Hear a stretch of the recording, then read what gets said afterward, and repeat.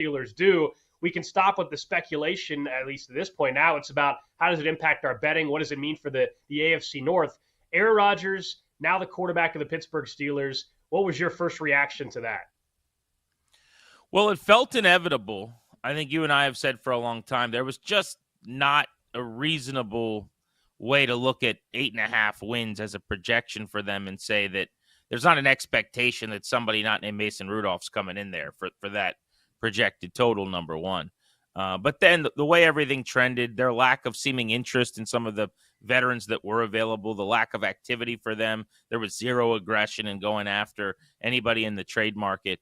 And so it did seem like, even though maybe Rodgers had not given them a full-on commitment, that in the discussions and the negotiations with him and his agent, it became pretty clear that he's got some things he's got to figure out. He's not in a rush here, but he wants to play this season, and you guys are where he wants to be. Something along those lines. Because otherwise their offseason didn't make any sense. And you can make the case, by the way, that it was a poorly conducted quarterback search and operation anyway, just to prioritize and land on Rodgers, who missed all of 2 seasons ago with an injury and then played pretty mediocre football last year and is 41 years old and turns 42 years old this NFL season. And there's really one guy at his age who has ever played at a high level at quarterback in the NFL, and it's Tom Brady. That's the entire list. So to expect that he's going to find the fountain of youth if you're the Pittsburgh Steelers is, I think, probably going to end up being foolish. But look, he's got a Hall of Fame resume. There is a very small, maybe it's 5 or 7 or 10% chance that he could still play one more year at close to an MVP level. And that's a lot higher chance that he could do that than Mason Rudolph could do that. And I think that's what they're trying to tap into. No question. Yeah, I mean, it's weird. Is it an upgrade at quarterback compared to Rudolph and Will Howard? Of course.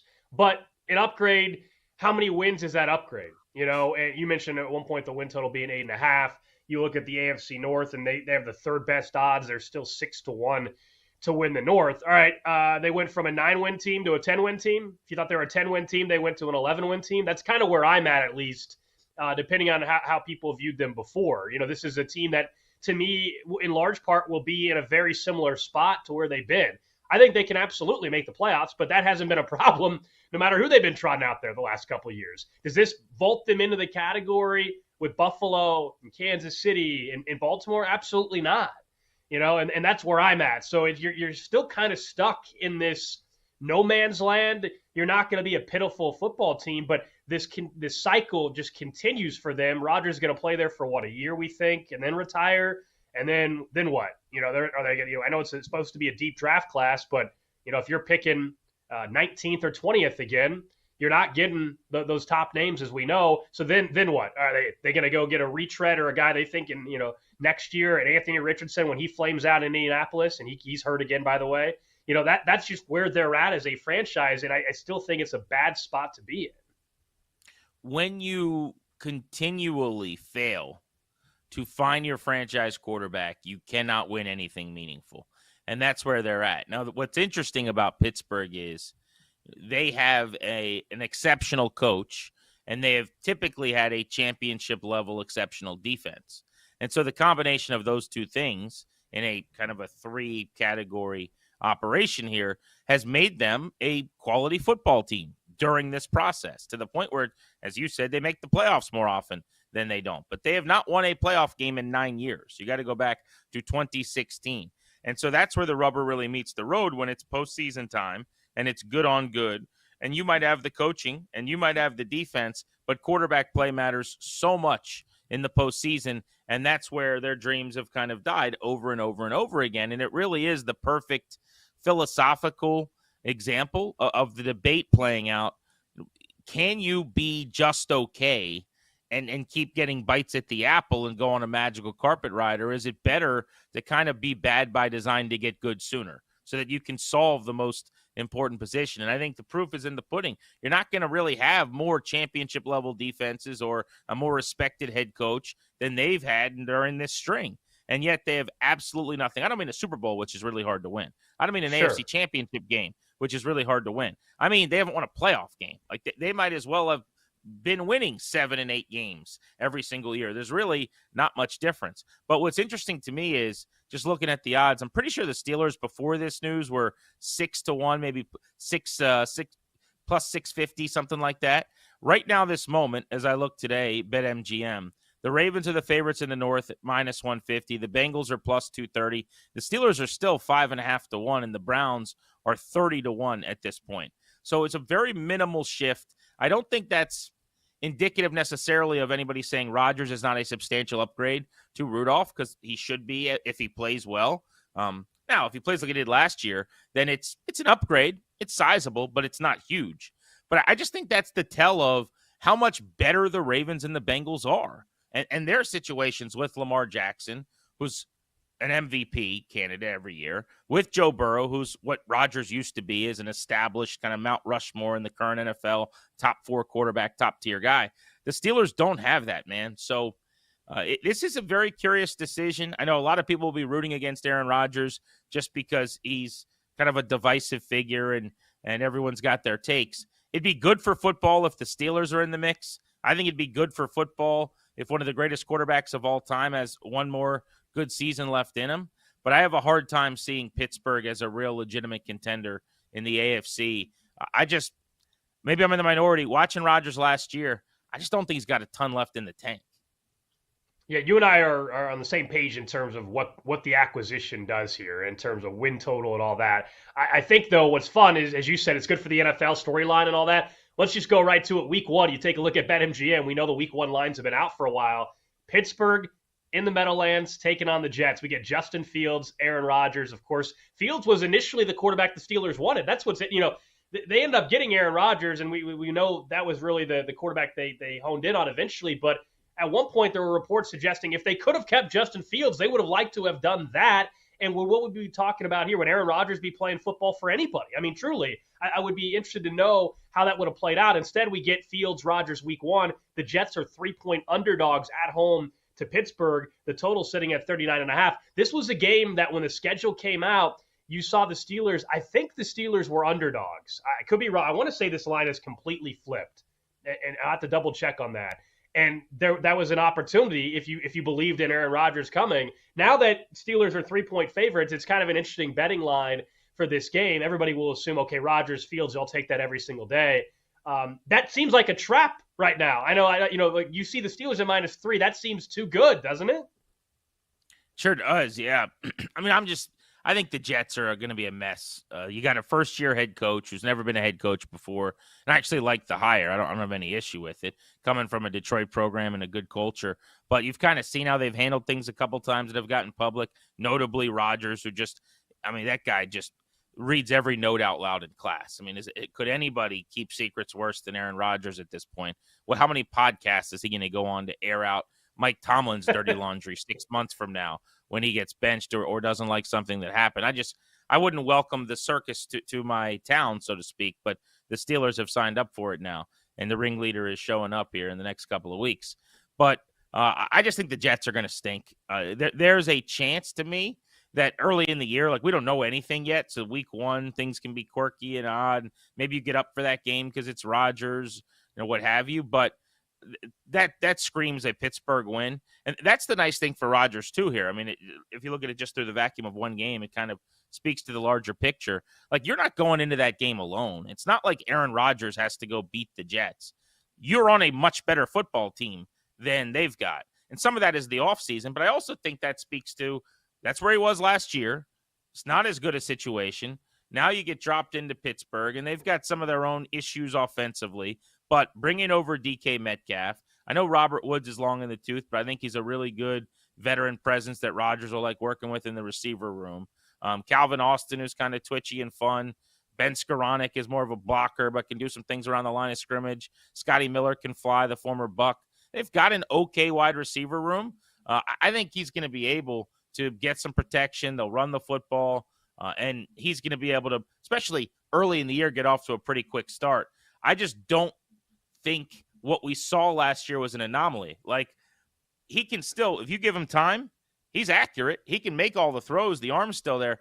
He doesn't move like he did, and that's not a knock. The guy's in his 40s. Like, a lot of the other physical stuff has diminished with him, which is just natural. And at the quarterback position, you go from an 8 to a 7, or in his case, like a 9 to a 6.5, 7, or whatever it is in a lot of little areas. All of a sudden, the production's gonna be a hindrance.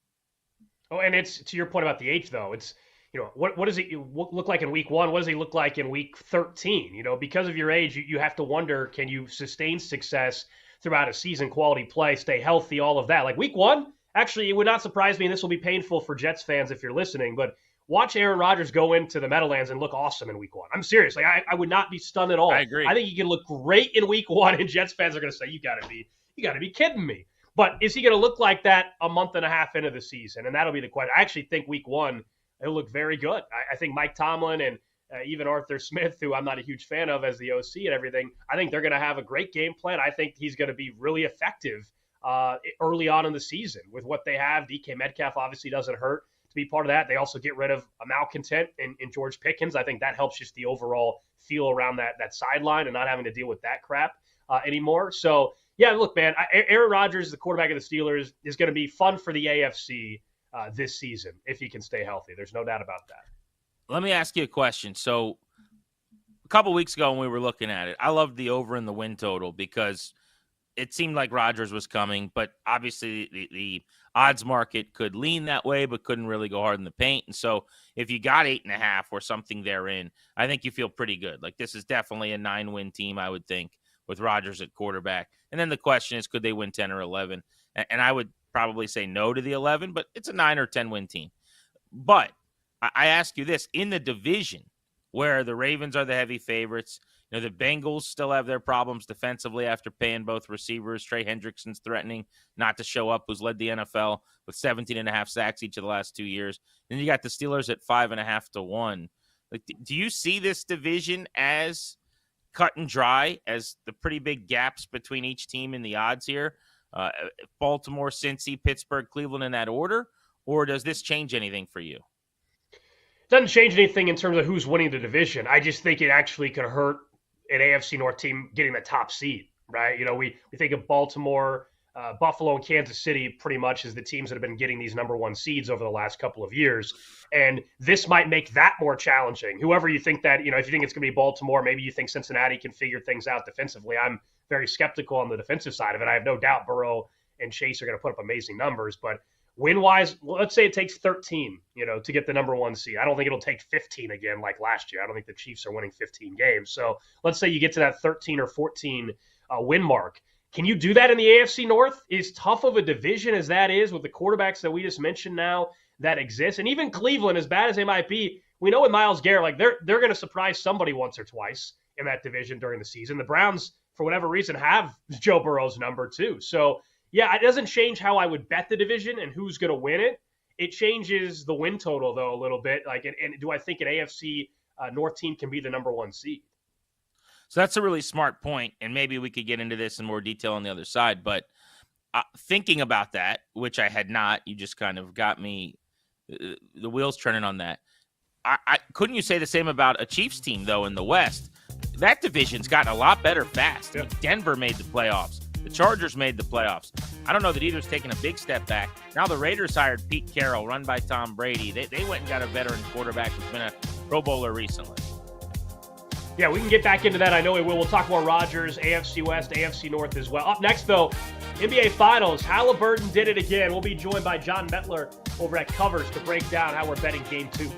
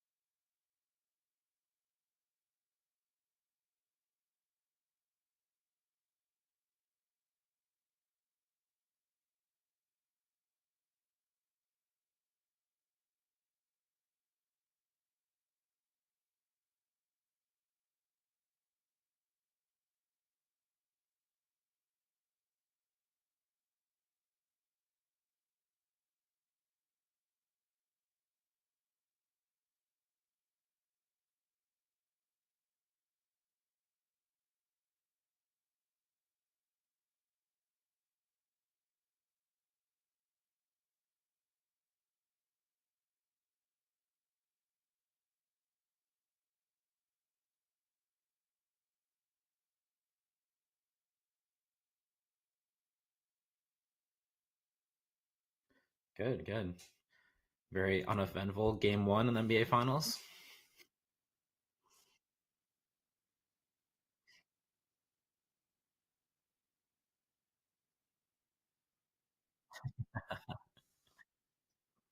Yeah, I think they did have.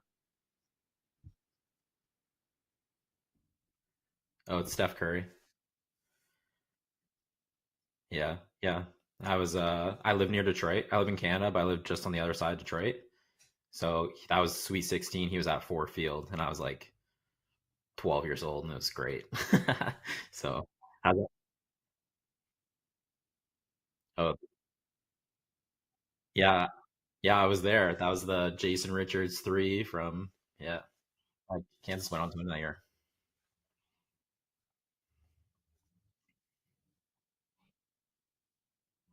It was Elite Eight. They lost to Kansas, but the yeah, yeah. Actually, it's funny because I have a Davidson like Steph Curry jersey that I ordered from their bookstore. I didn't know he was gonna be that good of an NBA player. Like he was a rookie in the NBA, and like I was like, oh, I really like this guy. And then he just goes on to be a generational player. Like I think people forget he couldn't really dribble, right? Like in college, like he was pretty much a catch and shoot guy. So yeah,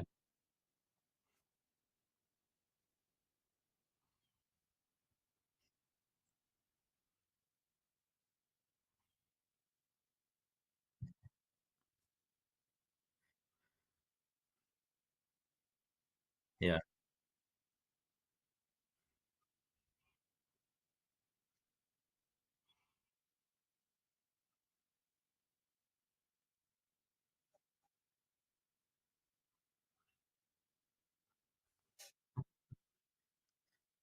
yeah. Too small, can't dribble, all those things. But prove that wrong.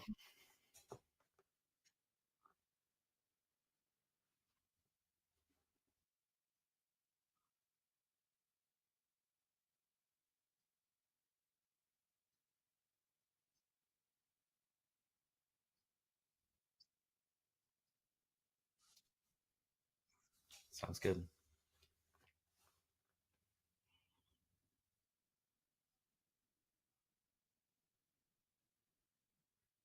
Yeah, Windsor, Windsor. Yeah.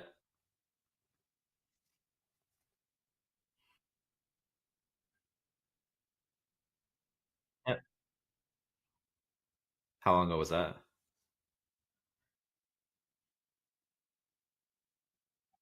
Yeah, it's like really nice down there now.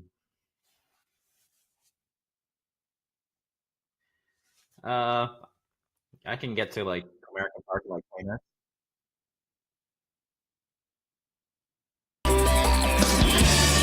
It's time to get back to the Countdown 2 on the BetMGM Network. Here's Grant Paulson and Alex Gold. All right, we're just getting started here on a Saturday. Coming up in 20 minutes, we'll talk a little Major League Baseball. The American League Rookie of the Year race has gotten a little more interesting with a call-up in the last week or so. Jacob Wilson, though, continues to rake. He continues to be the favorite, and good reason for it. But is there still some opportunity there in the Rookie of the Year race? We'll take a look at that in just a bit. But let's key in on the NBA Finals. What a game one it was. We got game two coming up tomorrow night in OKC. And to do that, we welcome in John Metler, NBA betting analyst over at Covers. John, it's great to have you on the show. We can get to game two in a second, but I want to go back, obviously, to what we saw transpire again, which was a Pacers team down and out. It looked like it was ready to move on to game two, 25 turnovers and everything. And yet, when it mattered most again, for the fifth time in this postseason, Halliburton and the Pacers got it done. Just what did you make of how that thing wrapped up and what that changes maybe for this entire series? Yeah, I think I was standing like 1 inch from my television when there's like a minute left because I was like, are they gonna do this again? Like you just couldn't believe it. Like here we go again. Like and they're down 9 with 2 minutes left. I remember SGA taking free throws to put them up 9. You're like, okay, the SGA kind of or like the Thunder kind of fought this off. They'll be okay. And then Neesmith hits like an off balance three, and then Nemhard has the crazy step back, and you're like, are we gonna do this again? I guess I think most people obviously are of this opinion. The Thunder are the best team. They're better than the Pacers. I still think they will win the series. I think they'll win it pretty easily. But it is concerning. It feels like the Pacers, not only have they had these comebacks, but they've done it early in series. So like they did to game 1 against the Knicks. It's game 1 against the Thunder here. They did in game 2 against the Cavs. And it feels like in every single series, it just compounded into like a really bad scenario for the Cavs and for the Knicks. And like almost like they couldn't let it go. Like we should be up 1-0. We shouldn't be down 0-1. So I'm kind of nervous on that angle for the Thunder, because I do think the Thunder are the better team. And I do think they should win this series. Everyone is kind of the opinion of like 5, pretty much gentleman sweep coming into this. So we'll see how it plays out. They're an 11-point favorite, and they should be an 11-point favorite. Yeah, looking ahead to game 2, that 11-point line's indicative of just how lopsided the matchup's still considered. I mean, down 1-0 in the series, the Thunder are minus 350 to win the thing. At BetMGM, the Pacers plus 275, which says a lot. But going back to, your expectations of the series, do you like then the immense value right now of jumping on the Thunder in 5? Or based on Indiana stealing one of these before they ever go home to that electric atmosphere, is that not a play you're willing to make now? I don't think, for me, in this series, it'd be Thunder or pass. I don't think you could get me to take the Pacers. I really don't think. I mean, unless obviously everything's always dependent on the odds. If you want to give me a really, really long price, I would take the Pacers. But in terms of the Thunder, when they were about like minus 300 after losing game 1, I was like, ooh, that's pretty enticing. I might jump on that. And then I kind of priced it out, and it was pretty accurate. So like the minus 350 you're seeing now, I think that is pretty accurate. I think it's probably where the Thunder should be trading at this point. You just look at game 1, you're like, the Pacers, I know they had the 25 turnovers, and people will be like, oh, if they can cut down the turnovers, they could win the series. I think that's easier said than done. That's just how the Thunder play. They do force so many turnovers. And then you look at the Pacers as well. They shot 46% from 3 on 40 attempts. Like that's in the NBA, if anyone shoots that well, you're probably going to win. Like it doesn't matter really who you are. So, and the Thunder, they didn't get really efficient games from any of their superstars. SGA had 38, but he was like 13 for 30. So at like minus 300, I might hit the button on the Thunder, but I think it's probably pretty accurate. What about the idea though? It's like coming into the series, I jumped on the Thunder in 5, which I think is kind of dead. But right now, this moment, that there's crazy value in that. Is that something you'd consider, or would you play something more like a 6-game series because you feel like the Pacers just stole one and will get one at home? If it was before the series started, I could see playing the Thunder in 5. Now that they have to win 4 in a row to make it happen, I'd probably just do the money line rollover in case there is like an injury. Like you never know, right? Like maybe J-Dub gets injured or Chet Holmgren gets injured. Just you don't. It's the same bet either way at this point because they'd have to win 4 in a row. So I think I'd probably go that safer route if that's the path you want to go. It's probably still in play. I really do think the Thunder are that much of a better team than the Pacers. I know the Pacers stole game 1, but I just feel like the Thunder do everything the Pacers are good at. The Thunder do a little bit better, and that's always concerning in a matchup. And the Pacers, their advantage is always, 10 guys. We can play chess. We can play matchups. The Thunder can do that as well. I do think the Thunder might have overcoached game 1 there, but I would do the money line rollover instead of Thunder and 5 at this point. John, I'm glad you brought up coaching because that's where I was going to head. And, this is not even a knock on what the Thunder have done by any means, but the coaching edge is still Rick Carlisle and the Pacers. And I think we did see that a little bit, as you pointed out in game 1. How much do you factor that in as you look at the rest of this series? How much did you factor it in when you took a look at the beginning of this series? Yeah, I do think Rick Carlisle is making a case here for really one of the best coaches in the NBA. I do think Mark Daigneault is really close behind them though too. So I don't think there was that much of a mismatch here in the coaching. They're in the NBA Finals for a reason. I was shocked that Mark Daigneault didn't start Isaiah Hartenstein, even if that's like matchups you want to play. I just feel like play Hartenstein. Don't break up the starting 5. Put him in there for 3-4 minutes. And if you want to make a sub for Case and Wallace and go that route, do it that way. And it did feel like they were kind of getting a little overboard with, they went small and they kept bringing up that guard to set the screen, the pick and roll, so then they could attack Halliburton. And they're like, it's almost like it disrupted the flow of their offense because they were so obsessed with attacking Halliburton.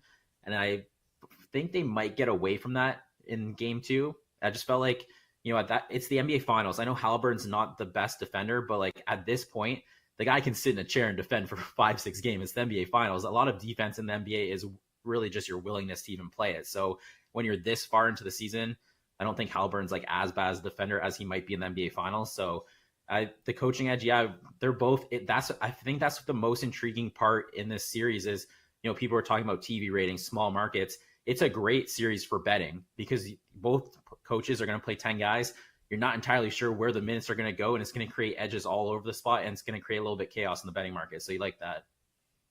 We're talking to John Metler from Covers.com, taking a look at the NBA Finals. All right, we've talked about Game 1 a little bit. You mentioned the line is up to 11 at a couple books here for Game 2 in favor of the Thunder. I still see at BetMGM, looks like I can at least here locally get 10.5 there. What do you make of the spread price here for Game 2?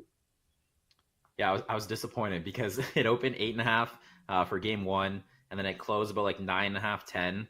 And then when the Thunder when they lost the game, I was like, perfect. Hopefully we get like an 8 here, like for Game 2, maybe drop it just a little bit because, the Pacers just won and more people will want to be on the Pacers. And then they open at 11. And I was like, not 11. That's not what I wanted at all. I pretty much had it priced at 11 and it keeps hovering around that number. So I do think that's the accurate number here. It does seem like there's more people still on the Pacers and they haven't really been willing to move it off that 11. If it drops down to like 9.5, I'm probably going to jump on the Thunder. Little kind of nerdy betting question, but obviously a lot of the people listening to us right now play a lot of games all the time, right? Have action. When you talk about pricing things, can you go through your process to do that and then match it up with what you're seeing in the market? Yeah, it really comes down to you just got to kind of project the minutes for each player. You kind of got to figure out who's going to play what type of minutes, and that's what I was kind of saying for this series. More impactful, less impactful for a spread, more impactful for player props.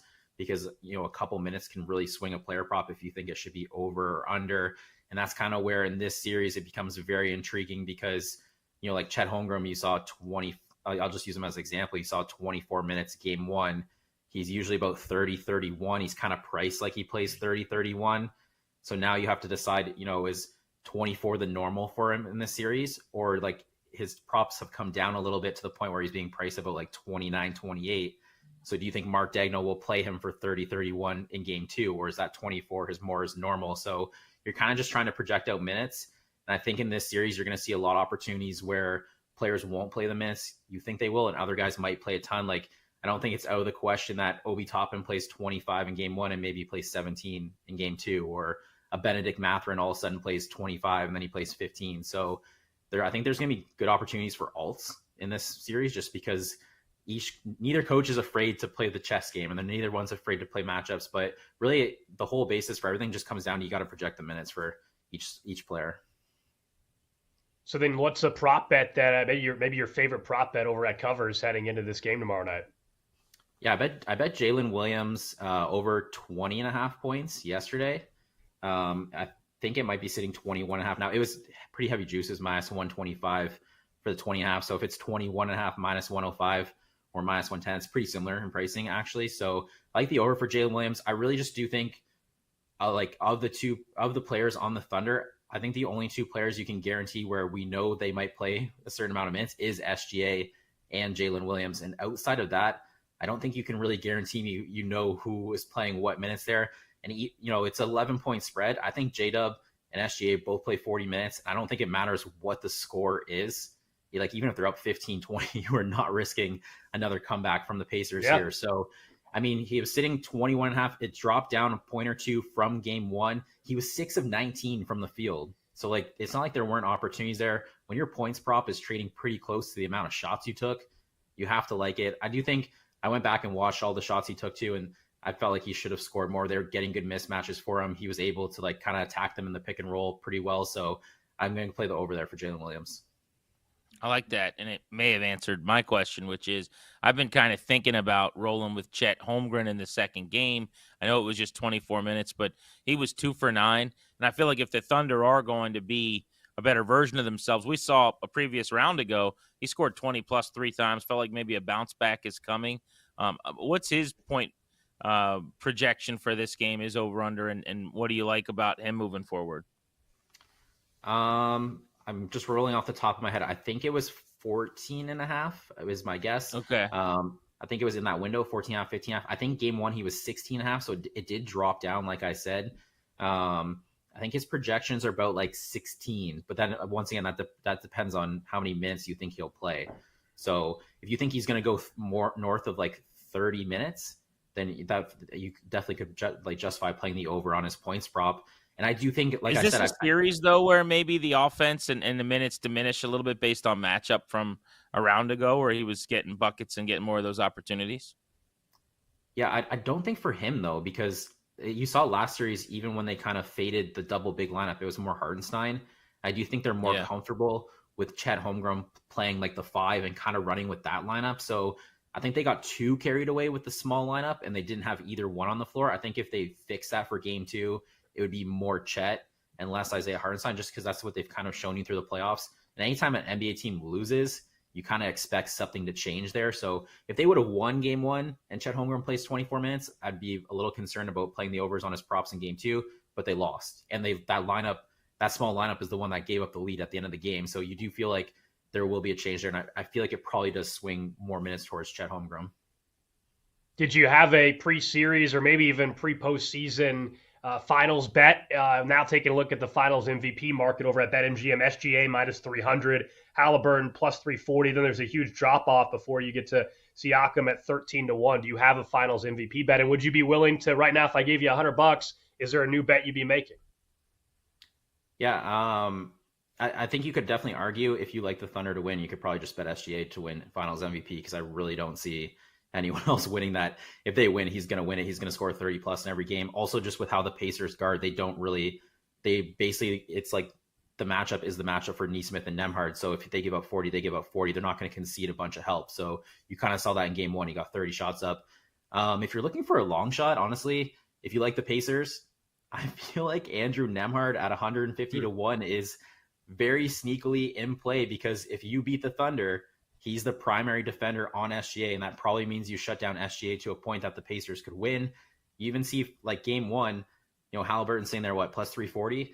You saw game 1, like Halliburton had 15 points, 6 assists. That's the same line that Andrew Nembhard had. So I feel like if Nembhard has like one game of like 20 plus and kind of hovers in that 15 plus window for like points per game, I feel like he would definitely maybe be live. And I mean, it's 150-1 for a reason, but I think that's a pretty sneaky long shot. It's almost like that Andre Iguodala that nobody agreed with a couple years ago.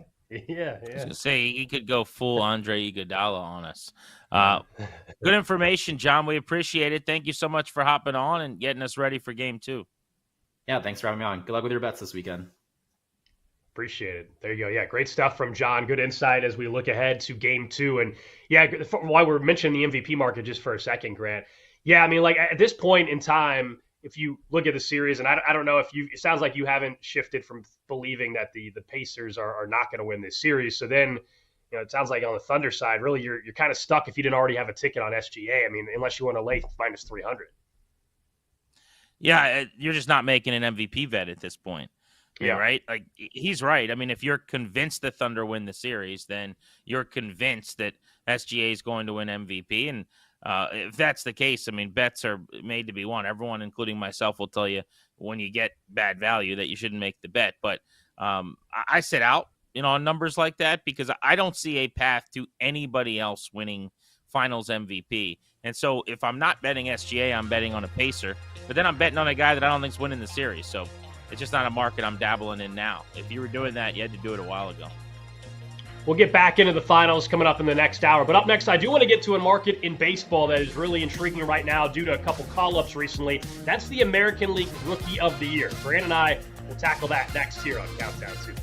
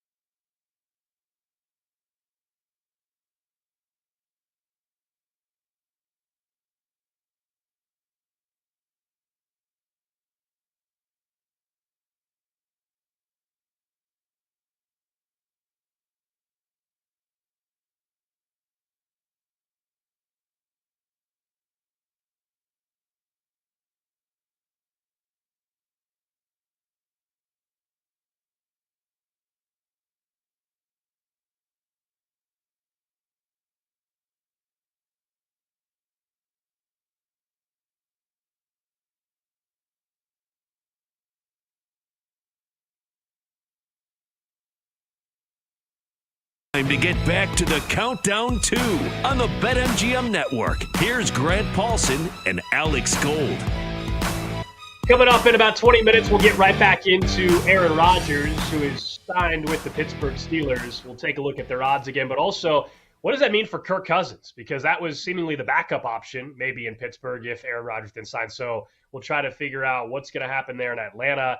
Is there another destination that's out there? Will Kirk Cousins actually be holding a clipboard in Atlanta week 1? So we'll do that in just a bit. I'm Alex Gold. He's Grant Paulson. Thanks for hanging out with us on a Saturday. Hope everybody is having a phenomenal weekend. We'll get into the Stanley Cup as well coming up next hour. Another unbelievable finish. We got 2 overtime games. We got a double overtime finish last night. It has been sensational. You know I'm a very casual hockey viewer compared to you, Grant. You got a team in your backyard and everything, but this has been top-notch stuff. So it's been a lot of fun. I've sprinkled a few dollars on it, which has also made it a little more interesting. But whether you got bets on it or not, what we've witnessed in the first 2 games has been sensational. So we'll have to work in some hockey at some point as well. But a market that I actually right now I think is really interesting, and there's some opportunity maybe still there. That's the American League Rookie of the Year. I think you and I touched on this a couple weeks ago, and we were trying to figure out, when guys might get called up and navigate, how much time do you really need to win that award? When is it too late for a call up and when you're out of the mix? And so here we are. And since we talked about it, there's been a couple of call ups. There's been one big one, of course, with Jack Caglione, the Royals' top prospect, number 10 prospect in baseball. But Jacob Wilson, his odds have actually increased since the call up because Jacob Wilson continues to rake. He's now minus 450 at BetMGM to win the Rookie of the Year out there with the A's in Sacramento. Jack Caglione went from 30-1 to win it, 50-1 to win it before the call up. He's now 8-1. Jason Dominguez has fallen back to 16-1. What do you now make of this market? I've got some thoughts, obviously, because Jack Caglione's off to a 1-for-17 start. So some people now are freaking out a little bit. So where are you at from afar? Well, I'll start by saying I'm not freaking out about Jack Caglione at all. He's going to have plenty of production for them this year. He's going to have a strong finish, I think, and help them out offensively. You don't call him up if you don't plan on exuding patience and letting him get through what is at this point, 4 games worth of a struggle. But, if it turns into 10, 12, 14 games, you ride that out a little bit. You let him make the adjustments and you call him up to not send him back if you're a legitimate outfit. And I think the Royals understand player development. So let's get that out of the way. I'm not worried about the 22-year-old slugger in the least. He's hit some balls really, really hard, by the way, that have been caught on the run in the outfield. Exit velocities are what you'd anticipate. I mean, he has one of the hardest swing speeds and one of the hardest already in baseball.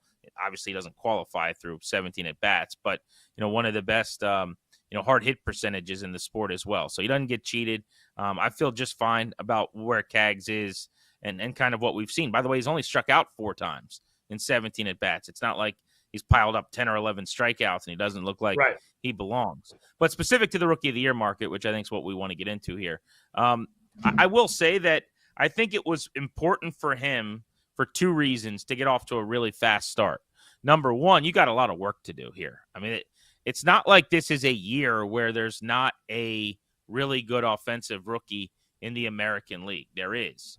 What we're seeing Jacob Wilson do with the Athletics is remarkable.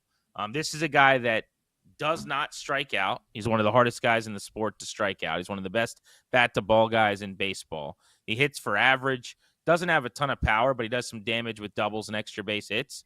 But he's hitting .370. I mean, he may well be in the conversation at the end of the year for the batting title. And if that is the case as a rookie, well, it's game, set, match, because now you're getting national attention.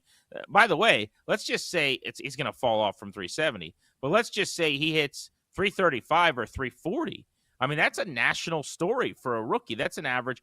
The league batting average now is like 240 on average. If he hits 80, 90 points above that and is hitting 325 for the year, I mean, that's breathtaking. So, number one, he's a heavy favorite for good reason at minus 450. The reason I gave Cags a shot when he got called up and still give him a bit of a puncher's chance, although I think it diminishes, if he doesn't really get off to a quick start here in the next couple of games, is that he does so much damage and the power is so authentic. And he can go on one of these heaters where, you go July, August, September, and then whatever's left here, 3 weeks of June, in 3.5 months, he could hit 18, 19 home runs. And if he were able to do that, if he was able to hit a little under 20 home runs and drive in, 60, 70 runs, well, Jacob Wilson's not doing that kind of damage. And a lot of times voters respond to that power. But Wilson, to his credit, is on a pace where he's going to hit, maybe 17, 18 home runs this year, even though he's played in 60 games, 55 more than Cags. And if he hits 325, he is having all times a little aggressive, but like a ridiculous year from an average standpoint all time for a rookie. So he should be the heavy favorite. I don't think Cags has much of a shot, but if you're betting somebody else in the American League market, he's the guy, just because we've seen the other guys struggle. We haven't really seen Cags hit 220 for 2.5 months or whatever, like so many of these other guys are doing.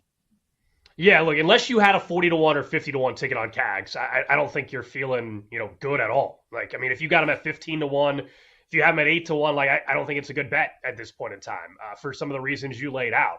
He had to get called up when he did to even have a conversation, which they did that, right? If you had to wait till the end of June, then it's over. Too late. The fact they called him up as early as they did gives him a fighter's chance. But I'm with you where, from a betting angle, he's got to get going now. Not from a big picture, worried about the prospect, all of this. I think anybody panicking after 4 games, in which he played 2 of those games in one day, by the way, because of a doubleheader, it'd be foolish to freak out. And also, yes, he's been hitting some balls very hard still, maybe a little bad luck, some great defensive plays that you're going to see at the big league level where, of course, in the minors, you're going to have guys that are not making those plays. And this is the reality of Major League Baseball, and he's experiencing that right now. Would not surprise me at all the rest of this weekend in Chicago, actually, if he gets going against the White Sox. So I would not bet on Cags at this point unless you got him at 40 to 50-1. I know some people on the network here were fortunate to have that ticket. If you're in their spot, well, you don't need to panic. You don't need to freak out. You're still value-wise in a really good spot. It's a long shot. Your odds, your ticket you have,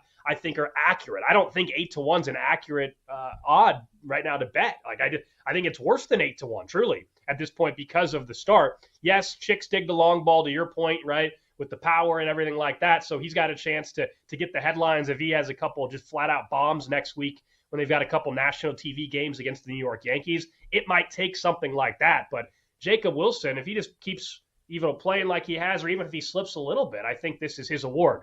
One name I want to give you, though, actually, that I think is more intriguing right now. Before you move on really quick, I just want to make one quick point, which is I agree with everything you just said.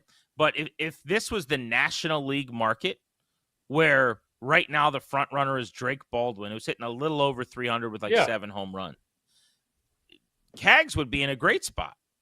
The story to me is less about him and it is more about Jacob Wilson. Like, there are a lot of years where the Rookie of the Year race is a couple of guys who are kind of middling. And then there's some really special years. Last year in the NL, as an example, Paul Skeens wins the Rookie of the Year award. Jackson Merrill had an incredible rookie season for the Padres and would have been the Rookie of the Year, I would say, in 9 of the last 11 years or something like that, but didn't win the thing.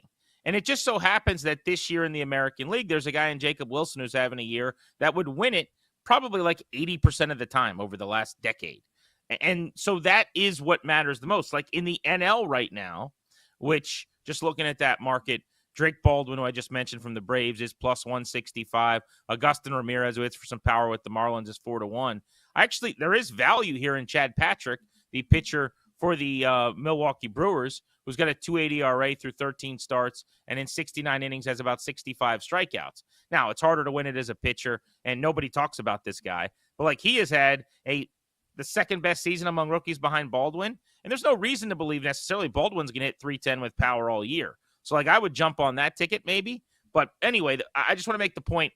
It's not really about Cags that the momentum's being lost. Yeah, it's Jacob just that Wilson is great. Wilson won't slow down.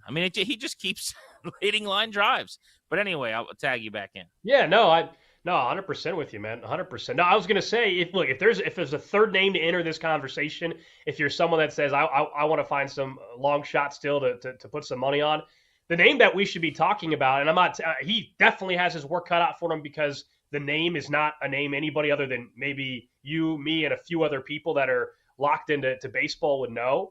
Noah Cameron. You're like, who the hell is Noah Cameron? Noah Cameron also happens to be with the Royals, by the way. It's kind of weird. They're going to have, I think, 2 of the guys that finished top 3 in Rookie of the Year voting when this is all said and done, by the way, in the American League. Noah Cameron, 5 starts, 0.85 ERA. He has been sensational. He has surpassed everybody's expectation. Of course, he will have to keep this up to have his name really in the convo. He was 150 to 1 3 weeks ago. Then he was 50 to 1. Then he was 38 to 1. Wake up this morning, Noah Cameron, 25 to 1 in the rookie of the year market. The challenge he has is nobody knows who the heck he is. So you've got the name recognition problem. A pitcher, it doesn't mean they can't win it. You mentioned Skeens, but a pitcher is more challenging, and he's not a strikeout guy. So he's been great. He's been sensational and a tribute to pitching development right now in their organization. But he doesn't strike out guys. So his challenge is he's going to have an ERA like this, Grant. But if you're looking for someone further down the board who I actually think will end up with the second or third best odds here in about a week or two, Noah Cameron. You can still get him at 25 to 1. Yeah, I mean, it's a deep cut for sure. Like, I mean, look, obviously everyone would say he's not going to pitch to a sub-1 ERA for the rest of the year. That goes without saying. I have my questions as to whether or not he'll pitch even at a high level for, the entire season. And it's not necessarily to say eventually he can't be a good starter. He's only 25. He was a 7th-round pick. But, I mean, this was a guy who had like a FIP around 4 in AAA, but before he got promoted. But the stuff was really good. The average against is 207. So I kind of think this is just like an amazing 5-start stretch. Like if I'm backing a pitcher right now in the American League chase, I'm probably looking at like Shane Smith from the Chicago White Sox, who last I checked with this weekend was around 40 to 1. I don't know what he's sitting at right now. Yeah, still 40. But again, like, to me, he's got a much better chance. He's made 12 starts, pitched to a 2.4. He strikes out a batter per inning. He looks like a guy that I didn't have this in the office pool. I don't know how many people did, but at 25 years old coming up here, who looks like he's been dominant in the big leagues for a long time. But frankly, it's probably a fool's errand. Like short of, and I'll knock on wood when I say this because I hate saying it, but short of an injury to Jacob Wilson, it would have to take a star, like a Jack Caglione, who's a national media star, to overtake him. He's just having that good of a year. No, I'm with you. Yeah, name recognition, marketing, all that is a big part of this conversation as well. All right, up next, let's talk more about Aaron Rodgers signing with the Steelers, what it means for them, but also what does this mean for where Kirk Cousins could be playing quarterback? That's coming up here on the Infinity Sports Network.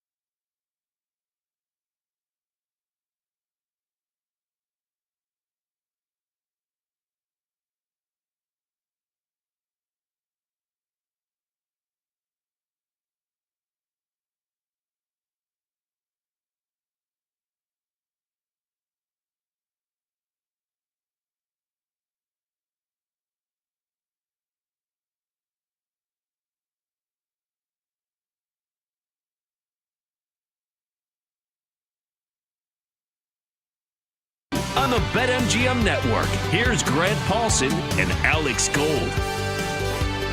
All right, we'll get to some best bets a little bit later on this hour. We'll also, of course, get back into the NBA Finals. We got Game 2 tomorrow night. We also have a Game 3 in the Stanley Cup Finals coming up in a couple days as well. I know Grant will have some thoughts, maybe a bet or two for those looking for some hockey action as well with what we continue to see from Florida and Edmonton. It's been an unbelievable series. But I want to talk about Aaron Rodgers some more, and he makes the decision to play football here in 2025, and he will play for the Pittsburgh Steelers. We went over some of the odds there in the AFC North, and we can get back into the Pittsburgh Steelers and win total and what it means for maybe even how we view some player prop bets as we head into the season for DK Metcalf and some of these other guys and how that impacts that entire offense. But someone that I know you've covered for many years in his time in D.C. and know very well, Kirk Cousins, I was thinking, what does this mean for him? Because I was under the belief that if Rodgers decided to stay out of football and not play this year, that either, of course, Mason Rudolph would be an option, Will Howard be an option, but that's where Kirk Cousins would have come into play. Well, now, I mean, barring a camp injury from somebody, where does Kirk Cousins end up? Is he really going to hold a clipboard behind Michael Penix all season? So we're headed in that direction at this point. Obviously, he doesn't have the say. I think he'd be on another team right now if he did. The Falcons can hold him hostage, so to speak. There's a contract in place, right? And he's getting paid very, very handsomely as a hostage. That goes without saying to hold that clipboard. But I think there's probably mutual interest in finding a dance partner at the right price to get him out of Atlanta. Cousins desperately, I would think, wants to play football this year. Remember, the way it ended for him last year, he was playing at a decent level for a good part of the season. He had a 500-yard game with 4 touchdowns in prime time to beat the Bucks, who ended up going to the playoffs in overtime. And then some injuries set in, and he really struggled. And maybe there was some mental stuff too, or where he got down on himself. Who knows? But he ended up playing just the worst football maybe of his career, and certainly since he was not even a starter with Washington early on, and he got benched. And so for him, I think it's really important that he gets back on the grass because he's got to prove to everybody that it's not that I'm older or that I've succumbed to injuries or that the Achilles has derailed my career, but I was in a rut for a few weeks. I got benched and I could still play. And if that's the case, someone might get a legitimate starting quarterback, right? So that's what he wants to prove. But if you look at the game of musical chairs, each of the different locations along the way that maybe you would have been intrigued by if you're him or his agent, Mike McCartney, whether that was, and I'm talking about all the way back to the end of last year where you're like, well, maybe the Titans would make some sense with Brian Callahan. They get the number 1 pick. They're obviously going to go that route. And you could just go one by one and check teams off of you check those boxes. So then it was down to basically, as you said, Pittsburgh gone. So now I think what happens is you wait for an injury. I think there's some question on the Cousins side of things, if I had to guess, about Minnesota and their interest in bringing him back, depending on what they see with J.J. McCarthy. Now, I happen to think McCarthy's going to play really well this camp and look the part, and they're going to move forward with him as their starter. They traded for Sam Howell as a bit of a safety valve.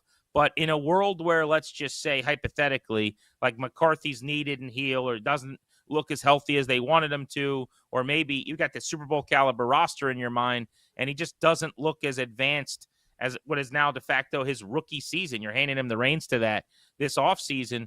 Would that be a situation where you go back with Kevin O'Connell and be the veteran presence there waiting in the wings if something didn't happen with McCarthy? That's interesting. But I don't know that it's trended well there, even with the Sam Howell trade for him. So I think now you wait for a quarterback injury, and you're the first phone call when if somebody goes down for any extended period of time. And that's probably the only way you don't end up staying the season in Atlanta. Right. Yeah. I don't know how there's any other path at this point. It takes a training camp injury, something you don't want to see from anybody. Any of those top teams in the AFC or NFC, whoever you think they are, we all know the names, right?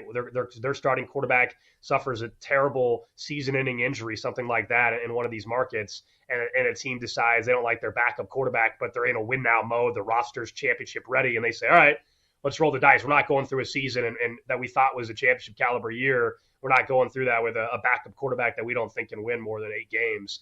And it's something like that where all of a sudden he lands there. But that takes a really unfortunate situation to happen for him to be in play. Otherwise, I know he's not going to be a horrific teammate or anything all year, but it's just an awkward situation, and I think it's not good for Michael Penix either. Again, this is not saying Kirk Cousins is going to be a pain in the ass and a bad teammate to Michael Penix. It's just it's awkward, man. Like I don't if I'm Michael Penix, like the best thing for him is in a weird way for Kirk Cousins just not to be there once the season starts too, and it looks like he's going to be. Yeah, I mean, you've got a starter behind you who's had a ton of success in the league who makes $100 million. Just generally, to your point, I would say that's not ideal. Now, they're obviously very committed to Penix. He's the future. But what happens if he struggles? I mean, I think that's a reasonable question. Like, he shouldn't. I mean, he's got a good situation around him offensively, and he'll probably play very well. And you just look at that class, right? All of those guys, for the most part, balled out, from Jaden Daniels to Bo Nix, and even the guys that didn't quote unquote ball out, like that didn't play exceptionally, they were good enough at a young age last year as rookies to show that they got bright futures. And I'm thinking about Caleb Williams and Penix himself. But inevitably, in my opinion, like if he were to have a rough September in Atlanta in a winnable divisions 1 and 3, and he's got 6 interceptions or something and 4 touchdowns, I would think there will be some chirps. Whether that's external, probably not. I think fans are pretty committed and enjoy him, but maybe internal. There's a lot of veteran players in that locker room that are, going to be watching Cousins in practice going, now he's healthy, are we sure? So I think Penix starts the full season. I do believe he'll play well enough. But as you said, it's just not a comfortable situation, and you're opening the door to problems. I always say I don't do celebrity backup quarterbacks. Now, generally what I mean by that is I don't do Tim Tebow. I don't do, when everyone was saying, you got to sign Colin Kaepernick. It's nothing personal. It's nothing about anything he did. I just don't do backup quarterbacks that CNN wants to interview. It's just not my cup of tea. And in this case, the guy that we talk about every single day on whatever NFL show about quarterback availability and quarterbacks of interest is Cousins, your backup. So I would, if I'm Atlanta, prefer to not be in that situation. But here's my question to you. So you agree with me then, it sounds like, that someone's got to get hurt for a trade to work out at this point? Yeah, I think that's the only option now. Okay. So isn't that super complicated too because of Cousins' price tag? Like, how many teams are just leaving that kind of cap space available? And if it were to happen in season, I know it's a prorated version of that as the year goes on, but like Atlanta would have to eat a bunch of money, I would think, to make this trade, which they were not willing to do. There were teams calling them. There were teams talking to them this offseason. And one of the sticking points was they didn't want to pay a bunch of money to get Cousins out of there. So how do you work that out? Is it possible that like you would have to give up a pretty good draft pick maybe, and then the Falcons say, all right, we'll take your higher round pick than anybody thought, and we'll pay the freight or whatever it is, and now you can have Kirk Cousins because you're pinning a 3 to the trade or whatever? I just wonder what that would even look like to acquire him in season, because most teams aren't going to have that much money laying around to bring him in. Yeah, in season is the complicated end, because at some point, if it was before the season, I would say, well, then this is where Kirk Cousins, we find out how badly you want to play, and you restructure your own deal and make it easier, right? Now, in season, that's a different conversation, right? But like, let's say next week, God forbid there was a terrible injury and a quarterback in mini camp or something was done for the season.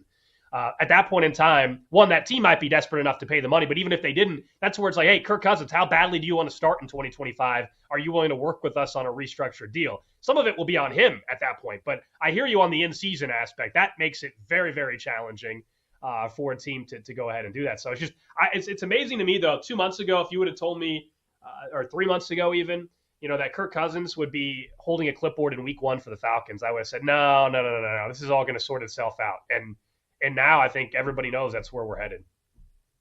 Yeah, I would say the heavy favorite. I mean, if we're looking at odds and using that parlance, it's minus a big number right now.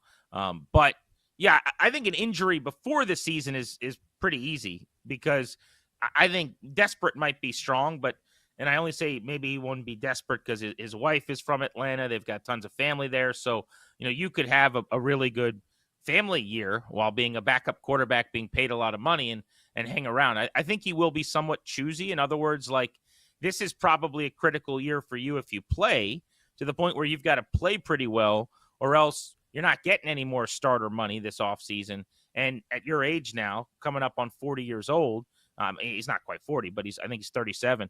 Like, you're now going into next offseason where people are viewing you almost like a backup, where I think there's a chance if he doesn't play at all this year and he's another year further removed from the Achilles, and people go back and look at the first couple of months of last year before everything fell apart with some injuries, they go, are we sure we don't want to bring this guy in and kick the tires here? So I think you want to go to a good situation, not the first situation. Just as an example, I'm just making this up, but like if one of the guys he really likes, like Matt LaFleur or Kyle Shanahan or Sean McVay, has some injury and now all of a sudden needs a quarterback, I think you pounce, you jump. But if it's a coach you've never worked with on a team that's destined for 12 losses or something, then maybe that's a very different conversation. I think that's fair. I wanted to just real quick, while we're talking about the Falcons and Aaron Rodgers' decision with the Steelers impacting the Falcons and Kirk Cousins. NFC South odds: the Bucks plus 105 over at BetMGM, Falcons 2-1, Panthers 4.5-1, and then the Saints, no surprise, they're at 10-1. And at this point, they're not bringing in a veteran quarterback at this point, at least. So that was another team I guess we didn't mention in this whole conversation. I don't think the Saints are bringing in a veteran, nor should they at this point, for a couple reasons. And also, I don't think the Falcons are trading Kirk Cousins to a divisional team. So that's why you and I don't think have really brought up the Saints as a realistic opportunity here. And they're a good example of a team, if I was him, I wouldn't go to. I mean, now Right. I say that, like, it is probably more important to just play and put some good tape out there than to sit and watch for a year, because something could be lost in that. This is kind of it for him, isn't it, though? I mean, like, I hear what you're saying about the right destination, because he needs to perform well to get that future contract. But also, I mean, if you sit out a year, I know he's further removed from an injury, but next March, who's signing him to be their quarterback? Who's trading for him to be their quarterback? Yeah, I think what would happen is you'd be released, and then on a new contract, I think a lot of teams will be interested in bringing him in to compete. I mean, we just saw an offseason where Daniel Jones may end up starting in week 1. Look, Joe Flacco is a starter again in the NFL. Like, I know, I hear you. He'll be 38 though by the time next season. No, that's fair. That's a fair point. Daniel Jones might, because Anthony Richardson got hurt again, so right. Daniel Jones might. But I think Daniel Jones might have, even if he didn't get hurt. I mean, Anthony Richardson's not good. Yeah, that's fair. So Kirk Cousins, I was just going to say, is going to turn 37 this August. So in this conversation we're having, next season, week 1, 2026, he's going to be 38 years old. Yeah, I don't think he'll be like an unquestioned starter. I don't think anyone's bringing him in and having a press conference where like he's the guy. But I think you would go into that Daniel Jones Colts situation where you bet on yourself and go, everyone thinks I'm done. I've played nothing but pretty good football until the final 6 or 7 weeks of, everyone. And that was going to happen with him. Like, even when he was playing well, it was his great line that he's always had is like, I could walk on water and they'd say I couldn't swim. It took 1 month of terrible football and he got benched and he stinks after a lot of years of good football. So that, like, you're going to have to bet on yourself inevitably. But I don't know. I just know philosophically the way he's always thought maybe is I don't think it helps to go play for the Saints, lose a bunch of football games, not play particularly well maybe with a bad supporting cast, and then go back to the well next offseason. But to me, the best play here is to wait for the possibility it doesn't happen is there, but a good situation where you would be replacing someone who got injured and maybe putting some good tape out there. But back to the South, which is more important here for the moment. This is the Bucs division to lose, clearly. That goes without saying. I think the only thing I would ask is how good is Penix? Because if Penix is nails, and if he balls out and he's special, and he spins it at a way this year maybe a little better than we're expecting, there's no reason they couldn't supplant Tampa Bay. I'm just expecting that he is fine and not great. He's more, let's say, Bo Nix, or than he is Jaden Daniels. The ceiling's lower. Yeah, exactly. And if he's Bo Nix last year, not Jaden Daniels, and it's 27 touchdowns, 10 picks, something like that, and he's not an MVP candidate, which is perfectly reasonable, then I think Tampa's probably a game better. But New Orleans, to their credit, I love this. Bottom out, wear this thing, be terrible for a year, play these quarterbacks that aren't your future very likely, and position yourself to be better off moving forward. Yeah, let Kellen Moore then next year, whoever the top quarterback is. Most people think it'll be Arch Manning, but we really haven't seen that kid play much football at Texas. We'll see. But that's the best path going forward. And I'm with you on the division. The only thing I'll say with the Bucks and Baker Mayfield, to his credit, he's obviously reinvented himself and he put up unbelievable numbers again last season. He's now going to have his third OC in Tampa because Liam Cohen is the head coach in Jacksonville. He already lost Canales, of course, to Carolina the year before that. So just as long as he's able to handle another offensive coordinator and things don't change too much there, then I think it is the Bucs division to lose. All right, up next, let's do a little buy or sell. We'll run through a couple of those, and we'll take a look at today's MLB card. There's a couple of bets we like. That's coming up right here on Countdown 2.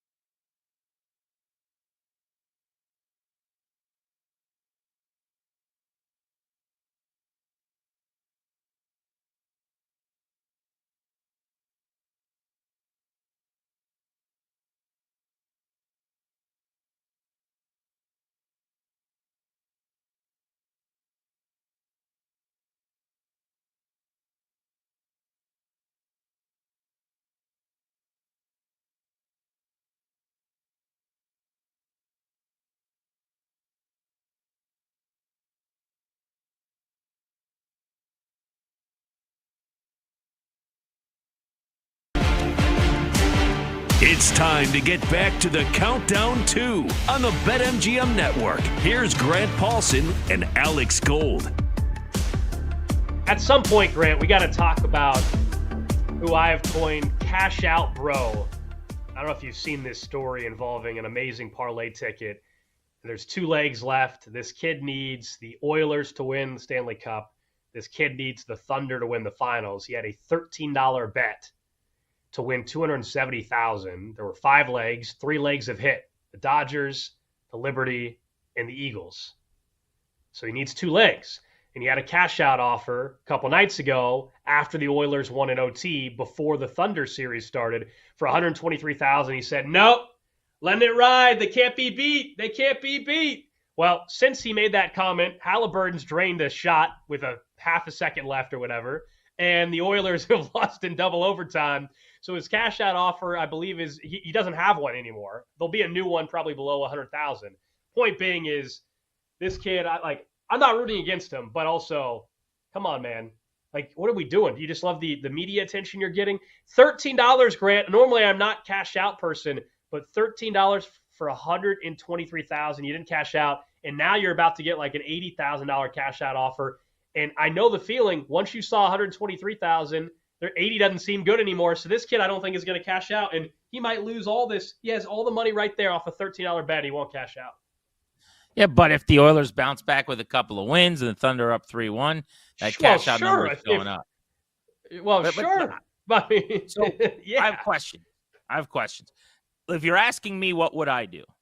Father of 3, 4th on the way, every penny matters around these parts at this point. Your boy's cashing out. I'm cashing out. I'm taking my money, and we are enjoying ourselves. Probably not enjoying ourselves. We're probably just putting it in the bank and getting ready to pay for a bunch of ridiculous, expensive things for my kids over the years. But maybe I'll get a cheeseburger out of the deal at some point. Okay, let's hope. Maybe I'll get a nice steak dinner. Here's the thing. I hear you, but here's the thing. And easier said than done. Being in the moment, I'll give this kid credit. How old are we talking about? Yeah, is he single? Is he young? Yeah. Because if he is, then you let this ride. It's not like he's got the Pacers. He's got the Thunder. No, so I disagree. I'll give him credit on this. One, he obviously to be in this position is pretty incredible, but also, in his spot, it's way easier for us to sit here on the outside and say, cash out, cash out. I don't have the button in front of me. I don't have the ticket in front of me saying $270,000. And you made the bet for a reason, and I'm typically right out the bet. You didn't make the bet to cash out eventually. And so I hear you. But it's a $13 bet, and you had $123,000 on the table. Then it was a $13 bet, and you had $107,000 on the table. The Halliburton shot happens. You still have $107,000 on the table. Then another night happens, and the Oilers lose, and now there's no cash out offer. I'm guessing they will end up giving him one at some point, but it's going to be below $100,000. And yes, he's we don't know his exact age. I think he's clearly under 25. He might be 22. He was watching the game with his bros. He's living the dream. All of that is cool. But I already can see in these post-reaction videos, the depression is setting in. It's already setting in. And I'm like, this kid, I don't want this kid to lose it all. And because he's never in his life going to be in a position, Grant, to have $100,000 just handed to him ever again. And it's easier said than done, but if you're him, after taxes, let's say it's 60 grand, 70 grand, you put 50 grand to jumpstart your retirement, man, that money, that 50 grand's turning into $600,000, $500,000 over his life. But you sound like such an old, wise, smart man. Of course. Yeah. You would do that. I would do that. He could also talk to his dad, and his dad will say the same thing, which is what you sound like. This dude is just letting it rip. He's 23 years old or whatever. As you said, he put $13. It's found money. Now, at some point, if you got to cash out and you make $57,000, then you make it. I would not advocate for him to keep playing here. This is deal or no deal. Okay, we're on the same page. Okay, all right. We're not slamming the case. If he called me and said, hey, what am I doing? I would say, bro, get your money and immediately invest it and watch it compound over time, over many, many, many years. But at the same time, I think if there's ever a time in your life where you're going to let it rock, he is in that situation. It's found money. It's not like he took $100,000 and made a bet. He put No, $13 no. down. I hear you. And yeah, I hear you. you're right. He'll never have this situation again. But the Thunder it's just a money line series win, right? That's all they got to do. I still think that's close to a lock. I've picked the Oilers, so I think they'll win. The issue is the hockey series. I'm with you. The Thunder are going to eventually take care of business. The issue is the Panthers and Oilers. Now, and this guy, let's remember, he, as bad as the Halliburton luck was in Game 1 of the Oilers, last night needed to go late just to force overtime. I'm just saying, he's also living still pretty darn good in that Oilers series. It could be they could be down 2-0 as much as they could be up 2-0. You know what I mean? It's a dicey spot for him. If it was a $100 bet to win 1,000, of course I'd say just let it ride. Who cares about the $500 cash out offer? But man, oh man, I just don't want this kid to get stuck with nothing, man, because that is going to be devastating for him. I agree with you, but he's got to bake that into the conversation. Like if you're going to have fun where's his with parents?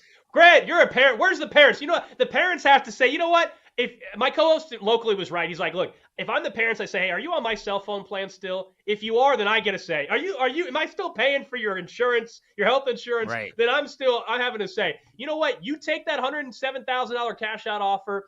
You go ahead and you can keep 20 of it in your DraftKings or BetMGM or FanDuel account, wherever it's at. You keep that money there. The rest you put in the bank account. You can have fun with the $25,000 still, which is still a ridiculous amount of money to have gambling money with. You're the nicest parent ever if you're giving your kid $25,000 to gamble with, by the way. I don't know if that's how my speech to my kid is going. But, I mean, it's he's not 12. Like, he's a grown-up. But, yes, I would be working the phones like I'm a GM on draft day if I'm his dad. And I'm going, buddy, come on, man. This is a lot of money. This is a down payment on a home. This is whatever. I mean, he's probably sitting in an apartment with 4 dudes all living together. He's at his parents' house still, I bet. He's probably still at his parents'. It's a lot. Summertime. Home from college. Let's go buy a condo. Let's get out of here. Let's get out of the house. No, of course, the correct thing to do here is what you're advocating for. But if you take me back to when I'm single, and I'm just going to say this guy's 22, 23 years old, as a sports fan, and I've got 2 legs left, one of which I view as an absolute lock, which is very, very dangerous to say for a team down 1-0. My goodness. But I mean, if this plays out 1,000 times, I think the Thunder win this series 985, right? So I feel really good about that one. I mean, I'm exaggerating, but I feel great about the Thunder. The question is the hockey. And by the way, just generally, being the better team in hockey means nothing. So hockey is so puck luck and nonsense, and the postseason is ridiculous. It's unpredictable. I do my best to not even bet oftentimes on the NHL and in the playoffs and in a game-to-game sequence. So over a series, could Edmonton, exercise the demons of a year ago and finally win the cup and overtake the Florida team that beat them? For sure. But that's where the whole thing's on the line. Would you bet? This is the question for him. Would you bet $100,000 right now on the Oilers to beat the Panthers? And the answer is hell no. Not that they can't, but why would you do that? Yeah, and that's what that's what he's doing. Yeah. What about hedging? What about him talking to somebody really smart and doing some math equation where you could figure out the safest way to play this so you don't lose big and you could actually do okay? I'm with you. 100% is what you should do, but easier said than done, right? You got to find someone that's willing to front that kind of cash for you to hedge properly. We're not just talking about trying to borrow or come up with $2,000 or something. We're talking about tens of thousands of dollars needed to hedge in this spot. And so, I think it's just really, really tough. I'll say this. So I want the kid at this point. I want him to cash out. He's clearly not going to do that, but I want him to win the $270,000.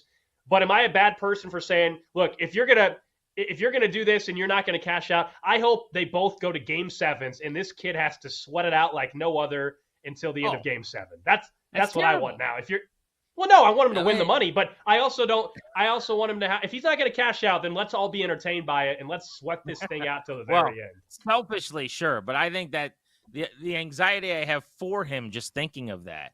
Cash out now, man. Cash out any anxiety right now. Go with your buddies to Vegas and drop $10,000 and have a fun trip. Get it. I mean, my goodness, nobody's going to care that you once had, nobody in 10 years is going to give a damn that you had a $13 ticket that ended up not winning you anything if you didn't win anything. You know what I mean? people will still be, wow, you won 80 grand on the cash out. That's amazing. If you lose the ticket, you're going to be known as a complete moron by your buddies and everybody else for a long time. Yeah, so we live in a really stupid time, and in a time and place where, like, you become a celebrity for the dumbest things, like you go sex tape to billionaire, like that, whatever it is, right? And so I think that if I'm him, I would probably hire someone or figure out a way that I turn this into a 15 minutes of fame thing, because you've got a couple of week runway here, probably. Yeah.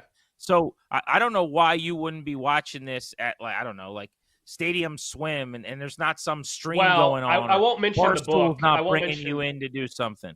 He should be the book everywhere for the next few weeks, and maybe you could parlay that into, honestly, like a career is probably too strong, but like some type of following where you could make some money on the back end too. I would actually try to cash in on this as best I can. Yeah, I won't mention the book, but there is a book that has been promoting him basically because the bet was placed through them. There's another outlet that's been basically posting his videos constantly. My guess, if this does go to a Game 7 deciding thing, then yes, one of those books or that book will have him out somewhere. Because that book in particular is loving this attention they are getting from this kid's bet. And they're not worried about it, whether he wins the $270,000 or not. This publicity they're getting is amazing. Right. Well, I just think like streaming his watch, and him becoming, you end up, you could say that you're a betting expert, and you could be doing a betting show or whatever. I mean, there's just avenues and opportunities. Let's get him on the show next week. If it's still Amir, our producer, exactly. If he is still alive on this thing, let's get him on the show next Saturday, please. Let's try to get him on the show. If we're talking Game 6, Game 7 of these series, we need to get him on the show. I agree. I'm with you. But yeah, parlay this into some attention. Turn it into some money for you coming in down the road. That way you hedge a little bit more, right? Like, okay, I lost my entire nut here, but the good news is I was able to make $1,100 in these appearances or whatever it is that he does. $1,100.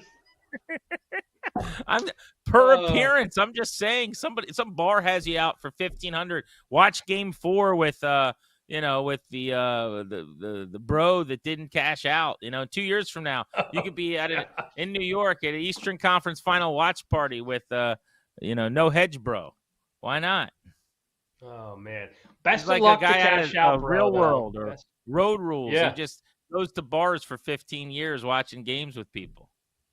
Yeah. Again, best of luck to him. Truly, I really don't want him to lose all the money because it's an unbelievable spot. He can change his life right now. But we'll see. We'll be following this. Cash Out Bro is still riding it out right now. So, if you were in a situation where you were him and you rolled with it and you lost all the money, how crippling? Like, and I'm being serious now for a second. Like, yeah. How long does that take to get over? I mean, let's all just never. I think you're right. So it's just not worth it. It's just not. Yeah, you're never. We've all had a bad beat before in our lives. Obviously, you hopefully are betting within your means, so you're not like devastated for weeks. So for that, hopefully you're betting responsibly, right? You're betting responsibly. We're not unit in this case. Hopefully, it's $1 or $5. Yeah, and I understand in the grand scheme of things, he would only lose $13. Okay, but that's not what we're really talking about here. We all know the amount of money that he actually has technically right this second if he wants it. Although I guess they took away the cash out offer for the time being, but he'll get another one, I'm sure. So yeah, you never get over that, man. Never. I mean, the first few nights, you're not sleeping. You're not. And then eventually, hopefully, you get to a point where it becomes a joke around your buddies, and that's like best case scenario for you. But that's it, man. So 2 legs left. You have the Liberty, you have the Eagles, you have the Dodgers. He needs the Oilers, and he needs the Thunder to win. And if he does that, he gets $270,000. That's what's on the line. I like the 2 sides that he's on for what it's worth. Yeah, he's on the correct sides, I think. Yeah. Yeah. If I had to pick those 2 series right now, those are the 2 sides I'm picking. So I feel good. Yeah. Let's rock and roll here, but my God, dude. I'm invested in his whole thing. Yes. I mean, I'll add him to the prayer list just for his mental health. Yeah. Yeah, watch the video from 2 nights ago compared to the video from last night. I mean, you can you can see this dude's going through it all of a sudden, man. He is going through it. Yeah, I hope he ends up making a good decision. And I don't know. I have the sense that he's gonna let it ride all the way out. But up next, I know we got a little sidetracked there. I don't think Grant had heard the story about Cash Out Bro, so I wanted to make sure we got to that. I want to get to buy or sell, our favorite MLB bets for the weekend, final thoughts on the finals, game 2, whether or not the Thunder will cover that 10.5, 11-point spread. That's coming up here on Countdown 2.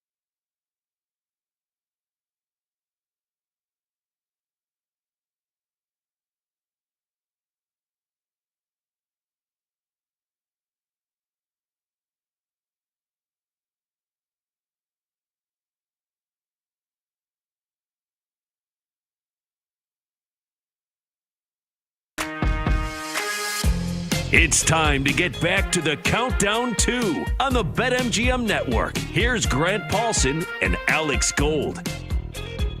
All right, we'll get to our best bets for the weekend, plus final thoughts on Game 2 of the NBA Finals, which will take place tomorrow night in OKC. We all know the Pacers, of course, up 1-0. Now, the Thunder still considerable favorites to win the series, minus 320. They were minus 800 prior to the loss in Game 1. But I want to do a little buy or sell, a couple different topics. We were talking about Aaron Rodgers, so let's start there with a little buy or sell here on Countdown 2. Aaron Rodgers will throw for more than 4,000 yards in his first season with the Steelers. This one is it's perfectly listed. I'm going to sell because I'm going to take the possibility of a missed game or two at some point at his age. Yep. He played 17 last year, the full slate, and he went for sub 3,900, about 38.97, right around 3,900 last year. Pittsburgh's going to want to run the ball. They're going to play defense. They're going to be in some tight, lower scoring games. I don't think they're going to be chasing nearly as many games. Remember, that Jets team was 5-12 and throwing it a lot in the second half of a bunch of those games as he got to 3,900 yards. So I think the sweet spot for him is actually probably going to be, kind of what the Packers were in his final year there when they were a 9-8, 8-9 kind of team like Pittsburgh's going to be, and he threw for 3,600 yards in a year where he had 26 touchdowns. So I'll go under. I think it's probably in the 3,700 range.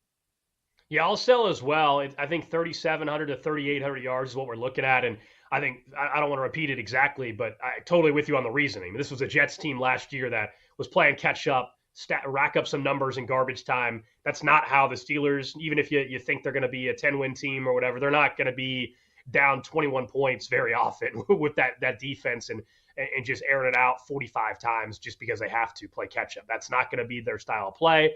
That's not how overall we've seen Mike Tomlin's defense and offenses play. They're going to still run the ball with Najee Harris. I also not honestly thrilled with their weapons in the passing game. I like DK Metcalf, but I'm not really that sold on Calvin Austin.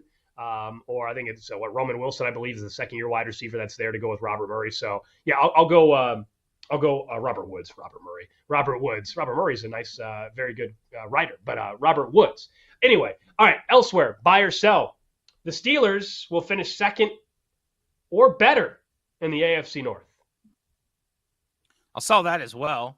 I like this upgrade at quarterback as being, I would say sizable, but this does not get them into championship contention, and not with what Rodgers is at this point of his career. And it's only sizable because I think you're going from a well below average starter to an average one, which is what I think Rodgers is now, is a pretty average NFL starting quarterback at this age, with the mobility having suffered a little bit and some of the non-just throwing of the football stuff kind of diminishing.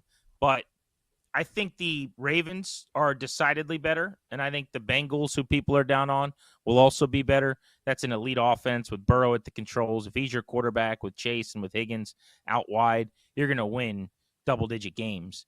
And I would build my team through offense and figure it out on defense as I went too. They maybe have been a little lopsided in that, but I think the Steelers at best finish third in the North. I don't think they're able to catch either of those other two teams. So I would sell. I mean, they're 6-1 for a reason in that division. And when we do these, we're not banking on injuries, right? And to me, you would have to tell me that one of the quarterbacks, Burrow or Lamar, were out for a considerable amount of time this season for one of those teams to fall off enough to where they're not finishing top two. When we get closer to the season, you and I can get into how we view the Bengals and the Ravens stacking up in the greater hierarchy of the AFC. But for this conversation, they are both better than the Pittsburgh Steelers and will both finish better than them. All right, buy or sell. J.J. McCarthy will throw for more than 20 touchdowns in his first year as a starter with the Vikings. I buy that. I mean, this is the Kevin O'Connell offense, pretty right? low. 20 is very low if he's the starter and plays the duration of the season. If he plays 15 or more games, I would say that's close to a lock. Sam Darnold just threw 35 touchdowns. Now, he had a really good year, and maybe J.J. McCarthy will be a downgrade in his first season. I don't think ultimately he will be. But if you want to tell me that because Darnold had 6 years NFL experience coming in the game had slowed down some, that he was able to do some things McCarthy won't be able to. I could subscribe to that, but there's a 15 touchdown gap there from 20 to 35. Kirk Cousins, when he was in Minnesota, regularly was in the mid 30s and over 30 in that offense with Kevin O'Connell. You got Jefferson, you got talent all over the place at Hawkinson, and now a running game with Aaron Jones, and obviously Jordan Addison as well. I mean, there's weapons that are going to make you look good. Cousins 35, 33, 30, 29. So yeah, it's going to be over 20. I think a better over-under would be like 23 and a half, 24 and a half, something like that.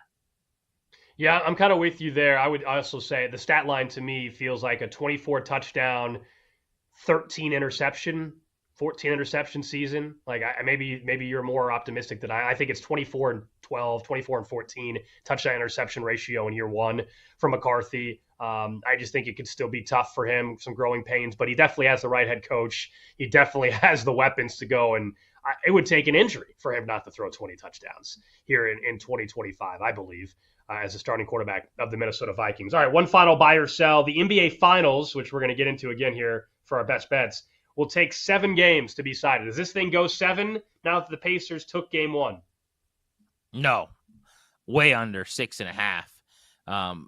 I would set, for me, what's interesting at 5.5, because I still think there's a chance this thing goes 5.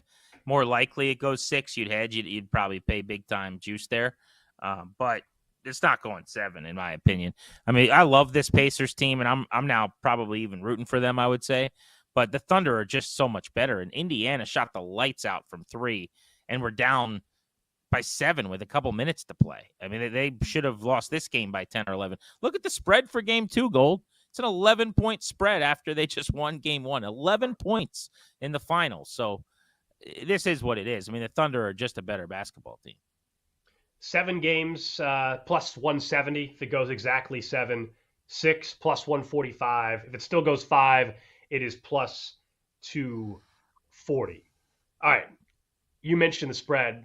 Let's talk about it real quick before we get to our best bets for any other action we have. It's 10.5 at BetMGM. If you can tell me I can get the Pacers at plus 11, I'll fire on the Pacers. Right now, I can't get that at BetMGM. I'll have to shop around a little bit. I would take the Pacers, though, still to cover, because the one thing I like about that number still, if I'm getting 11 points, you're right. I mean, I think the Thunder are clearly the better team. They'll probably be up double digits at some point tomorrow night. But we all know the story of this Pacers team is, unlike some past teams in the finals, you're in a playoff game, you're on the road in game 1, you're down 18 with 7 to go. You know, most veteran coaches even, and Rick Carlisle is this, like, all right, basically, let's just go ahead and pack the bags up a little bit. Let's keep everybody fresh. No need to play the final 7 minutes. We'll kind of just take it into game 2. That's not how the Pacers operate.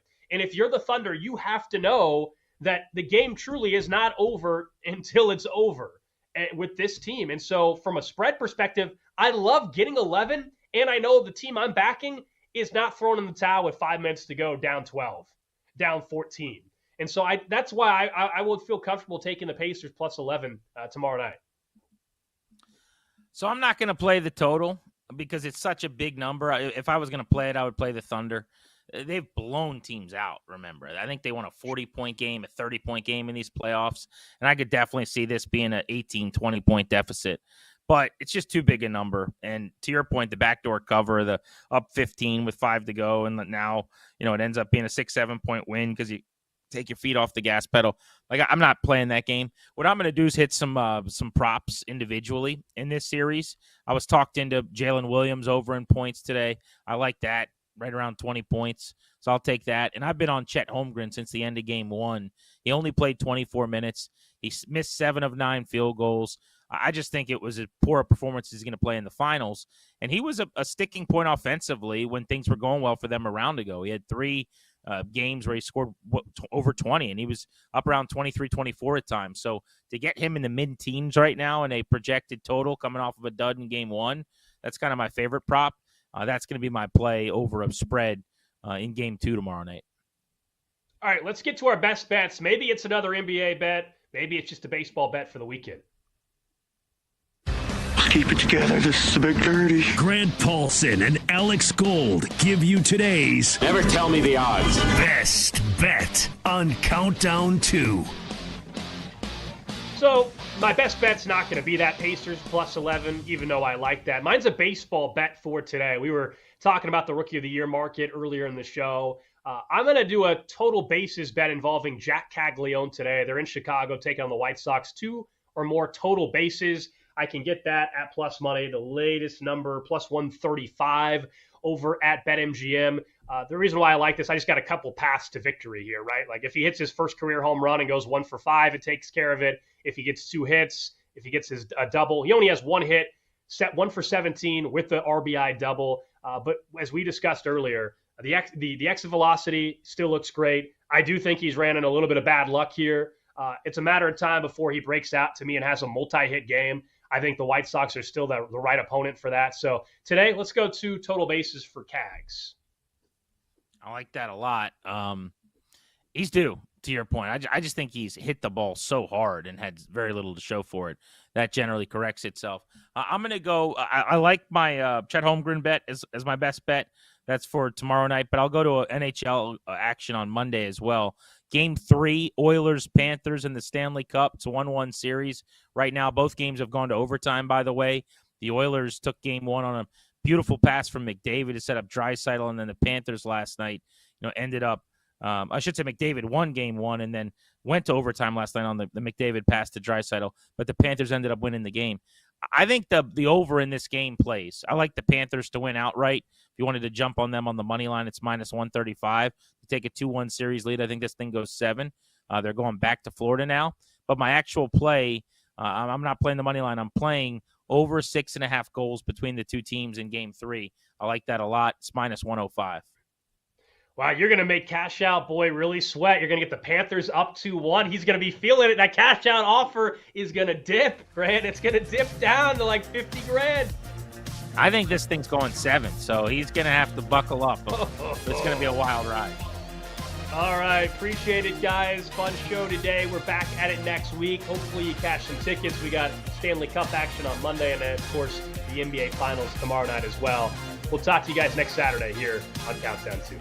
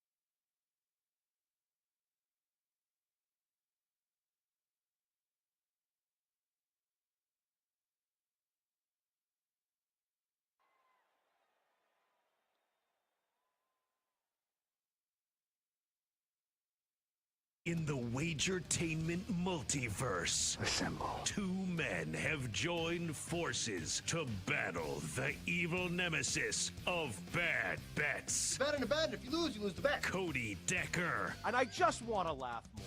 If I'm going to lose Devontae, it might as well be hilarious. and Rob Brown. Clip it. Put it on the social media now so that I look like a genius tonight when I got all the money. On Bet for the Cycle on the BetMGM network.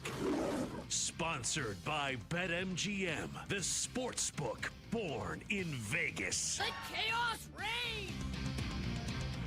Welcome, ladies and gentlemen, boys and girls, children of all ages. It is Saturday, it is noon, and we are live on the BetMGM network. Year 4 here of the weekend show. That's right. It is Bet for the Cycle live on the BetMGM network. Cody Decker, Rob Brown, and all of you. Yes, you can check us out live on Twitch. Yes, you can check us out live on YouTube. And today you can check us out for our first hour live on, of course, Twitter and every one of the Odyssey stations all throughout the country. Myself, Rob Brown. How you doing, my guy? It's another Saturday. Pretty uneventful sports week.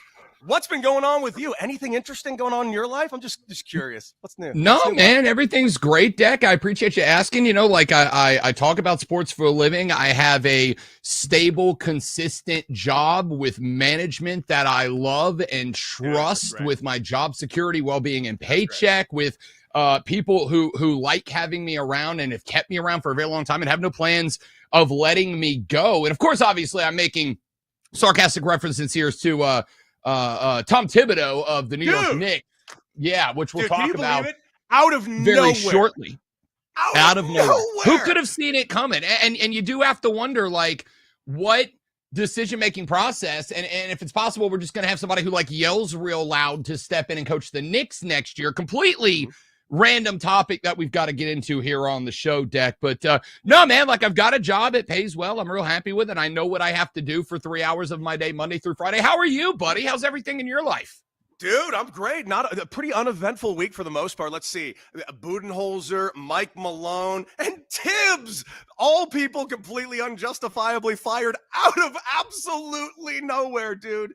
Classic stuff here in New York. Just announcements all over the place. And yeah, whoever replaces Tibbs is probably going to be a really loud and abrasive person who is just going to shout things nonstop. I'm thinking like maybe a Michael Malone will come and take his place. He seems loud and just obnoxious, or maybe I don't know, like, what about Dan Hurley? Dan Hurley, he'd be a perfect guy to come in here and just scream after his replacement. Dude, I cannot wait. Anyways, lots to discuss today. We have 4 hours. Oh, my bad. Hold on, dude. I've just got to fix something real quick. So I'm not trying to... Whoops. Oh, God, dude. This is so I think it's the other remote. It might be the other remote. Try the other remote. Other remote. Hold on. Nope, not that one. Oh, God, not that one. I actually really do love this one a lot, though, Rob Brown. Don't worry about it. It's a good one. Nope. Yeah, I got all the other. Now that one's old. Oh, God, no. There we go. Bet for the Cycle live on the BetMGM network. Rob Brown, what would you like to talk about today live on this show for 4 hours? I don't know, man. I just, I got to tell you, I feel like first and foremost, one thing I could do, I could crack the closet back there, Deck, and I could just wear a different loud, obnoxious suit every segment. And we could talk about athletes and fashion the whole time if you wanted to do that. I think we could, if we wanted to, we could spend anywhere from 40 to 60% of the show just constantly talking about George Pickens and the Dallas Cowboys. Maybe we spend, I don't know, what do you say, about 2 hours on LeBron and the Lakers, and I think it's only fair if we just yell the whole time and talk about how we know all these people personally. I think if we do that, we would have a radio show that deserves a primo time slot on a major network, is all I'm saying. You know what I mean? Well, buddy, we can only dream of that someday. By the way, obviously making a bunch of little side gags about my incredibly awkward and strange week that I'm having. I'm not going to lie to you. This has been the most surreal week of my life, dude. It's the most surreal week of my life. I say it's like being clubbed over the head out of absolutely nowhere. And I do mean that, out of absolutely nowhere. But listen, if you guys have followed the news, you're seeing what's going on. It's not fun, but it is what it is. And it's part of the business. I get it. A lot of people have reached out. Our listeners were amazing. Our everybody that's called throughout the industry. I won't name names, but let's just say that everybody reached out to me.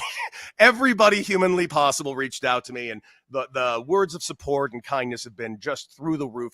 We had something very special over there, and it's sad to see it happen the way it just did. But a lot of people were put in some pretty tough spots, and I am understanding of that. And it's just been a wild, surreal week, dude. Like, I'll tell you, I'll ask anything you want, I'll tell you. But at the end of the day, we do got a lot of sports to talk about. We got NHL Stanley Cup final. We got NBA finals. We got Halliburton dropping a dime to end the game, dude. We got that. Of course, we do actually have Tibbs getting fired that you and I got to get into. I got fired, I guess. I guess we got to talk about that. I don't know. The check cleared the other day. I don't know what everybody's talking about firing. I genuinely, I'm going to let Deck handle the overwhelming majority of that conversation. What with him being the protagonist of our story that will be woven throughout the show today, I am sure. Who the hell wants Mary Jane as the center of the Spider-Man story, if you get what I'm saying there? So we're going to get to that. And obviously the NBA. Deck, I don't know if I have talked you into, and I know you kind of started doing a little bit more hockey progressively this year, but if you haven't watched games 1 and 2 of the Stanley Cup Finals, A, and B, been putting money where your boys told you to put it, because I'm 8 for 9 in Stanley Cup bets so far. The only one I missed, I really thought Carter Verhaeghe was going to get us a goal last night for the Cats, but I did have Florida money line. I did have the series going 1-1. I did had an over saves total for both goalies last night. Oh, how phenomenal nice. Opening 2 nights. And if game 2 of the NBA Finals is as lit as game 1, we will have been treated to the best 4-game start of the dueling finals that I can remember in my lifetime, Deck. And honestly, I don't know that 4 hours of radio is enough to break it all down. I would need a regular weekday show to be able to cover all these topics. You know what I mean? I would too, but I don't have that anymore. So I just got this 4 hours to do it right here with you. So let's get the show on the road, bro. I only got so much time, and frankly, I need a job, and I got to get back to my gig over at Kinko's any minute now. So here's the deal. I am not placing bets on this NHL Stanley Cup final, but I'll tell you why. And it's because I think it's very important that we remain transparent on how we do this. Yes, we give gambling advice on this show, but I'm also not an irresponsible gambler, and I hate irresponsible gamblers who are telling you this is the lock of the day. You guys are stupid if you take anybody's advice who screams lock of the day. At the end of the day, it's quite simply this. I think that there is money to be had. But when it comes to the NHL, I'm a hockey fan, but more of a novice hockey fan. And I'll freely admit, I've been locked into these playoffs, especially for the last 3 weeks. I've been really locked into Edmonton. I kind of got into Toronto a little bit there towards the end, even though every Toronto Maple Leaf fan under the sun told me, dude, don't do it, don't do it, don't do it. They'll break your heart. And they were right. But luckily, my heart technically wasn't in it. So, we're good. We're all cool, bro. I'm not going to place a single penny on either of this, on any of these games. And here's why. It's not because I don't think there's money to be had. It's not because I can't see the numbers. It's not because I don't trust Rob Brown, one of the best sports handicappers in all of the United States. It's simply because I like to gamble on what I know. Numbers that I think are finite, numbers that I think that are actually going to play out. Like when I give out my baseball bets, I give those out because these are bets that I'm either playing or really think I should play, but I'm a little soft and don't want to spend any more money. And frankly, the paychecks are clearly about to change, so I got to really save my pennies. Anyways, I think this is just a fun series that your boy is just going to sit back and watch. Game 1, absolutely badass. I want Edmonton to win for a litany of reasons. The story arc of it all. Come on. Canada hasn't actually had a Canadian-based team. Now, I know that every team is actually Canadian-based, no matter how many times we try to shake it. Hell, the Florida Panthers got 12 Canadians on their 22-man roster right now. But no Canadian-based team has won since 1993, since the Canadians took out the Kings. I kind of want it for Canada. Even Calgary fans are practically rooting for Edmonton. Now, not all of them. Relax. I know Calgary fans. Don't come at me with your pitchforks. But I think there's a lot of steam behind the country of Canada right now. And let's not mince words here. I don't know if you've noticed, there's been some jabs thrown politically over the last few months, I think Canada's very proud and they would like to see their team win this Stanley Cup. And frankly, I'd like to see it too. I would like to see a countrywide party for a Stanley Cup because the Cup has not been back in Canada for nearly 35 years, dude. Yeah, I on the other hand grew up on the beaches of Florida, and as much as I love our neighbors to the north, shout out to Canada and their prime minister. As much as I am a fan of Canada, it's kind of fun for me as a kid that grew up on the beaches of Florida to be able to, for the last handful of years running, refer to Florida as the capital of the hockey world. Is it just because I want to annoy people? Yes, that's exactly why. It's a fun thing to do. So I don't really have a dog. I mean, I do have a dog in this race. I 1000% think that Canada would come unglued if the Cup came back to that country. Because, yes, while I think it's something like 60% of the league is Canadian. You just mentioned it. Of the 20 guys skating for Florida, over half of them are Canadian. The same is not true about the fan bases, Cody Decker. The fan bases of the Edmonton Oilers are largely, almost consensus, Canadians. And I think it would be great to see what that city looks like if the Cup made its debut hanging off the edge of some dive bar outside of Edmonton. I think that'd be spectacular. But the series is good. Brad Marchand last night, double overtime game winner. The Rat finds a way to snag one, which was electric. You go back to game one, Connor McDavid had one of the sickest cross-goal assists I've ever seen in hockey, period. Not Stanley Cup. My man skipped a puck over a stick to a waiting goal scorer that was like 6 feet away. He skipped the puck over a stick, but to like 4 feet away for a goal. It's one of the most incredible things I've ever seen. It's a great series. And then again, over in the NBA Finals with what we got out of game one, Deck, is it time to start mentioning Tyrese Halliburton in that top-tier basketball player level? Are we putting him in the ranks with the SGAs and the Nikola Jokic's and the LeBron James, or is he still a second-tier player that will elevate with a title? Because I got to tell you, the dude's been the most clutch player in these playoffs and maybe the last handful of playoffs. As far as I'm concerned, Tyrese Halliburton has made it to Class A superstar, and I don't see how anybody feels differently. Bro, how about this? I hate this superstar conversation. I really do. It's a conversation that is so left for interpretation. So let's start this way. I'm going to ask you a question very simply. What exactly is the criteria that dictates one as a superstar of that level? Because if it's numbers, no, I cannot say his numbers are that. Is it clutch points? Then absolutely, I could say that. Is it the idea that a superstar is somebody that transcends the sport that they're currently in? That's another way of looking at it. Quite frankly, is Tyrese Halliburton a quote-unquote superstar? Based on whatever criteria you use, the criteria I use is no. But the criteria I use is not because he's not supposed to be one. He should be one. Tyrese Halliburton is a name that should be transcending everything right now. What he's been doing, what he's been doing since he's been named the most overrated player in the NBA is staggering. I actually pulled up the stats the other day.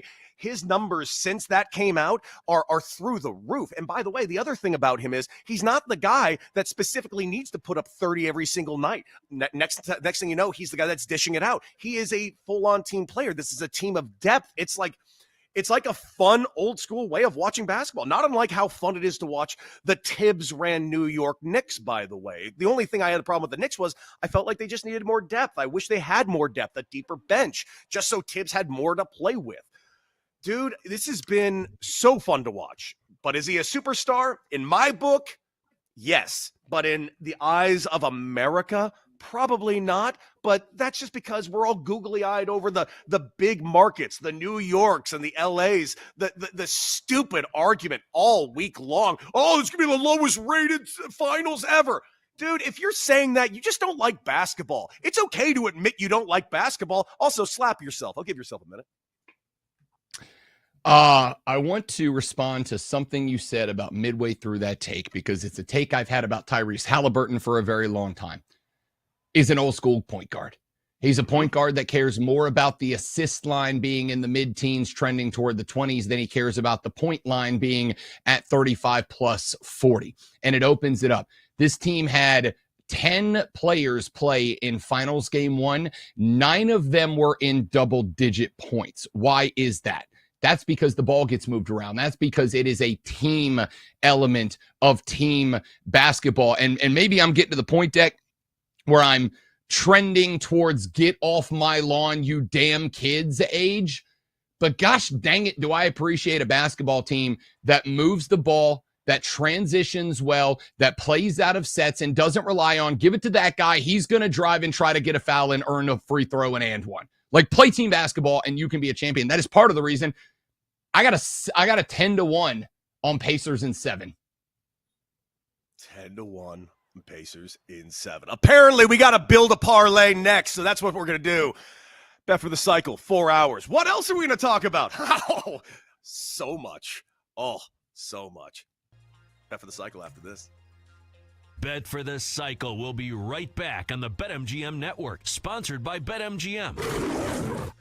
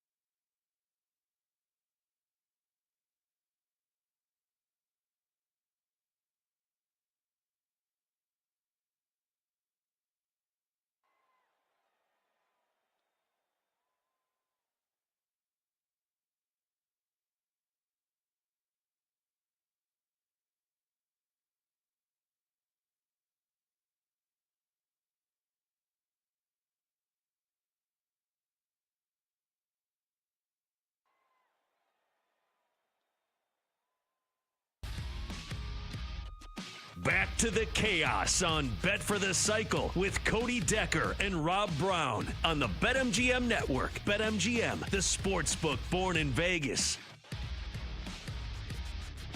Bet for the Cycle live on the BetMGM Network. Rob Brown, Cody Decker, the foremost electrifying hours in sports talk entertainment you will find anywhere from noon to 4 on Saturdays. Ladies and gentlemen, happy to be back. And listen, we are diving right in today. We are going to hit parlay v parlay right out of the gate. Our opening game today, we are going to go with Chicago and Detroit. That one is set for a first pitch. What's our first pitch time, Double D? I think it's 1:10, correct? I believe it's 1:10. Also, shout out to all the people live on Twitter, by the way. What up to y'all? Great to have you. Parlay v parlay, a very simple game. The game is thus: Cody Decker and I, hereafter known as Team Talent, are going to build a three-leg parlay. Double D and the boys in the background, hereafter known as Team Production, are also going to build a three-leg parlay for one game. A same-game parlay with three legs. If one team wins and the other team does not, the losing team will have to take some sort of punishment. The punishment we are on right now, a 9-9-9 challenge, but it must be a true 9-9-9 challenge. That is one dog, one beer in every inning. So you can't go in there and pound 6 right in the first inning and then spread 3 out the rest of That's a coward's way out. One beer, one dog every single inning for the full 9. Now, Jake Hassan was with us last week, Deck, and he brought in Mountain Dew Baja Blast infused Malort, and I've never wanted to punch a man through the internet as much as I did last Saturday when Jake Hassan brought that to the table. There is one more rule in Parlay v Parlay, and that is this. If both teams hit their parlay, the parlay with the longer odds will be declared the winner in this game. Decker and I have had body parts waxed live on air. We have had to eat a buffet's worth of nasty crap throughout the years. We have had people have to dress up in makeup from The Crow. Double D has had to dye body hair on various regions of his person. Had to get a tattoo. We've got a lot we have done here. We are going to an old school classic staple of the pure 9-9-9, a beer, a dog per inning of a 9-inning baseball game. Decker, we've got Jamison Talon and Tyler Holton going today for the Cubs and the Tigers. Anything out of the gate? What do you got, Double D? I see you putting the finger Double up. D really wants to chime in for some reason. What do you want? Typically when these go on for it's been a month and a half now that we've been on this. What? Yeah. Typically we have if neither of us hit, we all have to do the challenge. I think we're getting towards that. I might give it another week or two, but I think we're getting towards that point because this one's been going on for 5 or 6 episodes now. Yeah, so you know what, I am down for he's got maybe a like point. 1 or 2 more weeks. Well, he's got a point, and I'll tell you why he's got a point. Because I have nothing to do during the day now, so I'd rather go to a baseball game, drink 9 beers, have 9 hot dogs through 9 innings. And just so we're all clear, just so we're all very, very clear, that's torture. That's a very, very torturous thing, especially in today's day and age of Major League Baseball. 2 years ago, I would have loved to do the 9-9-9 challenge because the game took 4.5 hours. Now it's going to be 2.5 hours. I'm just going to be pounding this. We're going to have a heart attack, dude. Anyways, let's play the game. Let's play the game. Deck, I've got one out of the gate that I'm curious if I can get you on. I am looking at a pitching matchup of Jamison Talon and Tyler Holton. Jamison Talon at Wrigley Field is working with an ERA under 3. Away from Wrigley Field, he's working with an ERA that is sitting just a tad short of 5. Tyler Holton is 2-2 with a 4.13 ERA. 25 strikeouts so far is putting him in the bottom third of the league. Can I interest you right out of the gate and just playing a baseline of the over in this game? It is a little higher than I'd like sitting right now. And let me make sure I have the updated number from our friends at BetMGM, the sportsbook born in Vegas. It is currently at 8.5 right now with -115 slight juice to the over. I like the over in this game. I like it a lot. I got something I'd like to add on to this because there's something else I really do like. And now, for the last couple of years, as far as gambling goes, Javi Baez has been not something to look at. But since he's not available today, I'm heartbroken. You know why? Because do you know what his numbers are against Jamison Tyone? I'm assuming not great. Oh, they're amazing. 571, 2 home runs, 12 hits, and 21 at bats. Him not being available hurts my heart in ways I don't know what to do. I would have bet the entire farm all on Javi Baez today. And that's saying something, considering that Javi Baez has been like the anti-bettable player in baseball lately. That's how good Javi has been this year, by the way. What about just a straight-up line on the game? What are you feeling here? Because dude, the Detroit Tigers ain't playing around anymore. We cannot look at the AL Central thinking that this is some sort of weird albatross season or something out of the ordinary. The AL Central might be the best or second best division in all of baseball. And the Detroit Tigers, dude, I know it's still early enough on June 7th, but I think the Detroit Tigers very well might be the best team in the American League. I know the numbers stay it, but I know everybody's looking at like the Yankees and other teams. I think the Tigers are the best team in the American League, dude. I don't have a problem with it. And you know, last year, it kind of felt like they were hanging around that spot, and we kind of wanted to keep saying, oh, it's because of Skubal. And don't get me wrong, that's because it was because of Skubal. Skubal's still him this year, but they have started to find some dudes in that lineup that have got some pop. I just went and looked at the numbers. Riley Green has 8 hits in the last 5 games, a 381 average, 2 home runs, 8 RBIs. Gleyber Torres, 7 hits in the past 5 games. Trey Sweeney, 6 hits in the past 5 games. Like, these dudes are hitting the baseball, and they're getting probably above the baseline where we expected for their pitching as well. But I'm looking at some of the dudes in this lineup because I was thinking, all right, are we looking at maybe an RBI prop somewhere? Could we look at maybe a bases prop from somebody? Do we want to be? Last week, one of the few bets we did hit, Deck, was we took a bet for a single, not a bag, just a player. And I can't remember who it was off the top of my head, but somebody to just record a single. And they hit 2 in the game. I don't know that I'm not maybe looking to maybe run that one back with some of these guys who have been very consistent the last few games. I agree with you on Detroit at 42 and 23. The thing is, and I know that Talon's been away or is underperforming away from Wrigley. Yes, he is. I do still think the Chicago Cubs are a damn good baseball team. I agree. And this feels like a toss-up game to me. Okay, let's stay away from that. There are a couple other things I am looking at as far as props go. Obviously, I always love playing a 1.5 total bases prop. It's the greatest prop that's ever existed. And of course, on BetMGM, you should check it out.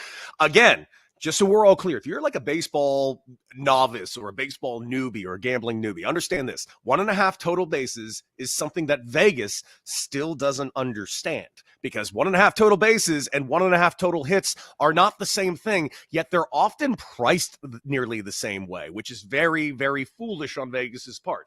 I'm looking at a Gleyber Torres 1.5 total bases that you already mentioned. Now, he does have a sample size, not a huge one, but he does have 6 at-bats against him. He's got 2 for 6 against Jamison Tyone. I wouldn't be against playing Gleyber Torres. Parker Meadows also, he's hitting 405 at-bats. 2 extra base hits, I might add, into as well. Both of those you're getting at a pretty good price. Parker Meadows plus 120 over 1.5 total bases. Gleyber Torres plus 135, 1.5 total bases. Do we like him for the extra? I've pulled up the lineup. Torres is going to be batting second today behind Parker Meadows, ahead of Kerry Carpenter. Putting him in that 2 hole says you've got some confidence that he's going to be able to get a couple of bags underneath the feet. So I'm not against the Gleyber Torres play. I'm also wondering, again, like if we're just playing trends right now, and it may not be about pitcher-specific trends, I'd also be interested in Riley Green. Like I said, 8 hits, and my man's averaging 1.3 hits a game at this point. So I'm wondering, do we maybe take a look at his number, and we could look at both hits plus 120 and total bases. I'm looking at his hit plus number 120 on bases. It's plus 120 for the bags. His hits number is at minus 130 to just get a hit. Now, if we're going over 8.5, that's a minus 115 bet. If we're going to go with like a minus 30 for Trey Sweeney to get a hit, We would need a plus money bet somewhere else, I think, Deck, but I could be talked if you like the total basis for Riley Green at plus 120, I'd be good for that, and then maybe look for a even money bet somewhere else for I got the some third for you. number. Hear me out on this, baby. Here we go. I like the Riley Green pick, okay? Plus 120 specifically on the total basis, and I'll tell you why. Because we can also get our hands on a Pete Crow Armstrong hits plus runs plus RBIs at minus 115 at over 1.5. Now, that's something I could be absolutely. We could take the over in this game, get ourselves a Riley Green over 1.5 total bases at plus money, get this minus money bet on Pete Crow Armstrong, put that bad boy together, get nearly probably 6 or 7 to 1. Bro, we spending money. We're going to live like kings, and I need it. Daddy doesn't have a job. I mean, yeah, this really isn't our job. That's fair. That's probably accurate. I am down for a PCA play. We had the conversation on Bet for the Cycle back on Tuesday. Could Pete Crow Armstrong be an NL MVP player? And my response was, Dak, and I'm curious as to see if you're on board. My response was yes, provided the Cubs stay at the top of this division for the remainder of the year. I do think he would need to carry this team to some sort of hardware, whether it is a divisional crown or he ends up getting a silver slugger or something. I think that would probably need to be the mandate there, but I do like PCA. I do like where he is as a hitter right now. So if you want to go PCA over 1.5 hits plus runs plus RBIs at a minus 115, I will ride that with you for sure. Let's grab that. Dude, I actually like all three of these bets because I'm actually with you on the actual win-loss here on when it comes to money line or the run line. This is kind of a toss-up game right now based on the pitching matchup. As far as I'm concerned, I do think an over is going to be hit. And you know what I like about what we're doing? Our bets are not favored one side or the other. We're just flat out looking for offense in today's game. Especially with the Cubs bullpen, I could definitely see offense hitting. The problem is I am worried about the Detroit Tigers bullpen for the opposite reason. That Detroit Tigers bullpen's been phenomenal so far.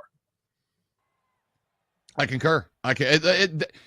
We have talked about Scuba. We've talked about the offense. Where the bullpen is a big, if not the big reason that Detroit is in the position that they are in that driver's seat. I don't disagree with you at all. But as much as I am there, man, the Cubs are hitting the ball well. The Cubs are explosive offense. We've been talking about the Cubs all year long. We have been talking about the fact that this baseball team has been up towards the top in run differential. And again, like run differential is kind of one of those stats, Deck, that I think you can read a little into it. You don't want to read a lot into it, but I look at the teams that are on top of their divisions right now across all of Major League Baseball. Every divisional leader is also the run differential leader in that division. The Yankees are over plus 100 in the run differential. Now, there are some other spots that are interesting. Toronto's second in the AL East right now. Their run differential is +1. The Rays are +48, but they are behind them. There are some other interesting spots, but I will take teams that are sitting on a solid run differential especially if we're hammering down on an offensive play, and that's what we're doing here. The Chicago Cubs have a run differential of +104. That's the best in Major League Baseball. I'm not afraid of the over in this game.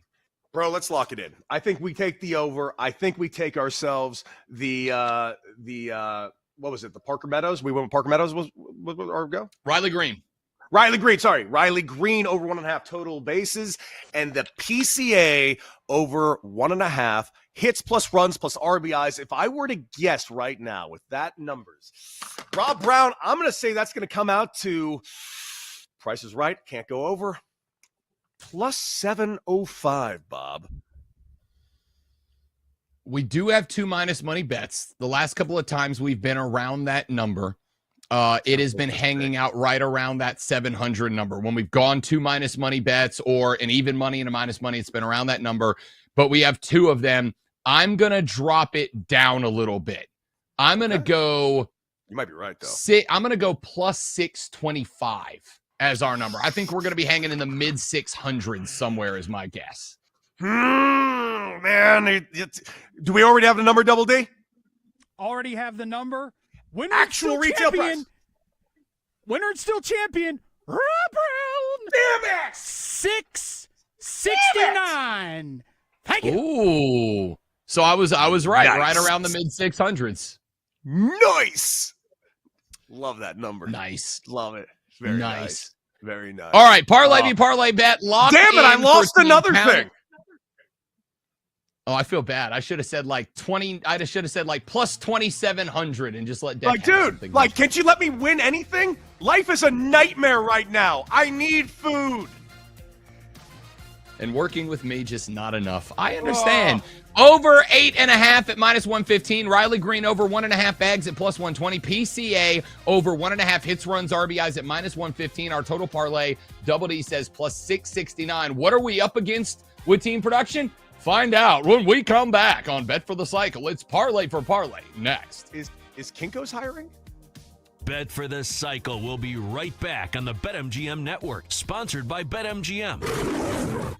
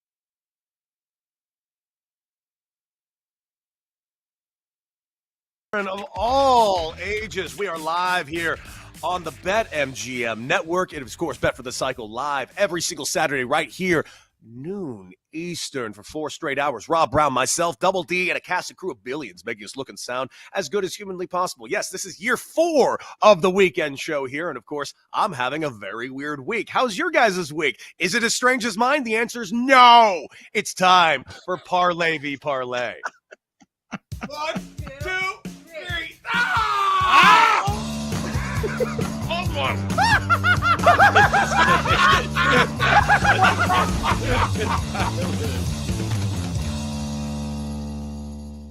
That's right. We're just a bunch of big dumb idiots on this show. We're going to bring in Double D. We're going to play Parlay v Parlay. We already put together our 3-leg parlay, which came out to, Double D said it, plus 669. Nice. Double D, what has team production got in store for us today? Well, before we decide to move forward, I think we need to decide, are we going with if no one wins, we all have to do it, or are we still going to wait a couple weeks? All right. So what Double D is referring to, of course, is the 999 challenge. And that is the loser of this. So you don't understand how Parlay v Parlay works. 3-leg parlay between Rob Brown and myself. 3-leg parlay from the production staff. The loser of the parlay, which means if we win and they lose, they get punished, vice versa. But if we all win the bet, it goes to the tiebreaker, whoever had the longest odds. And right now, the 999 challenge, 9 innings, 9 hot dogs, 9 beers. No cheating. You have to literally do it in that sequence. Every inning, a dog and a beer, and you keep going. That sucks because baseball is a lot faster than it once was. Now, should we do it all if we all lose? Rob Brown, I got to admit, we've been doing this one for over a month. We've been a month without a winner. I'm going to go ahead and say it. Yes, I think if this one is the one, we go ahead and we're all doing the dog challenge. I will accept the terms. We are in the heat of minor league baseball. I've got the Greenville Drive, affiliate of the Boston Red Sox. I've got the Hub City Spartan Burgers, the affiliate of the Rangers. They're both playing homestands coming up this week, and it's Thirsty Thursday. Dollar Brewskis is going to make this challenge a hell of a lot easier for me, so I will accept the terms. I want video evidence of every son of a you-know-what on the production staff, though. I want video of every one of you. All right, Double D, tell us your terrible parlay. Go. All right, team production is going with PCA over a half a stolen base at plus 340. Stupid bet. Kerry Carpenter over 1.5 bases at plus 110. And Not Michael stupid Busch over a half a base at minus 160. Our total parlay plus 1402. You are irresponsible. I got to say, Double D, I have to say thank you. I have to say thank you for you being the one that suggested if everybody loses, everybody does this, and then throwing a stolen base prop at over 3-1 into your 3-legger, because now I know you guys are losing, so it's just, are me and Det getting out of this thing or not? God, I hope this is a high-scoring game. Hey, how many times did you guys... Okay, so let me ask you this. We've talked on air a lot about the home run prop just being a stupid prop to bet. Yes. Are you on the same length when it comes to stolen base props? No, here's the thing. My only issue is a stolen base prop. Not unlike a home run prop is fine. I love me a home run prop because it's fun, not because it's ever smart. It's just fun. It's actual gambling. In my issue with a stolen base prop is not that I don't think PCA can steal bases. Yeah, if he's on first base and no one's on second base, PCA can steal bases. We know that. It's just now we have to bet along the lines of how is he getting on? Who's getting on in front of him? There's just a lot of factors to play on a chaos play of him being on first base with the right of count, right out. That's the only reason why I wouldn't play the bet. Doesn't mean it's not going to hit. It's like you playing a home run prop right now. Home runs happen, man, but I can't, numbers wise, unless it's Rafi Devers playing Garrett Cole, unless it's Carlos Santana facing Justin Verlander, Both those guys got like 10 home runs against those dudes. I don't know why it is. They just have the sauce against those guys. Outside of that, I just don't play home run props. I don't feel like the payout's great, sure, but it's just straight up gambling, dude. That's fair. Just so you guys know, I'm the psycho that took the PCA stolen base prop. Yeah, we know. We're aware. We love that. Didn't ask for a reason. I personally think everybody in your group should go right ahead and make sure you do the 999 challenge for all of them for doing this. But, that's my opinion. I don't have to be in that room with you right now. 27 dogs in 27 innings? I'll take on that challenge. You forgot about the beers. And the beers. I'll take on that challenge. If we lose and you win, I will do 3 999 challenges. Why do you do this to yourself, Double D? Do you hate, do you just dislike yourself? Like, have you hurt yourself? Do you need therapy? How many health scares do you need? Yeah, bud. I'm actually pretty good right now. I'm a little right now until you do this. I will properly make sure that I am good to go. I don't want to be the one responsible for officially killing Double D, but here I am having to be responsible for it yet again. Guys, I can barely afford myself right now. I'll just say this. And Rob is in the same aspect as I am. I can go to my Chicago Dogs field on a Wednesday when it's Wiener Wednesday and get hot dogs for $1 and beers for $2 and have an absolutely great time. So if the boys, actually, you know what I'll do? If my prop is the one that costs us and you guys win, I'll do all 3 999 challenges for my guys. I can't wait. I can't wait for Double D to somehow get himself off this show for like 3 weeks because he's in the hospital because of what he just put himself through. And yet somehow he's going to blame me, even though I just told him I don't necessarily want him to do this. Whatever, Double D. I'm looking forward to today's game. It starts very shortly. So let's get it going. Lock us all in. Parlay v Parlay is already set. Rules are set to go. Rob Brown. We got sports to talk about. What sports do you want to talk about right now? We got a lot of sports to talk about. I did want to ask because it's nothing more than sheer professional curiosity at this point.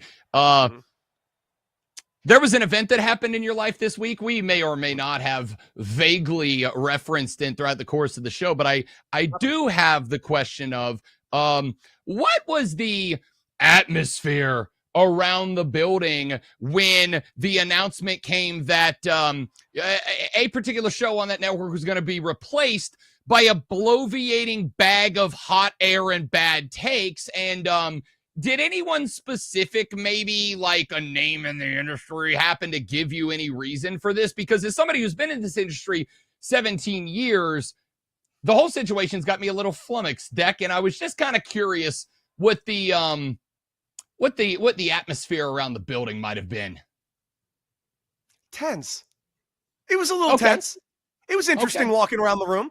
I walked because I show up to studio every day. Now, mind you, like I'll just full transparency.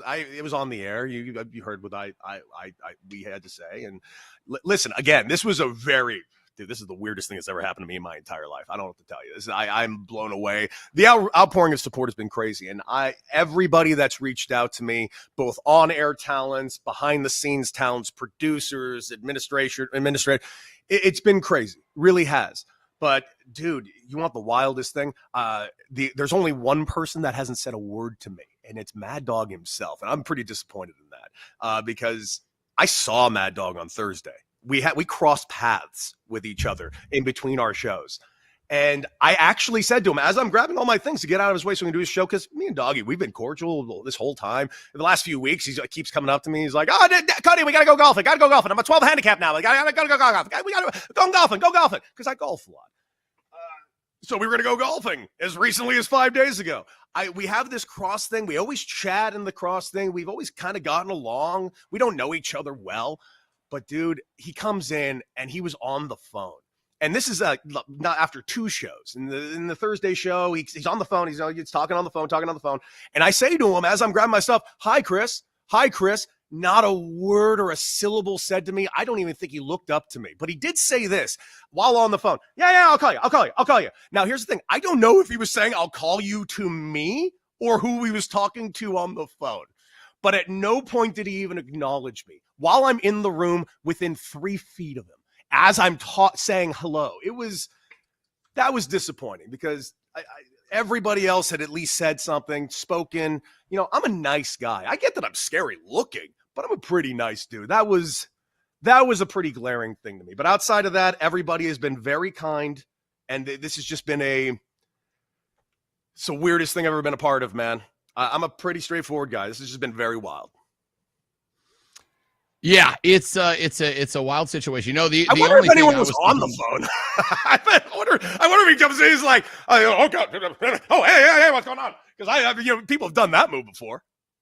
I mean, I've done that move before. I'm ashamed of it, and yet have absolutely done it. Now, it's not in the situation of I have just wronged someone greatly and maybe don't have the rocks to address the situation. I don't know. I don't know Doggy that well.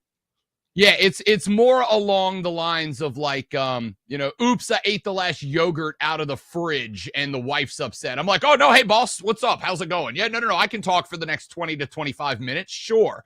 I don't like it. I just got to say, for the guy that's stepping into that role in that spot, I'm just glad he's finally getting some airtime. Like this is a dude who just does not have enough exposure in the sports broadcasting world, and I'm glad he's finally going to get the airtime that he deserves. Dak, I'm just sorry it comes at your expense. Hey, man. It's part of the business, and frankly, I think Michelle and I will be just fine. And also, I get to be here with my boys here on Saturdays, too, because can't fire me from this. $10.99 job, baby! Hey! Bet for the Cycle, Hour 2. Join us, won't you?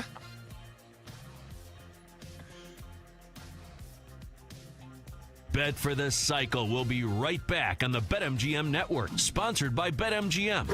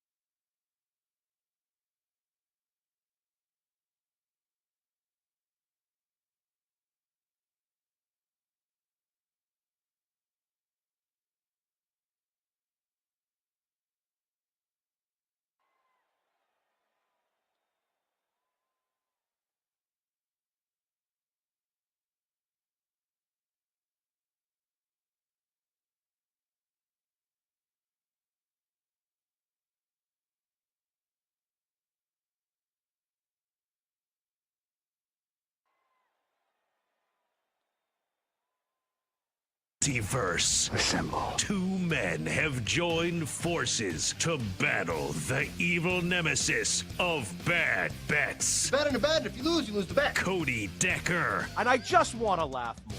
If I'm going to lose Devontae, it might as well be hilarious. and Rob Brown. Clip it. Put it on the social media now so that I look like a genius tonight when I got all the money. On Bet for the Cycle on the BetMGM network. Sponsored by BetMGM, the sportsbook born in Vegas. Let chaos reign!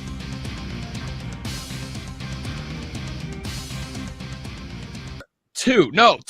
Yeah, two. Hour number 2 of Bet for the Cycle here on the BetMGM network. I don't know. Time flies when you're having fun. And boy, howdy, do we have fun here on this particular radio program. I am Rob Brown. Cody Decker is up in New York City. We're with you every Saturday from noon to 4 across the wonderful Odyssey stations that dot the heartland of America, ladies and gentlemen. And Deck, we had some fun back in hour number 1. Obviously, there was a little bit of a life situation we had to update with everybody that's curious about where you are and have been. We did Parlay v Parlay, which is locked in. The Tigers and the Cubs are getting underway as we speak, live in Detroit, Michigan. We're going to talk about that, and we will sweat out Parlay v Parlay over the next 3 hours of the radio program.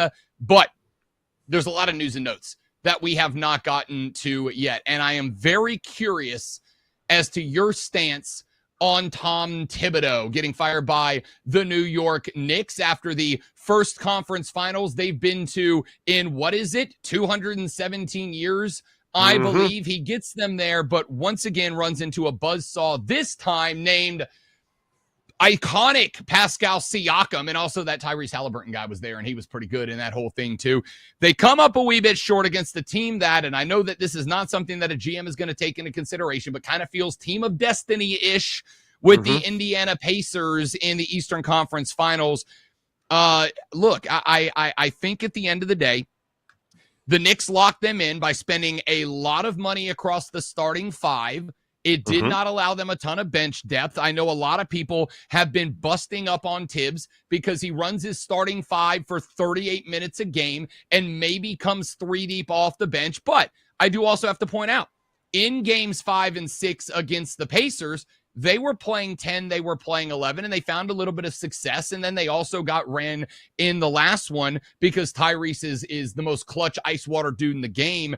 Where did you land on the firing of Thibodeau? Because I got to tell you, I'd have probably given it one more year unless they thought Michael Malone was a layup coach. Why is Michael Malone a layup coach? I want to start there because what's the difference between Tibbs and Michael Malone except one's louder and slightly younger? They're the same guy. The only difference is I think if you get Michael Malone's a great coach. I'm not going to sit here and pretend that Michael Malone's not a great coach. And if they got Michael Malone, I think that'd be a fantastic hire, all things considered. But Michael Malone has been playing with Joker, and I'm nothing against Brunson and Cat. These are two phenomenal superstars over there with the Knicks, but they're not Joker. And Michael Malone dealt with the same criticisms that Tibbs dealt with when it came to his using his roster. Didn't Michael Malone get fired because how he wasn't using his young bench guys and how he was using certain veterans a little bit? Wasn't that a big part of how he got fired? And Michael Malone's a little fiery. I get a little worried about someone like him in the New York media. Now, he's a New York guy, and I do know he's a professional. I'm sure he'll do a phenomenal job if he gets the job, of course. But, dude, what was my reaction to Tibbs getting fired? Insane. Nuts. Legitimately, I just started yelling, James Dolan, you fool. What are you? Now, if they got knocked out in the first round, yes, Tibbs would have been fired. All the criticisms that we've been hearing all along would have happened.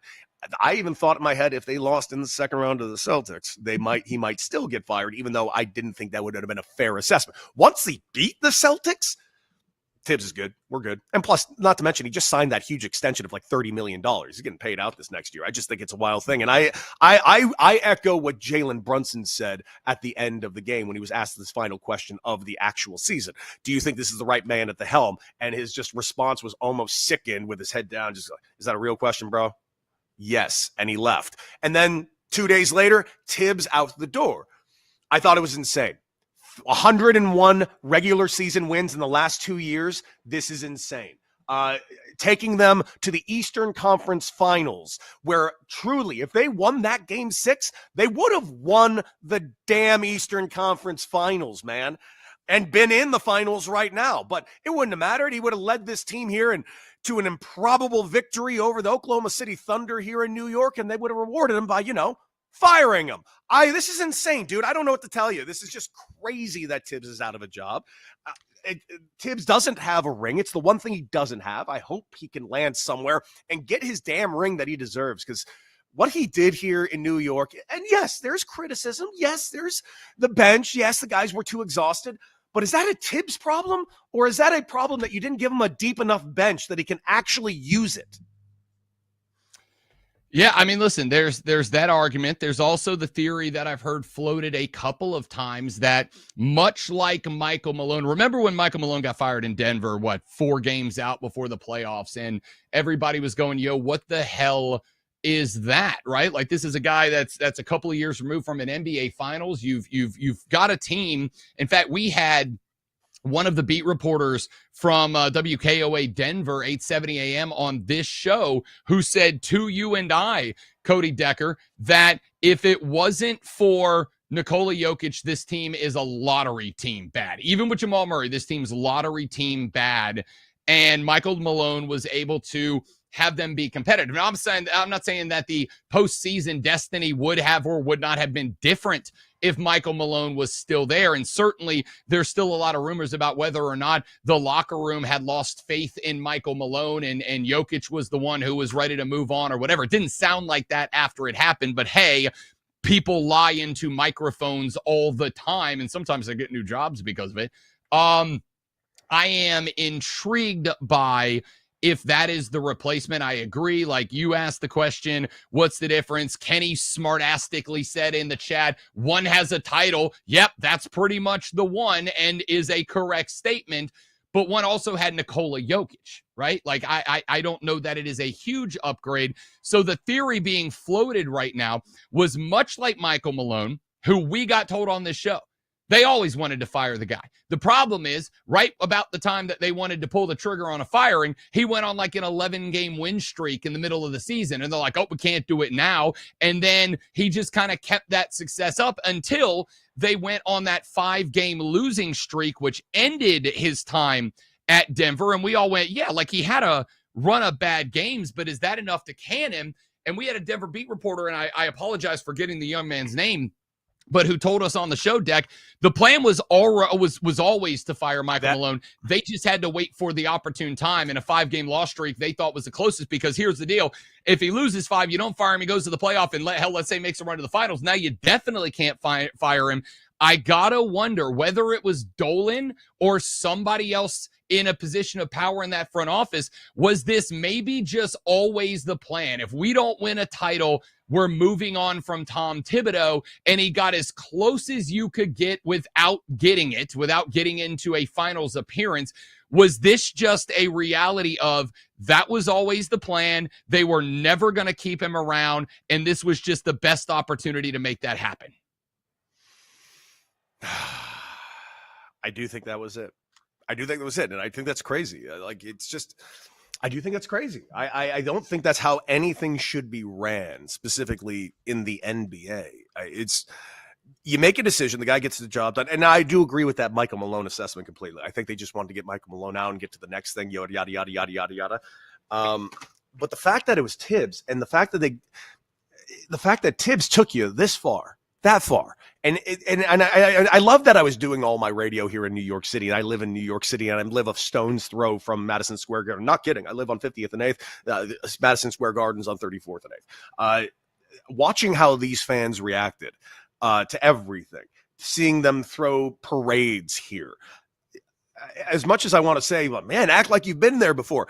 A lot of these fans haven't. A lot of these fans have no recollection of the Ewing years, which, by the way, didn't garner any championships. They haven't won a championship in, 73 when they beat the Lakers? Like, let's be real clear here. The reason why they don't act like they've ever been here before is because they've never been here before. So I kind of get it. Tibbs has gotten you closer than anyone humanly possible in 25 years. And I just want to go and I just want to look at this real quick. Knicks head coaches have been a very unique thing since they last were relevant. Like, let's just go through it. Tom Thibodeau, he has done a phenomenal job here. Before that, Mike Miller, David Fizdale. Oh my God, I forgot about Jeff Hornacek. I forgot that guy was here. Kurt Rambis in 2016. God, forgot about that one. Derek Fisher for 2 years, but he had to leave to go beat up another basketball player across the country, if you remember that dumb story. Mike D'Antoni was almost something. Isaiah Thomas. Do I need to go through the list? None of these guys had success. Tom Thibodeau did. Frankly, the most success that most New York Knicks fans have had here, other than Tom Thibodeau's tenure, was Linsanity. That's it. I would like to point out, because you threw the act like you've been here before mentality, which I just hate that phrase in general, because it's sports and it's supposed to be fun. Celebrate the touchdown, have a Selly signature. It's sports, have fun. But let's say that we all subscribe to the act like you've been here before mentality. The last time the New York Knicks went to the Eastern Conference Finals was 1999-2000. Your boy was 15 years old at the time. I just turned 40. The last time that the New York Knicks won an NBA Finals was 1972-73. My parents were like children when that happened. Forget Rob Brown wasn't alive. My parents were barely alive the last time that happened. Yeah. So Knicks fans getting kind of pumped about where they were, where they just did what they just accomplished. And oh, by the way, the fact that by and large, they're locked in with this core for a minute. Brunson's not going anywhere. You just picked up Cat. I'm assuming he's going to be sticking around for another couple of years. It feels like, and by the way, those of you blaming Karl Anthony Towns for the conference finals loss, knock it the F off, all right? Dude, it was not. With you people? That's a terrible take, and I'm so damn sick of hearing it.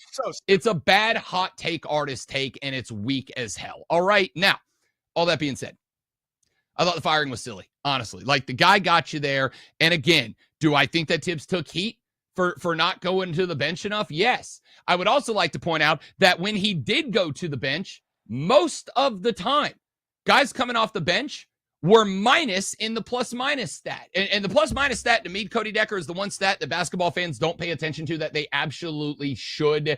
It gives you a good indication of which guys on your team are assets and which will hold you back a little bit. When he went to the bench, he repeatedly sent out guys that would end up minus in the plus-minus category. He didn't have a bench to lean on and rely on for the past 2 years, in my opinion.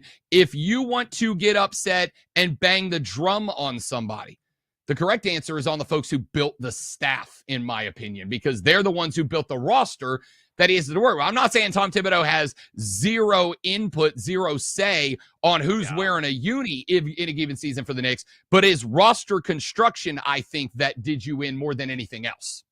Yeah, I agree with that assessment, because I also kind of said the same thing. This isn't the bigger problem that the depth wasn't deeper. But at the end of the day, what are we even talking about? They lost in Game 6 of the Eastern Conference Finals. Yep. There were no problems. They just lost at the end. Like, I don't get this. Like, I get it that someone has to lose. The end. Not everyone can win the title. I feel like I'm surrounded by idiots at all times. Yes. I get, and that is another thing that frustrates me greatly, both in this industry of sports broadcasting, but also with sports fans, Cody Decker. I get very frustrated with, well, this team hasn't won a championship in 4 seasons. It's like, guys, only one can. And even in the least parity-filled leagues, there are 3 or 4 championship caliber teams every single year. The Pacers are a championship caliber team. The Celtics, obviously running it back from last year, a championship caliber team. Jason Tatum gets hurt. What are you going to do in that spot? I mean, the Timberwolves. Honestly, I think the Timberwolves, to be honest with you, In retrospect, hindsight being 2020, I think the Timberwolves had the easiest path to the conference finals of any team, and I think they were a little bit, not a lot, little bit overrated coming into that series. That's why I'm not as impressed with the Thunder. I think they're a damn good team, but as everybody else is, because I think they beat a Timberwolves team that had an easiest path to the finals. But only one team can win a championship, and I'm going to keep it a buck right now. If the Pacers win this championship, Cody Decker, it's going to make the decision to fire Tibbs look that much more silly. Oh, all he managed to do was go 6 against one of the best home court advantages in basketball, against Tyrese breaking out Halliburton, against Pascal, won the MVP when nobody thought he would, Siakam, and then that team went on to win the NBA championship over a heavy favorite. I am pulling for the Pacers to win the title so that the Knicks have to look Tibbs in the face and be like, my bad, that's on me. Love it. Hey, we're going to talk more about it, including a breakdown of game 2 and some lines we like there. We'll talk some baseball. Cubs at Detroit on right now. Top of the first, knotted at 0. We'll break that down. All that and more coming up. It's Rob Brown, Cody Decker, and you Bet for the Cycle on the BetMGM Network. Bet for the Cycle will be right back on the BetMGM Network, sponsored by BetMGM.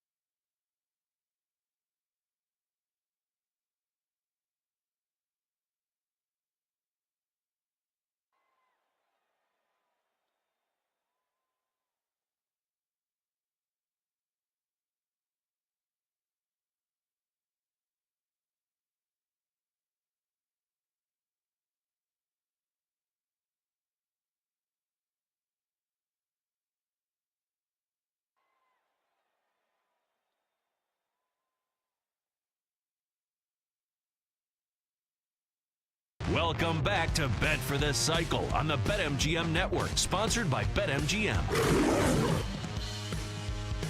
Ladies and gentlemen, boys, girls, children of all ages, we are halfway through hour 2 of the 4-hour extravaganza that is Bet for the Cycle, year 4 of the weekend show. And we're back at you, of course, as always, Rob Brown, Cody Decker, and all of you. It's been story time here today. We've been doing everything under the sun. We've been talking about ridiculous things that's happened throughout the week. We've been talking about the NBA Finals. Game 1 was absolutely crazy. We talked about the NHL Stanley Cup Final. I mean, it's 1-1 right now, and we got a whole country behind Edmonton. And frankly, I think a lot of people are behind. I'm behind Edmonton. I don't really have a dog in this race at all. I know you're from Florida, Rob Brown, and your home state has been bogarting so many cups for this last decade. And make no mistake, I've had Emily Kaplan on Beetle and Decker a ton of times, and I love me some Elbow Room down there in Fort Lauderdale. Yes, sir. The Elbow Room's iconic. Elbow Room is about as good as it gets. I find myself just staring from my couch watching their live webcams way too often. Way too often. In fact, I'm looking at it right now, and some people are already getting after it over there in the band room at Elbow Room. Yes, you should check that out. But here's the thing, dude. I did something yesterday that'll make you so proud. I was just, assessing life yesterday after the whole day was done. I was just sitting on my rooftop here in New York City, overlooking the entire thing, watching some sports. I decided to throw on the Cup. I decided to throw on a lot of Major League Baseball over here to my left. I was having a great time. And all of a sudden, I noticed something quite significant, and I thought it was very interesting. My third TV needed another sport. Rob Brown, this is why you're going to be proud of me. Your boy has been watching some college baseball, and as much as it's still not that good, I found myself really enjoying Oregon State versus Florida State last night. What say you? I knew it. I freaking knew it. Florida State pulling off the 28-3 caliber choke job. Yep. Taking a 3-run lead into the bottom of the 9th inning, allowing the Beavs to tie it up and then walk them off bottom 10. I will say this. If I wasn't a Florida State guy, I would say that was easily one of the most captivating baseball games that I've watched at any level so far this season, right? As a Florida State fan, it obviously hurts, but I will also say, Cody Decker, welcome to postseason Florida State baseball. Here's a fun number for you. 24 College World Series Omaha appearances. How many national championships does Florida State have? Don't worry, I'll answer 0, not a 1. They do this crap every year. They're a good team. They're tops in the ACC. They win a regional. They sometimes win the super regional. They go to, and then they just blow it in the dumbest possible ways. Do you understand the pain that I'm in right now as a fan of both the Seminoles and the Atlanta Braves? My baseball life sucks booty cheeks right now, but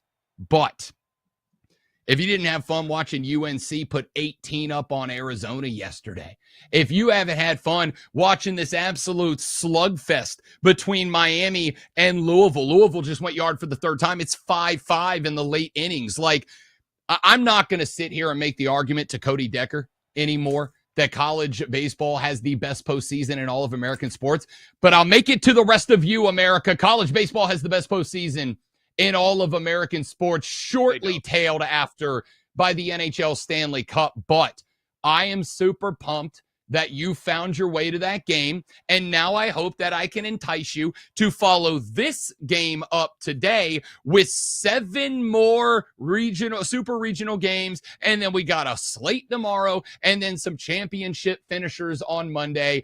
Dude, even if it's only me and Jay Kassan, this has been the best 2 weeks of 2025 thus far.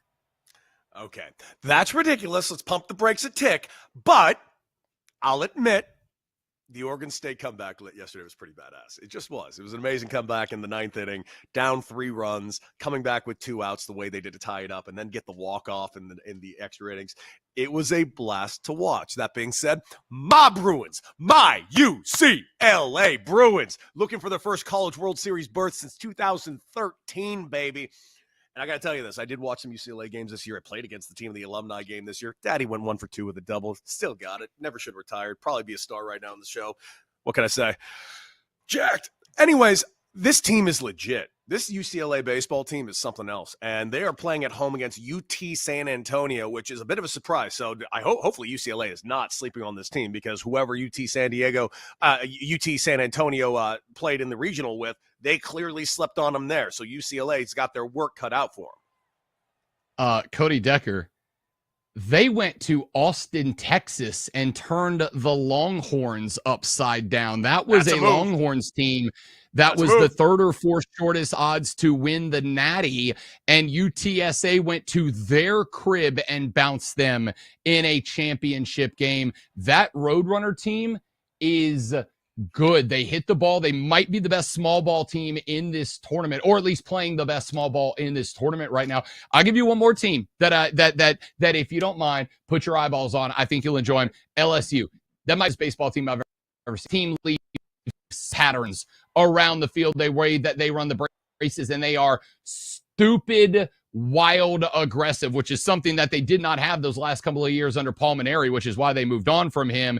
That LSU team is good. This UTSA team is good. Florida State's still a good team. They just had the biggest brain fart since a 28-3 Super Bowl letdown a few years ago. That game between that and Oregon State's a damn good team. Their regional performance, they blanked USC in a super regional final when USC had high hopes and aspirations this year too. Even if you don't want to buy in that it's the best postseason in sports, I can tell you this, and I mean this sincerely. This is not me trying to preach the good gospel of baseball postseason at the college level, Deck. It's just been entertaining, dude. Like a shocking. We had 4 teams get bounced from their super regionals, from their regional sites in the first couple of days. If you like all the things that we say about March Madness making it great, this baseball's postseason has had all of it. Yeah. Well, I'm watching 2 games right now. I got University of Miami on right now, taking on, of course, your favorite little thing there, right there, Louisville. I also got North Carolina. They're up right now 4-2 against Arizona. UCLA starting their series today against UTSA. Do not sleep on them. But go Bruins, man. John Savage, my old head coach, they had a real down year last year. And John Savage, who was going into the final year of his deal this year, I believe. I hope he saved his job. I hope he gets himself a hell of a deal going forward. I played for John Savage. That man has been at the helm of that program since 2004. I was as part of his first recruiting class, which is something I'm sure he regrets to this day. I just, what can I say? I'm a big supporter of the Bruins, big supporter of John Savage. UCLA, do the right thing. Lock this man up as long as this man wants to coach. He's brought nothing but prominence and greatness to UCLA. Brought him on a first national championship, brought them to the Omaha, I think 3 times or 4 times. Not to mention the superstars. Now, keep in mind, superstars have come out of UCLA forever. Truly have. Eric Karros, Jackie Robinson, Dave Roberts, Troy Gloss, Torey Lovullo. 2 big league managers right now went to UCLA. But then, you got the Garrett Coles of the world, the Matt Graces of the world, the Brandon Crawfords of the world, sadly, the Cody Deckers of the world watering it down. But don't worry, there's enough out there to make it really look good. This is a great program. I look forward to its future, but I do wonder, because of the announcement of the judiciary announcement, I should say, that schools are now allowed to pay D1 athletes to come to their school. I do wonder how that's going to affect a sport like baseball. It's going to be we are in a real interesting place when it comes to college athletes. There's money, of course, in the basketballs and the footballs of it all, but I don't think the money is exactly the same for baseball, softball, track and field. Gymnastics. We're in a new world, and it's a lot of confusion, and I don't like that. That's something I've hated from day one of this entire process. The fact that there hasn't been groundwork laid, the fact that there hasn't been safeguards put in place. The Wild West aspect of college sports right now is a serious problem. And what I really have a problem with is people on any side of the political argument trying to make it be like, well, these kids are doing this, and we got to take it. Millionaires, multi-millionaire former head coaches going to Congress complaining that the kids are getting paid. Nick Saban, while you're sitting there with the millions that you made off the backs of those kids. Bro, sit this one out and shut your mouth. I think there's a lot of conversation that has to take place about this. By the way, since we were talking about baseball, I will tell you, Deck, that there's a couple of things that come into play. One of those is the way that the roster limitations are going to go into play. And there's some interesting things here. One, baseball rosters will be cut back. There is a roster limitation on baseball now too.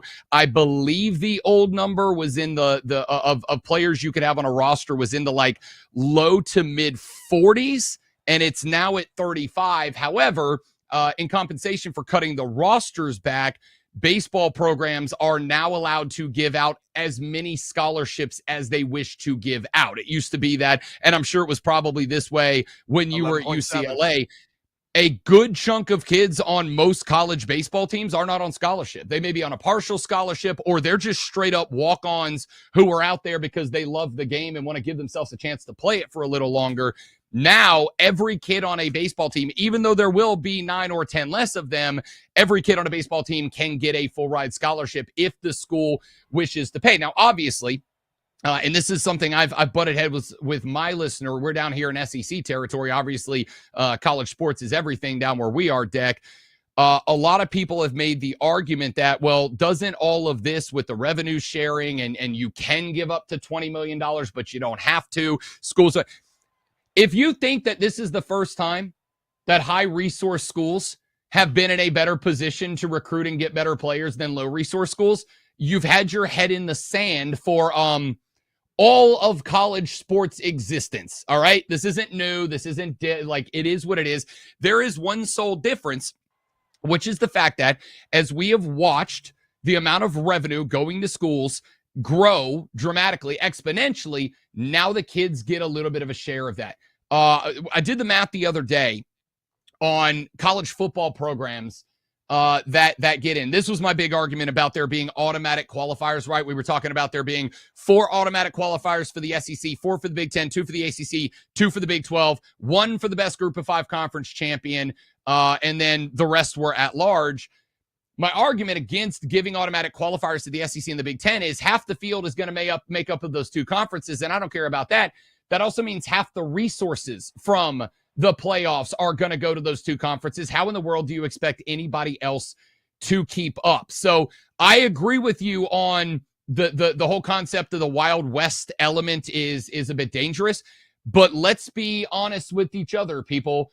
Do not blame the kids, the students, for this. It is not on them. This is by the suits at the TV networks. This is by the suits at the schools. This is by the suits who looked at this and said, how do we grow our money as rapidly as possible?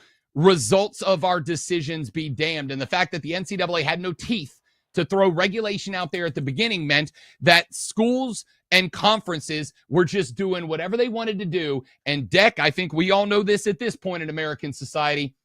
People don't give up power once they have it. So when you let these conferences and these schools do whatever the hell they wanted for the last 2-3 years with NIL in the portal, and then you try to enforce regulation after that, they're going to fight back. Should have been the other way around. Put all the regulation in up front and let the schools in the conference challenge those regulations bit by bit, and instead of trying to ingrain them one by one, which is never going to work. The House Settlement Institution is going to be interesting the next couple of weeks, but there is one thing that comes out of it, which is there is now a college sports committee that is going to be the disciplinary and enforcement arm of the NCAA. And so far, the conference in the schools have all seemed to say, at least at a surface level, we will abide by whatever they say and do and regulate, with a few exceptions that will be challenged legally. But at least there is some sort of controlling entity established now. Suits with no teeth, you say? I sure do. Wouldn't know what that's all about. Rob Brown, we got ourselves another couple of hours here left on the show, of course. We got ourselves plenty of basketball to talk about. We got plenty of baseball to talk about. By the way, we're almost halfway through this 4-hour extravaganza. Dude, we haven't even mentioned, we still have 3 guests to get to. From the Fan, 96.5, the Fan of Kansas City, we got Jay Binkley coming on to talk some Royals because Jack Caglione has been called up, and the world is ablaze because of it. He's going to double. He's good. I'm looking forward to chatting with him about that, but more importantly, about the AL Central, because the AL Central seems to be a bit of a juggernaut this season. We got Mike DeFabo on later on, Steelers beat writer, because somehow we're nearly 2 hours into the show, and we haven't even announced the newest signing in the NFL. But it's a kind of an old signing, and frankly, I think everybody's exhausted by it, so I don't think as many people cared as much this week about the Aaron Rodgers signing as we probably would have cared a few months ago. And then we got Derek Parker on later on to talk Thunders because, frankly, the Thunder dropping game 1 was a bit of an outlier. The Thunder don't lose at home. Hell, the Thunder don't lose. We got plenty of show left for you, folks. Bet for the cycle right after this.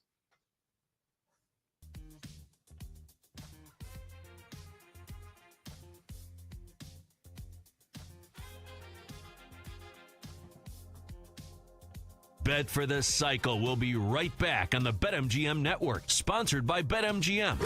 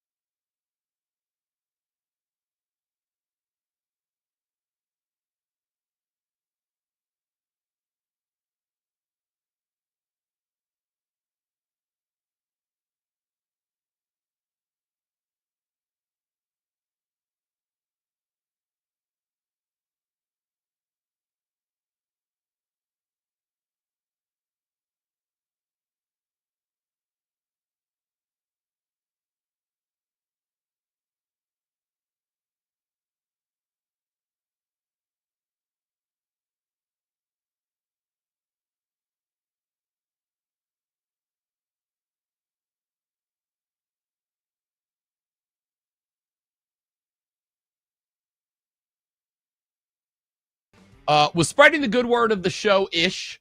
Somebody on Twitter earlier, in response to a Twitter follower who was asking you where they would still be able to hear the illustrious Cody Decker, you responded with Bet for the Cycle every Saturday from noon to 4 on the BetMGM network and on fine Odyssey stations everywhere.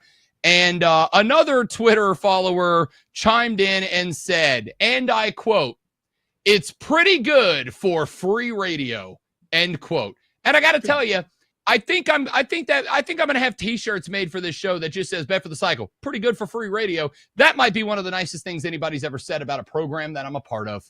I felt special. I blushed a little. Pretty good. Pretty good for free. Good For free? for free radio, ladies Pretty and gentlemen. It is Bet for the Cycle here on the BetMGM network. All right, real quick check-in. We are keeping an eye, obviously, on our Parlay v. Parlay game as it speaks. We did have a run scored back in the first inning of the game. Seiya Suzuki hit dinger number 15 off of Tyler Holton. That made it 1 now in the top of the third and at the same score. 2 down, top 3. The Cubbies on top of the Tigers, 1-0. As our bets in that game go, we are, Cody Decker and I, waiting for some new offense. We have got a couple of bets offensively, including the big one, which is over 8.5 runs with a -115 slight juice to it. We also went Riley Green over 1.5 bags and Pete Crow Armstrong over 1.5 hits, runs, and RBIs. As it stands, Riley Green 0 for 1, took a K in his first at-bat. So did Pete Crow Armstrong. The strikeout totals as they stand right now. Jamison Talon has 2 innings pitched, 1 hit, 1 K. Tyler Holton was replaced after just 1.1 inning, 1 hit, 1 earned run, 2 Ks, did give up the dong to Suzuki.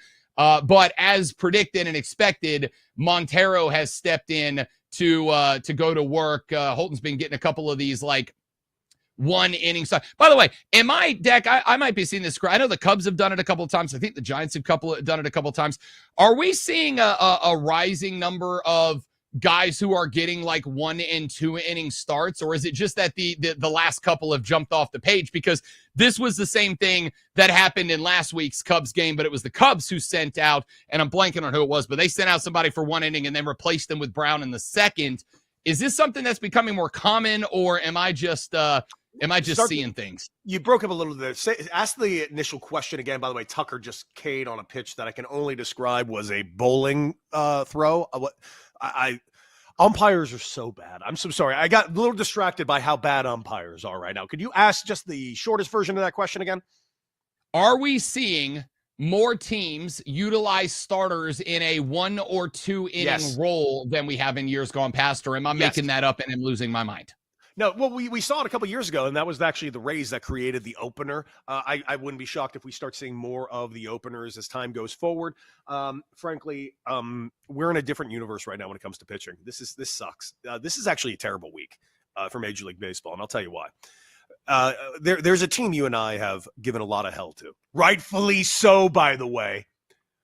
The Orioles. Team's playing terrible. Young talent. A logjam of talent, but absolutely allergic to spending money.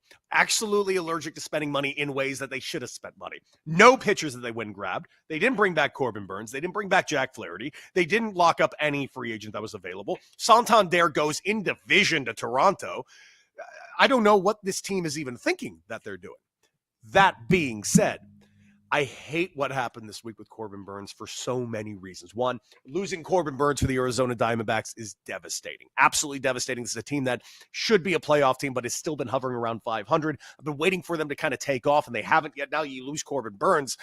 Who knows in that division if they're going to be able to take off, which could be very interesting when it comes to the trade deadline. But Corbin Burns officially getting Tommy John surgery is heartbreaking for a multitude of reasons. And it's off of the question you just asked. Are we going to start seeing pitchers used a little differently? We've been seeing it. And yes, because I don't think teams are going to invest in pitching anymore. The Orioles flat out said we're not going to invest in pitching anymore. And look what happened to the pitcher they didn't invest in. blows out his elbow and immediately almost makes the Orioles look like they're right. And that sucks. That proving a team making the wrong decision right really is a terrible, terrible precedent that has just been set. And it's just because pitching is at a certain type of spot now.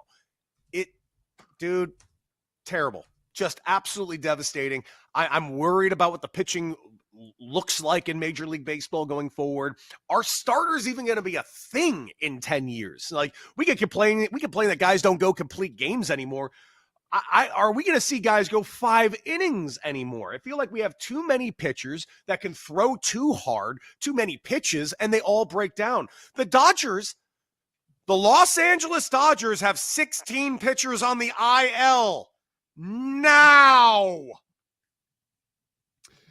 You and I, as we have been doing the weekend show for 4 baseball seasons now, have had the discussion many times about the fact that pitchers are throwing harder stuff than they've ever thrown before. Deck has pointed out many times that if you go look just 10, 12 years ago in Major League Baseball, there might be half the staffs who had a guy that could touch triple digits with the heater. Now every team has 2 guys that flirt with triple digits in the heater. Guys are throwing harder than ever before. And at the end of the day, the human body does not evolve on a day-by-day basis, which is also why I think we're seeing a lot more hard-throwing pitchers start to have elbow injuries even earlier in their career. And obviously, once you have one, like I'm interested in Spencer Strider right now, Deck, because everybody was telling me, "Oh, Rob, you're a fear merchant for the Braves. We'll be fine when Spencer comes back." Buddy, Spencer's velo's dropped down to 95 right now. He can't get it over 95. Well, guess what happens when you spend a couple of years relying on throwing it 99 and throwing meatballs at 99 because guys couldn't catch it, and all of a sudden it drops to 95, but you're not a placement pitcher. He hasn't won a game since he's come back, and he's pitched 4 of them now. So, right, like we're not in that, oh, he just got back mode. He's pitched 4 games since he's been back, and he has not gotten a win. Now, granted, a lot of that has to do with the fact that the Atlanta Braves have apparently decided that they don't want to hit the baseball. That's a different story for a different segment. But the concept of the opener does feel, Kenny just said in the chat, openers are common. I'm not saying that openers haven't been a thing for a couple of years. It just feels to me like more teams are starting to use them more frequently. Go out there, throw absolute gas, get us 3 outs, maybe 4, 5, 6, and then we're going to almost a bullpen game the rest of the ride. I wonder if that is a response to the number of elbow injuries that we've been seeing increasing over the years. I wonder if that is that way we can still have a guy that we can say, go out there and just absolutely unload everything in the tank. Don't worry about saving anything versus, if I need 27 outs out of a guy, he might have to save in the first or second inning in some spot and just unleash when he's in spots. I wonder if this is like a strategic change across all of baseball or if I'm just making it bigger than it actually is, Deck. I think it's a reaction to what we're seeing. I'm going to use the Dodgers as an example as well. Here are what the Dodgers' current pitchers that are on the IL. This is not players, just pitchers. Blake Snell, Roki Sasaki, Gavin Stone, Emmett Sheehan, Blake Trinan, River Ryan, Evan Phillips, Kyle Hurt, Edgardo Enriquez, Michael Grove, Bruce Dark-Gratterall, Tyler Glasnow, Luis Garcia, and Tony Gonsolin. Adding to that, with those injuries, Dodgers starters have gone 6+ innings only 18 times this season. That's tied for 4th fewest in Major League Baseball. They have 17 quality starts, 5th fewest in Major League Baseball. And they're still arguably the best team in Major League Baseball. That should tell you how amazing their depth is. That's why they signed everyone under the sun, because everyone got hurt last year and they still kept it going. Dude, I don't know what the future of pitching is, but the fact that I just named 14 pitchers, multiple of which are on $100 million deals, like Roki Sasaki, like Blake Snell, like Tyler Glasnow. That's 3 guys on $100+ million contracts. You got a Blake Trinan who's on a hefty contract. You got a Tony. Like, dude, this is just, I've never seen something like it. And we saw an uptick on it a couple years ago with the sticky stuff thing taking place. Because remember, what the sticky stuff, quote unquote, did was make it easier for pitchers to throw at velocity without having to put finger pressure onto the ball. Now, keep in mind, finger pressure on a baseball is a direct line into your UCL. That's why when you see a guy throwing 98-mile-per-hour sweepers, it's not a matter of if, bro. It's a matter of when the elbow is going to go. You can't build a ligament. It's a UCL. It's a little rubber band. It's going to tear. Not when, not if, it's when, for everyone out there now. And it's a scary aspect of Major League Baseball. I don't disagree. And again, like I wonder if there is going to be a point in time where there's a step back. We had a conversation on my show the other day about the advancement of AI in sports, specifically like predictive AI, and how that's going to have an impact on sports down the line. Like if you're a pitcher and you're able to see batters' numbers and batters can see pitchers' numbers, like how many pitchers are going to have to change their entire psychology on the bump to try to be able to beat the predictive AI of their opponents, which I think is an interesting development that we're walking ourselves into down the line. But I would also make the argument that at some point, if we are going to continue to see the UCL injuries, the Tommy John surgery, Corbin Burns now is going to be done for a year and a half. The Braves, again, just got Spencer Strider back, and he is not the same guy. And frankly, I don't know how you can think that he is going to be the same guy again. He's had 4 starts and the velo's down 4 miles an hour. Like, I don't know how you're picking that back up. I wonder if we're going to start to see a lot less stress on starting pitchers going even 6 or 7 innings, Cody Decker. Mm-hmm. I would agree with that. Hey, we got to take a break. We got Jay Binkley up next. We got a lot more to talk about. It's Rob Brown, Cody Decker, and you. Bet for the Cycle on the BetMGM Network.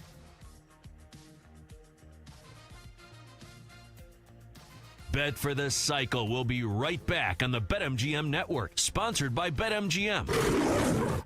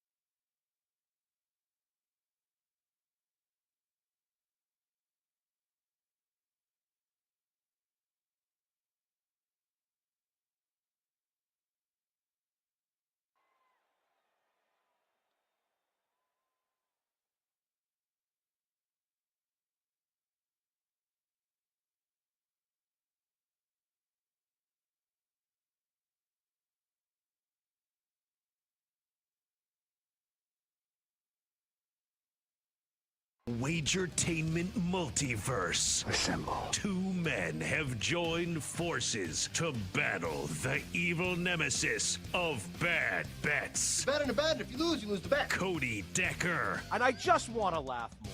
If I'm going to lose Devontae, it might as well be hilarious. and Rob Brown. Clip it. Put it on the social media now so that I look like a genius tonight when I got all the money. On Bet for the Cycle on the BetMGM Network. Sponsored by BetMGM, the sportsbook born in Vegas. Let chaos reign!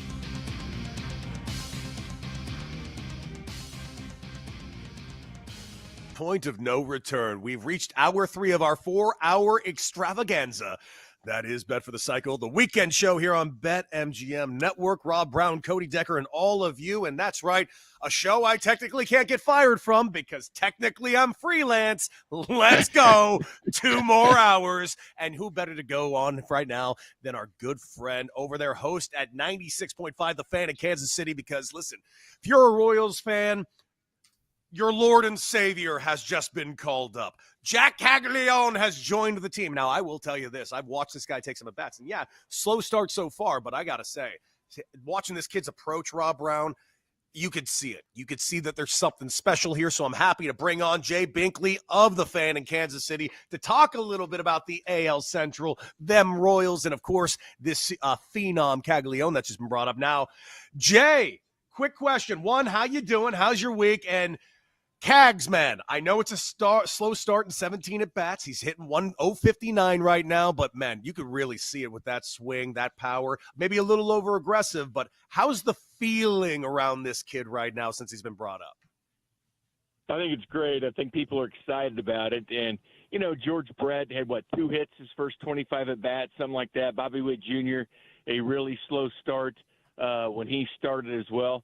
Hey, with Jack, everybody's excited. Not to mention it's rejuvenated the lineup. If people can't look at the Royals and think this lineup has been rejuvenated to some extent, just having him in the lineup, they need to think again because this team just could not score 4 runs. I mean, they've been struggling, especially over 4 runs, getting 5 runs or 6. They just didn't do it. They just came off a series in St. Louis. They won 2 of 3, but they had at least 5 runs in each of those games. Now, they got pounded in Chicago last night. Can't explain that one because one thing they've done is beaten the White Sox like every time they play them, but they didn't last night. But having Jack in the lineup has been different. There's only been one game where it looked like, you start to see the frustration a little bit. It was in St. Louis, the second half of the doubleheader. He had 3 strikeouts in that game. But, his debut had the 2 hardest hit balls in baseball that night. They were out, but still you can see the power and you know where it's going to come from. Everybody just kind of needs to slow down on Jack. Some of the biggest superstars this team has ever seen have slow starts. Jay, Rob Brown, great to have you on the show, buddy. Appreciate the time.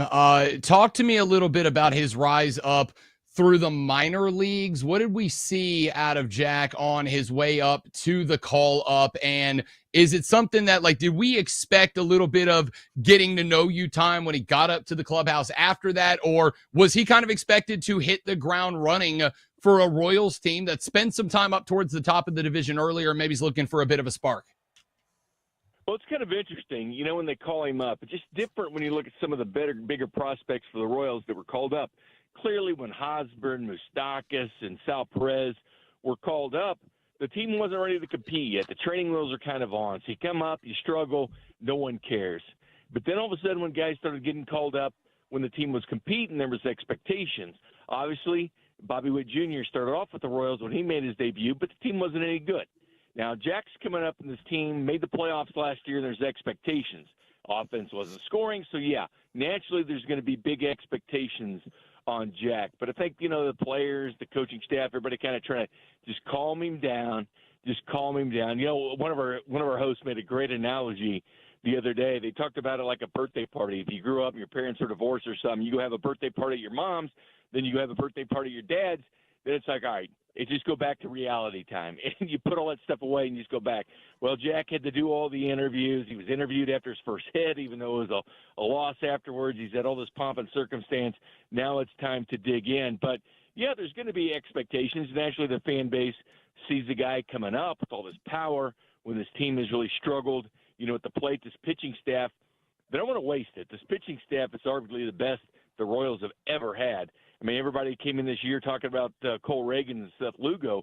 Both those guys finished in the top 4 in the Cy Young Award last year. But, man, it's been the rookie, Noah Cameron, that came up with the Royals that had this unbelievable ERA as his first 5 starts. It's been Chris Bubich, who's leading Major League Baseball in earned run average. Those are guys being talked about. But, yes, Cole Reagan and Seth Lugo all still here. But you don't want to waste this pitching staff, and I don't think the Royals want to waste it either. You know, you hit on something right there, and I agree with you. Everything on the pitching staff, what they've been doing is fantastic, but they are quickly losing ground to that first-place team, Detroit Tigers. Now, obviously, we are still in June 7th, and there are other spots to grab, specifically from the wild card. And if this team can get into October, especially in the American League, I honestly think it's anybody's game when we get there. But I got to ask you, with the Cags thing that you just mentioned, that it stuck out to me. You could start seeing the frustration. Listen, 17 at-bats, 1 hit. It's okay. He's young. He's 22 years old. He barely played minor league baseball. But is there any concern or growing concern on the Royals thing that maybe this was too fast? Now, I don't blame them for calling him up. I think they should have called him up. The Kansas City outfield has been allergic to wood since Jump Street this season. But is there concern if the frustration continues that maybe we do give him a few more bats in the minor leagues and then bring him up for his superstar run? Let's not forget, Mike Trout was sent down twice before he became Mike Trout. Sure. Well, you know, Mike Moustakas, even being a pro for a while, was sent back down. Alex Gordon was sent back down before he switched out to left field at that point and got acclimated for it. But here's the thing with Jack. I understand it's a different situation, like when Jackson Holiday was called up for the Orioles, because he's coming out of high school. You know, Jack's coming out of the SEC. This guy's played in the College World Series. You know, a lot of times people even say the SEC is like playing an A-ball. You're playing in that kind of experience. I mean, he destroyed Double-A. He was tearing up Triple-A. I mean, it was time for Jack to get to the major leagues. I think people just need to have a little bit of patience for him. He can't always be that savior, but I will say this, though. The offense has been scoring. Last night, not indicative of it, but when they were in St. Louis, again, 5 straight runs, more than 5 runs the other night, one of the nights, 7 of them, but they hadn't had 5 runs in a game in 3 straight all season long. So that did spark the lineup to a certain consent. And, you know, pitchers are pitching him differently because this guy can hit and this guy has a tremendous amount of power. You know, he's one of those guys the analytics guys are going to love because of his swing rate, now hard he swings the baseball, and the exit velocity coming off his bat. So I think just have a little bit of patience and, you know, get that first series out of the way in St. Louis and, you know, the TV stations from Kansas City going down to St. Louis, you know, to interview him and his family. Some of the radio stations, you know, did there. I know we had guys going down there as well. So once all this kind of subsides, which it will, it's kind of like a bigger glorified opening day for these guys to some extent. But, yeah, unfortunately for him, there is pressure because when you come up now to the Royals, it's about competing. This isn't like 2011, 2012 when, well, if you go through struggles, no one's really going to care. But I do caution people that Brett had his lumps and Bobby Witt Jr. had his lumps when he came up to the major leagues. What is a realistic season expectation? I mean, honestly, like I think it may be hard to put one on where this kid's going to fit into the locker room, getting called up this early, what his role is going to be on a team that I assume, Jay, correct me if I'm wrong, feels like they are capable of competing for this division this year. What do you see us saying about Jack Haglione at the end of the year when this season is concluded? What would you say is reasonable? Or do you think it's a matter of he's filling some space, we're going to see what he needs to work on, and then send him down to work on those specifics, a la Mike Trout? Yeah, I mean, I think honestly, throughout the season, just hit 250, get the power numbers there. I know a lot of people are expecting him to hit at least 20 home runs when he came up. I mean, look at the odds on him to be American League Rookie of the Year.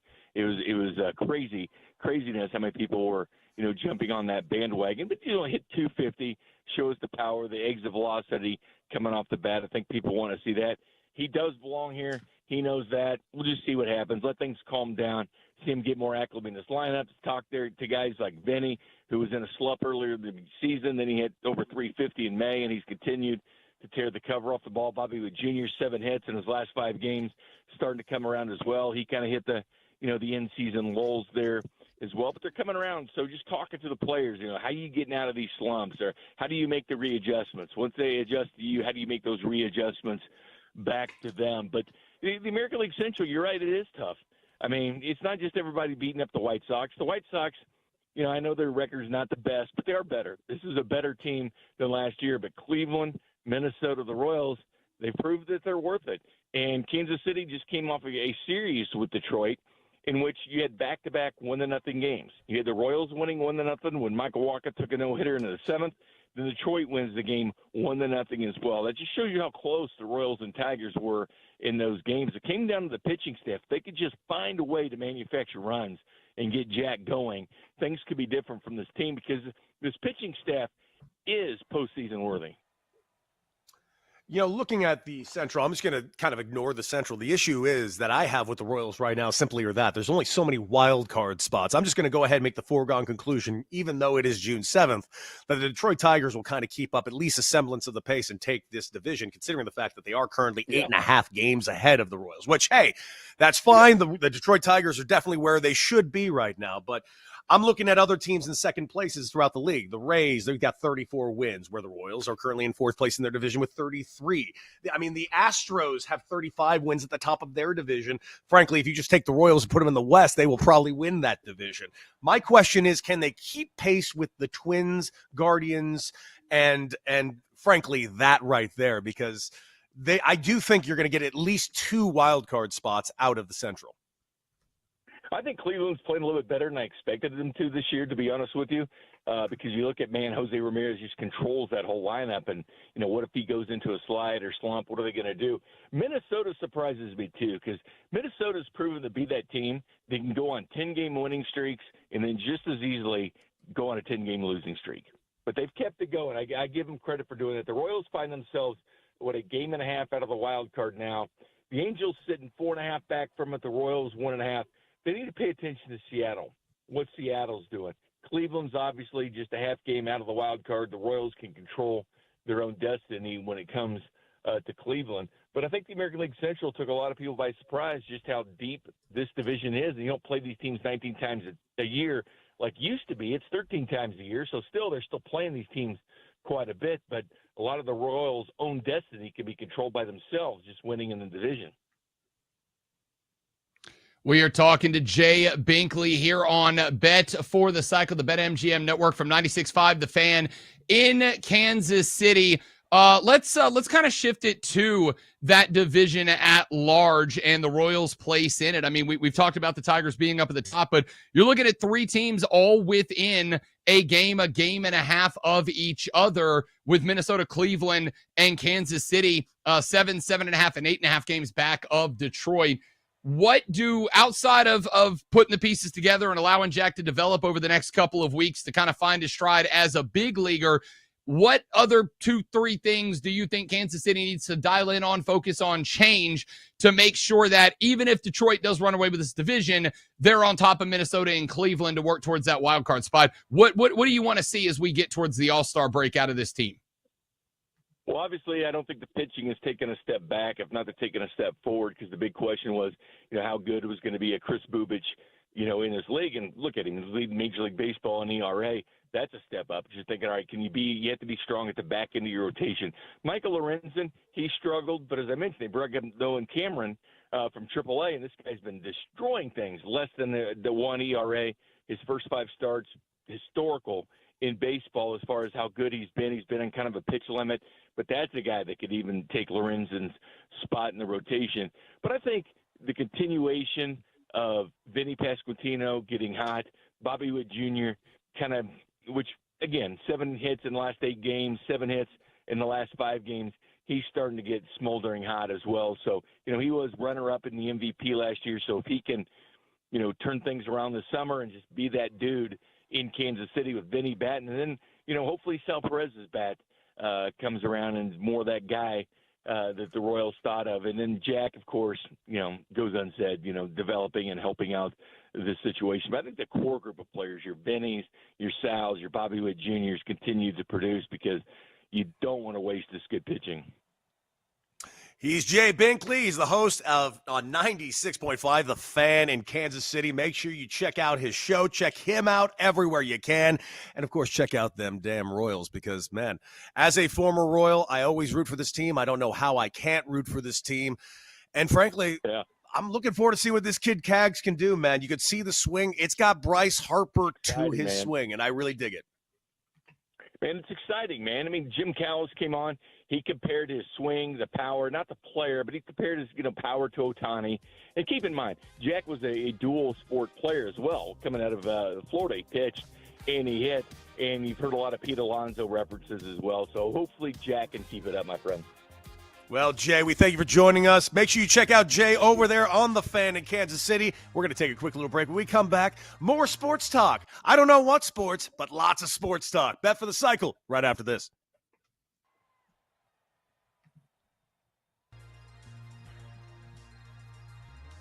Bet for the Cycle will be right back on the BetMGM Network, sponsored by BetMGM.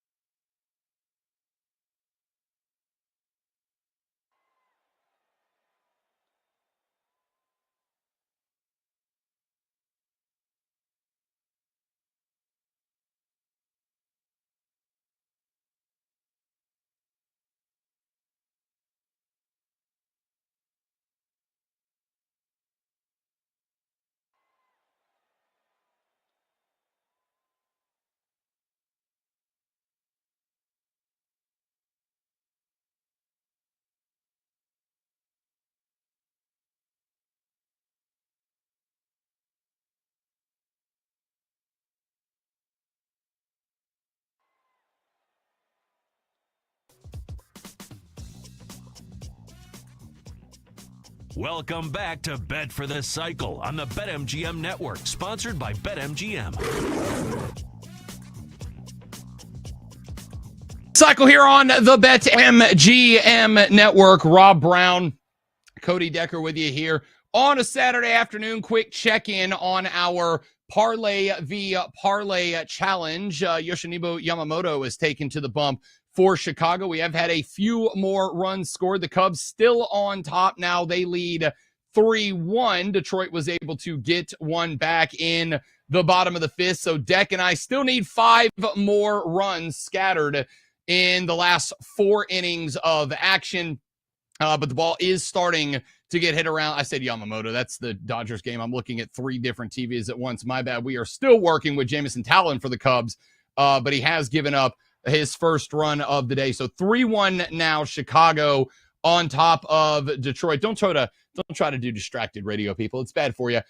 We are alive in that one as far as our 2 prop bets go. Pico Armstrong has picked a day, Deck, to have a bad day. 0 for 2 with a pair of strikeouts in this one. And Riley Green, 0 for 2 with a pair of strikeouts. So I'm not saying we're cursed on a Saturday. I am saying we're running out of at-bats here. I'm saying Doug Eddings is behind the plate, and that's a different conversation we should have had before we took any props today. Yeah.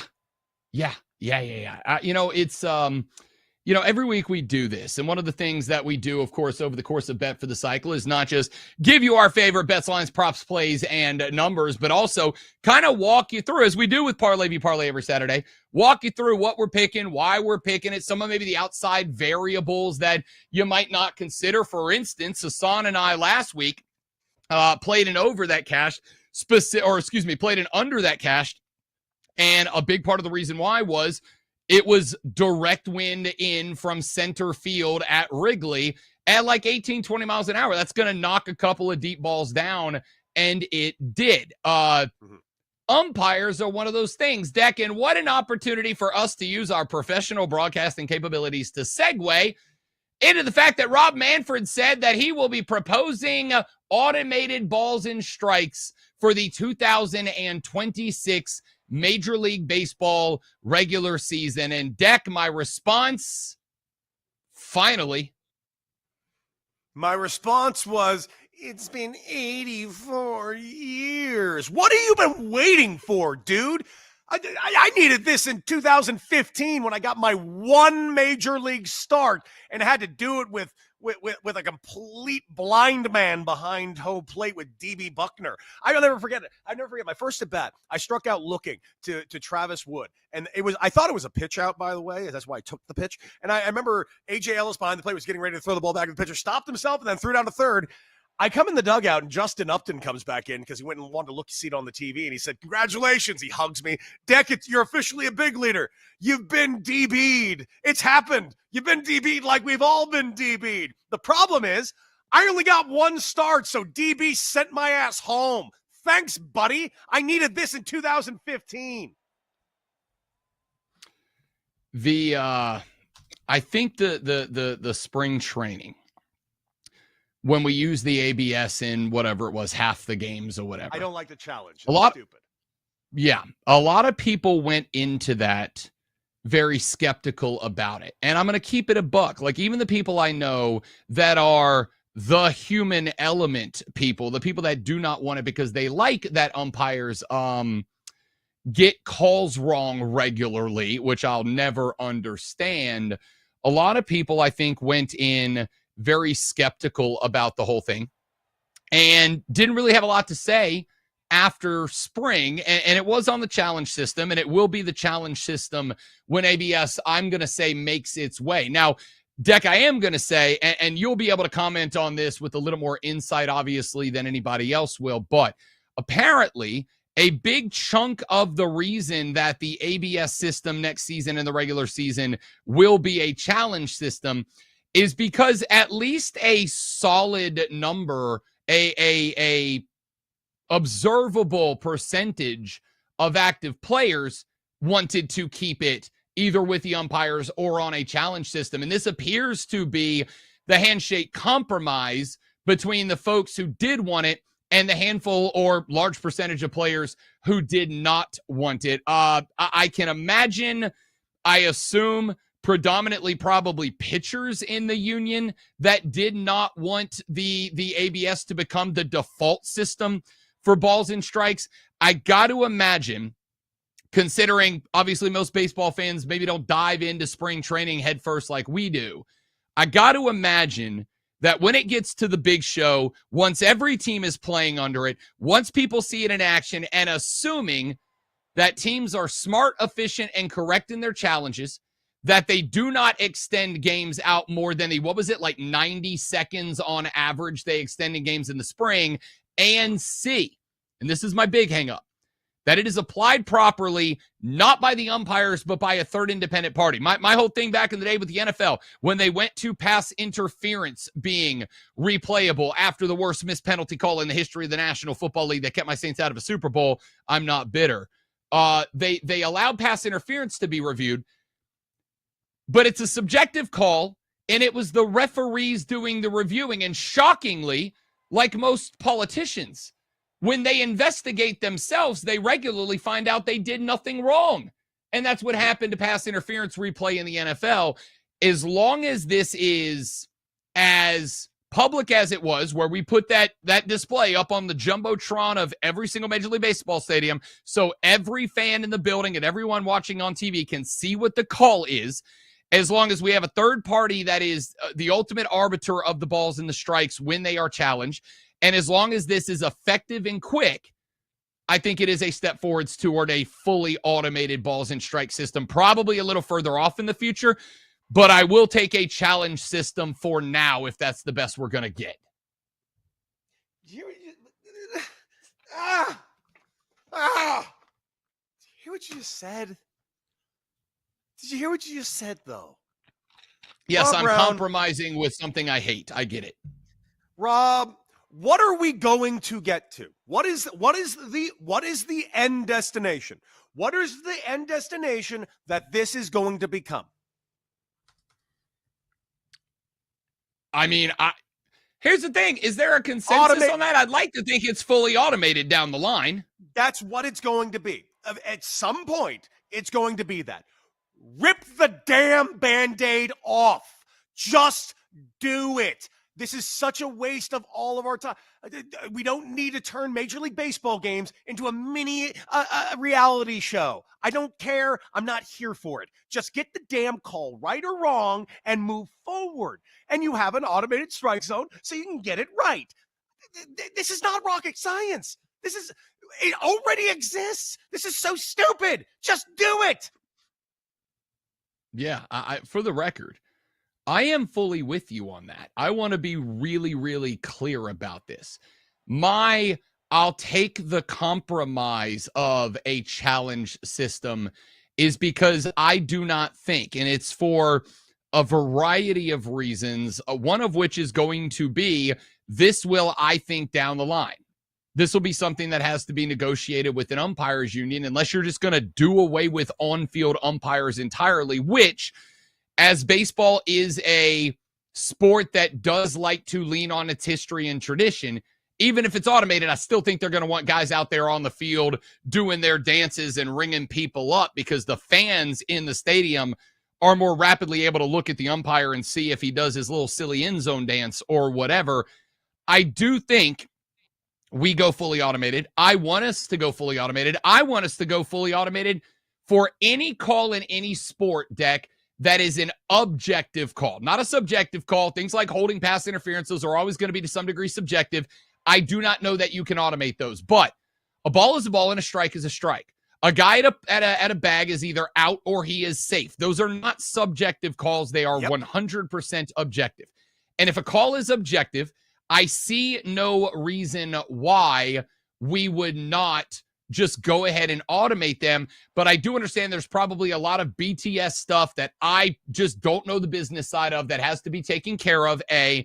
And B, as baseball does not want to alienate the old hats with like a monumental one big offseason change, my suspicion is they think after spring, it worked. Nobody was mad. Nobody hated it. Nobody was cussing us out. And so let's put it into regular season baseball. Let's let these teams have at it for a hot minute. And let's let these people see that this system works. This system will work for them. They will not be unhappy about it. And let's roll from there. That's going to be my guess.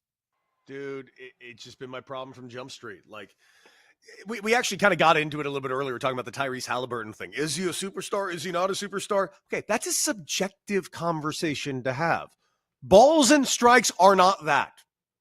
Out or safe is not that. Like you and I have discussed in the past, and I discussed even with Michelle Beal. What most valuable player? Why do I hate the way that the MVP is described? Because it's purposely vague. Valuable. Well, what is value? Nobody actually knows what value actually is in this context. Is it value to the team? Is it value to the league? Is it value to your roster? Is it just overall stats? Is it overall best player? Is it because we take you off the roster, your team is garbage? Or because you're the thing that no one knows? Entirely subjective, and it's purposely done that way. I'm fine with those conversations. That's when sports debate can happen. But the fact that we are in a position in Major League Baseball where we're still debating what an out or safe call is, what a strike or a ball is, considering the fact that we have a very, very finite definition of both of these things, yet we still can't get it right, even though we have the technology to do so. Now, I'll give it to you on the NFL side. At least the pass interference is still confusing enough that even on a replay, it is still kind of subjective on what or what is not a pass interference. So I actually have a relative amount of sympathy for the NFL referees in this situation. But for Major League Baseball umpires, Major League Baseball as a whole, I have no sympathy. You are literally just holding off, I'm assuming, just because? Pete Carl Armstrong home run. That's a leg checked, boys. That's a leg checked for the fellas. And because PCA just touched all the bases, he also will not steal a base after that at bat. So Deck and Rob take a leg of Parlay v Parlay. Pete Crow Armstrong over 1.5 hits, runs, and RBIs. He just knocked down all 3 of them in one swing of the bat, so we are cleared there.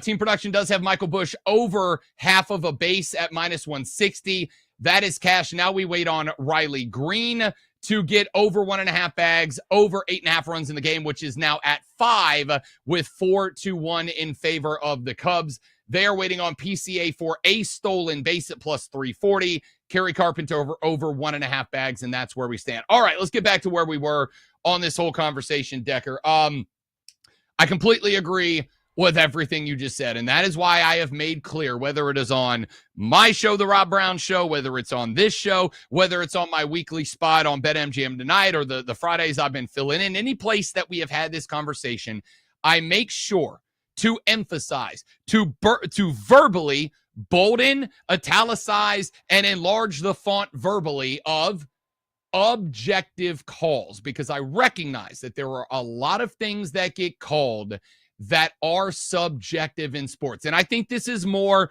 honestly, a basketball and a football problem. It is also one of the reasons that I am big on replay in those sports, but acknowledge that robo-umps just aren't going to be a thing in those two sports. It's just too fast and there's too much subjectivity.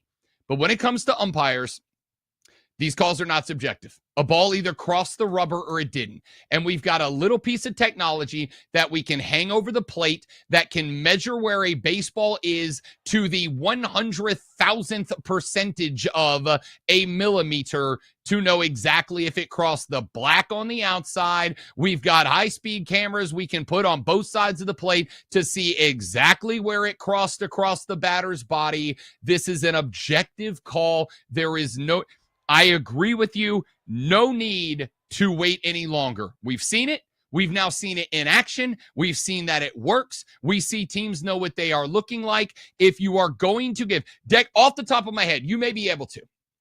All the spring training I watched, I cannot remember a team finishing a game, burning all of their challenges and finishing with 0. Most of these teams, when they challenge, were getting at least one of the two right and finishing games with a challenge still in the pocket.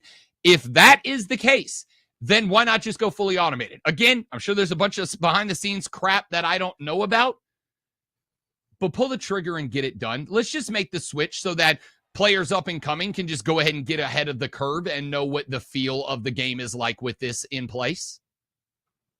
Yeah. And by the way, I do appreciate something you said earlier about the old heads. I think we're past that. We don't need to worry about the old heads. The old heads aren't going to be around much longer. This game needs to move forward for the younger generation, and we are. And this is one of the many things that is going to push us forward into the future. This is why baseball will be around for a long time. Do it now, Major League Baseball. Now. Yeah. That's it. That's the take. All right, come back. One more segment. In this hour, we've got all of hour 3. We're going to play a little game with Double D. Cody Decker and I have more takes. And Mike DeFabo coming up next. We'll talk about the Steelers, the addition of Aaron Rodgers, and whether or not he's ever tried ayahuasca next on Bet for the Cycle and the BetMGM Network. Bet for the Cycle will be right back on the BetMGM Network, sponsored by BetMGM.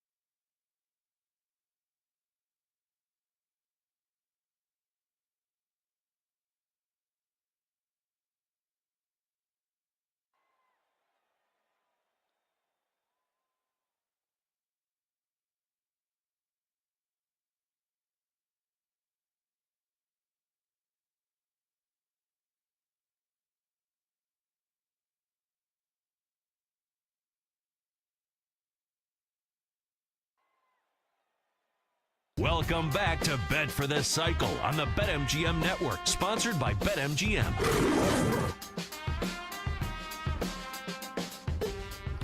Of the 4-hour extravaganza where we talk nothing but sports and only sports. That's right. We're a very professional group of people here, Rob Brown and myself, on the weekend show every single Saturday here on Bet for the Cycle at noon to 4 Eastern. And of course, we go to the phones because we are also reacting not only just the NFL, NBA, NHL, everything that's taking place under the sports landscape, but we finally had the final QB domino fall.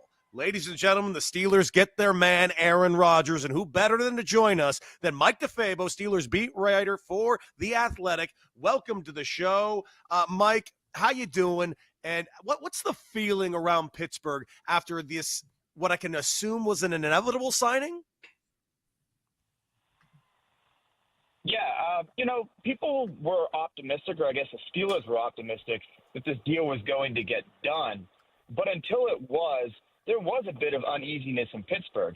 And I think what Aaron Rodgers may not realize is that the way that this dragged out, and, he has his reasons, he said personal reasons, I think there are a lot of people who wanted to be optimistic about him that may be on the other side right now. Because I can't emphasize enough, what it does to a fan base's psyche to go through an offseason not knowing who your starting quarterback is going to be and having it be such a constant, point of discussion. So, finally, now he's here, and now we can stop talking about if he's going to sign. We can start talking about what can he do for the Pittsburgh Steelers.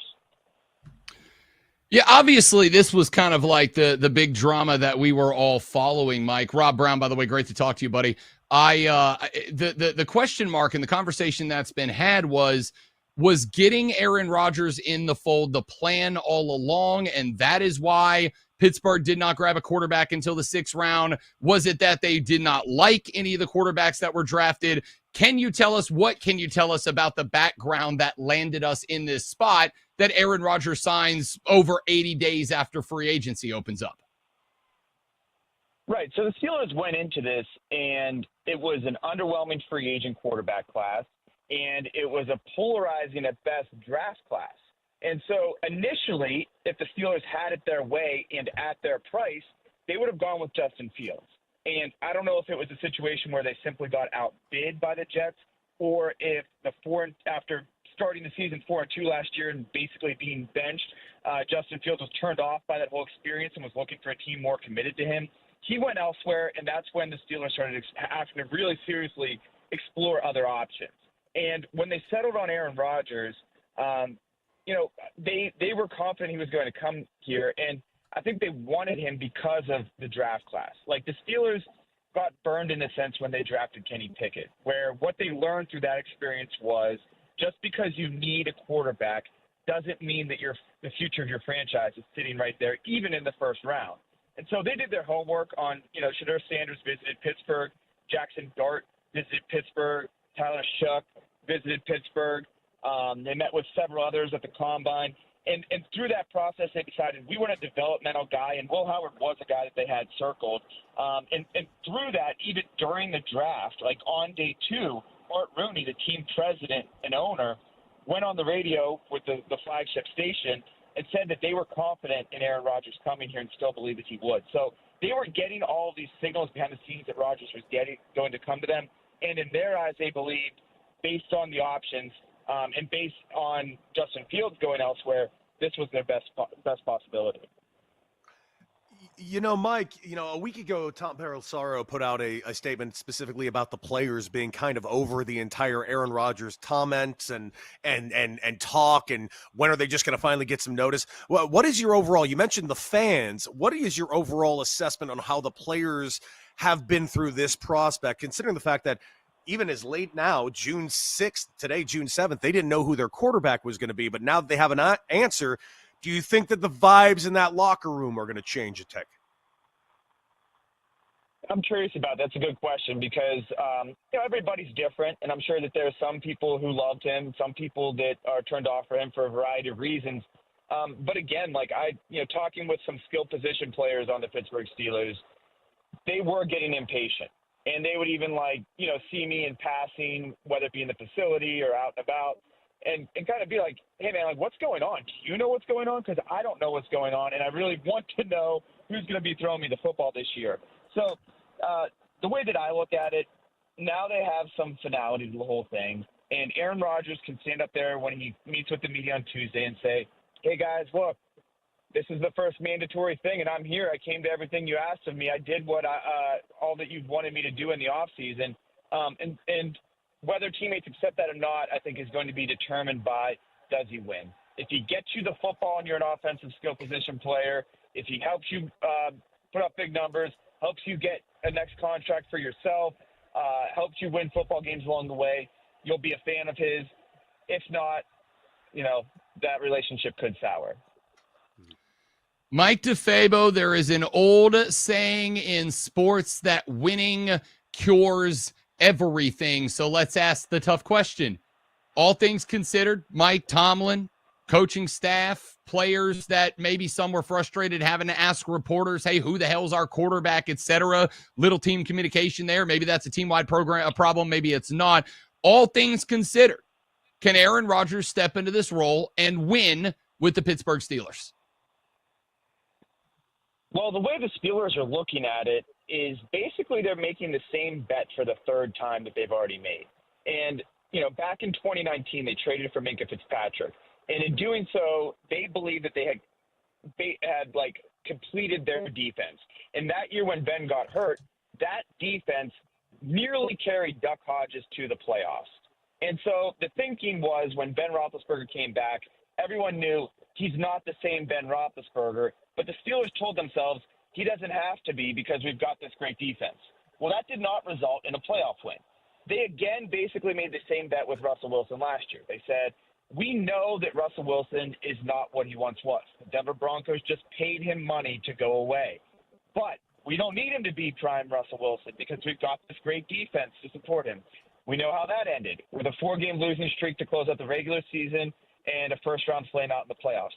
So now to me it seems like the Steelers are kind of doing the same thing and expecting different results. Like the GM and coach of the Jets lost their job because they believe too much in Aaron Rodgers. And now here the Steelers are putting a lot of faith in Aaron Rodgers to end what's now an 8-year playoff drought for Mike Tomlin and the team. So, I think if I were to handicap it here, since we're on a betting show, I think that somewhere around 9 or 10 wins seems appropriate for the Pittsburgh Steelers. And I think that their ceiling is winning one round of the playoffs. But if I had to bet if they're going to win a playoff game, I would say no. So my follow-up question is simply this. Is that enough? Is that enough for this fandom? Is that enough for this team? Is that enough for Mike Tomlin to keep his job? Because, listen, he gets to the playoffs practically every year, yet every one of my shows, I get Steeler fans calling for Mike Tomlin's head. And it's always weird to me, considering I'm a Raider fan, and I don't understand what success is. Right, yeah. Pittsburgh is an interesting place because you keep hearing people want to tell you how lucky Steelers fans have it. And they say, oh, you could be the Browns. You could be the Raiders. Exactly. You could be the Jets. But the Pittsburgh Steelers, the fan base at least, holds themselves to a higher standard. A lot of these people grew up watching the Steelers winning Super Bowls, fell in love with the sport. There's people who grew up in Pittsburgh, moved out, raised their kids Steelers fans, even though they're not from here, because of those Super Bowl runs. And so, really the way I'll describe it to you is there's a difference between Mike Tomlin's approval rating and, the front office's faith in him. And the Steelers are one of the most patient organizations in all of professional sports. They've had just 3 head coaches since 1969. Mike Tomlin still has term on his contract through 2027, and because of that, this is a team that does not fire coaches. And so even if things go incredibly poorly this season, or they just, fizzle out again within the first round without winning a playoff game, I don't think that Mike Tomlin's job is going to be at stake. But it certainly is going to continue this ongoing narrative that Mike Tomlin, he's right in the middle. He'll get you. They're in purgatory right now. Good enough to be good, not great enough to actually contend and be a competitor.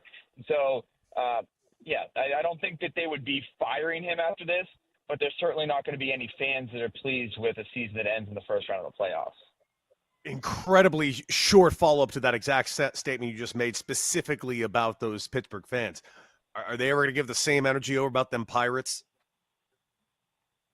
Pirates. Well, that's okay. Here's my thing that cracks me up. People say, "Oh, Steelers fans don't know how lucky they have it." Do people realize that Pittsburgh also has the Pirates? Are they aware that it's one of the biggest laughing stock of a franchise in professional sports? And it's actually probably, as a reporter, inaccurate for me to even call them a professional sports franchise because of the way that they conduct their business.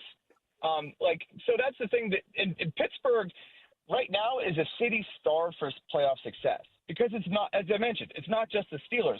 The Pirates are the Pirates. They're always going to be the Pirates, and there's no hope for them ever contending for anything meaningful.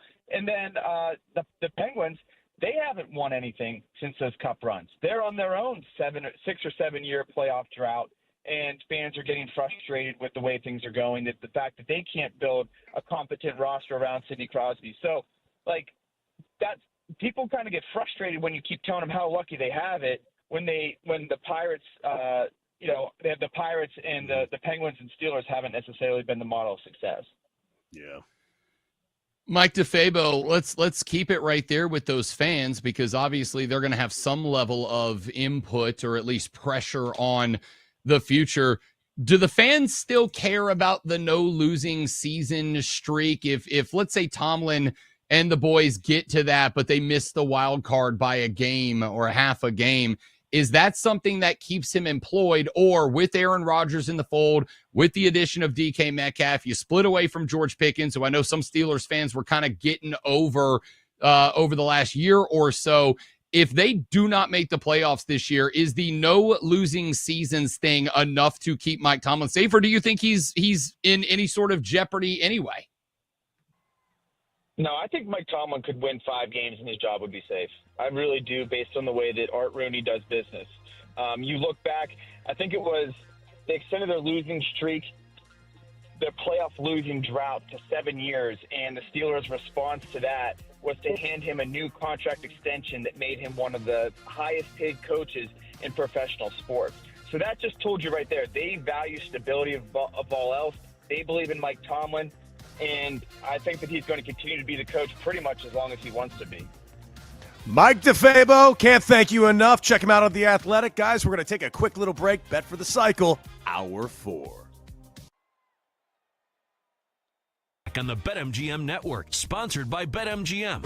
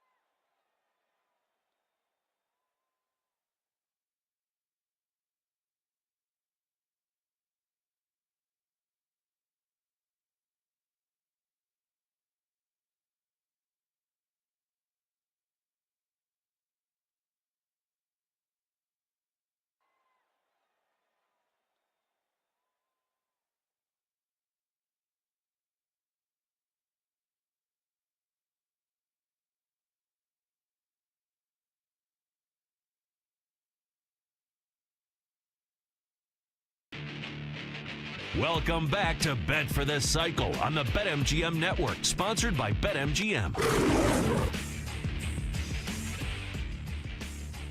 Bet for the Cycle goes now. Welcome back, ladies and gentlemen. Rob Brown, Cody Decker, and you as we roll through the four most electrifying hours in sports talk entertainment. Just one more of them yet. So stay tuned. Lock it in. Let's have a final hour of the show. And we started off with a bang, ladies and gentlemen, because joining us on the phone, he covers the Thunder for SI, Derek Parker, joining us here on the show to talk a little game 2 of the NBA Finals, a little Oklahoma City Thunder. Let's start with the easy one, Derek. First off, welcome to the show. Great to have you. Second off, have you guys recovered from having Tyrese Halliburton sink a dagger between the shoulder blades in game number 1? Thanks for having me on, guys. I haven't yet. I'm still stunned. I still can't believe it happened. No one in Oklahoma City can believe it happened. The Thunder opened the series with the whatever it is, minus 800 odds. They're the team of destiny. They're the greatest defense of all time. And Tyrese Halliburton has absolutely none of it. They play to their identity. He hits the dagger, like you said, right between the shoulder blades. Insane shot. But as a basketball purist, one of the more fun games I've covered in some time.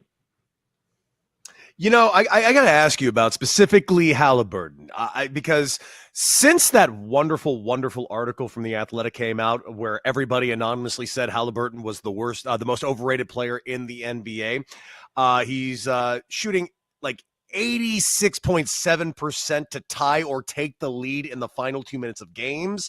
He's shooting at an over 50% clip from the field. He is absolutely dominating in every single clutch moment. Is it everybody had it wrong, or did they light a fire under a dude who just decided he's going to be Jordan for the rest of the way? I think it's a little bit of both. I think, firstly, it was insane to ever call him one of the more overrated players in the league. He's obviously an extreme talent, exactly what you want in a point guard, well-rounded. But they also gave him that fire. So not only was he better than they expected, they also gave him that chip on the shoulder. And I do a little bit of draft coverage, evaluate prospects on my own.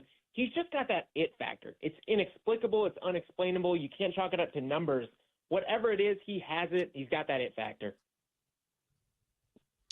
We are talking a little game 2 with Derek Parker here on Bet for the Cycle and the BetMGM Network. The Thunder up 14, 12, 16 for the majority of game 1 before the Pacers kind of started chipping away late in the fourth. We're able to get it close. What was the difference, in your opinion, Derek, in the first 52 minutes versus the last 8? What was it that changed? Was it, I've given a ton of credit to the coaching staff of the Pacers for being able to adapt in game. Was it a fall off of stamina from the Thunder from having a couple extra days rest? What do you think made the difference between the domination of the Thunder for 90% of the game and then that last handful of minutes where the Pacers climbed back into it? Yeah, I mean, I think the Pacers settled in. I didn't get to watch the broadcast. Obviously, I was in the building, but I guess Tyrese Halliburton had a clip where after the initial a lot of turnovers there early, he said, all right, I'm settled in. I'm good to go. And that's exactly what happened. The Pacers are a team that plays so well to their identity. They don't play like they're down 15, 8, 16. They play like they're down 1 the entire time. The lead doesn't matter. I think the Thunder got a little bit too comfortable with their lead.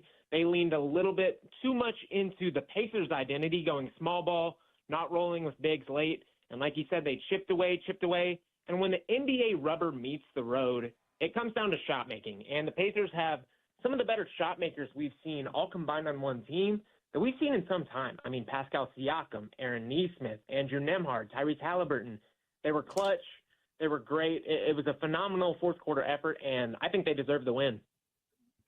You know, I'm glad you mentioned that specifically about the second half, because the second half was absolutely wild, considering the fact that the OKC Thunder, especially in the Western Conference Finals against Minnesota, when it got to third quarter, they turned it to a no gear over and over and over. 35-point clips in like every single third quarter, then 32 to 35 points clips in the fourth quarter. But in game 1 here, 28 points in the third quarter, considerably lower than they've been doing in previous rounds, and 25 points in the fourth.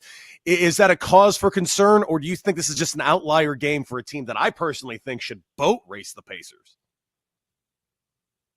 It's a little bit of both. The Thunder have shown these lapses through this season. There was a game in the regular season where they played Minnesota. It was one of the craziest comebacks I've ever seen, with Minnesota coming back from, I believe it was 9 with like a minute and a half left.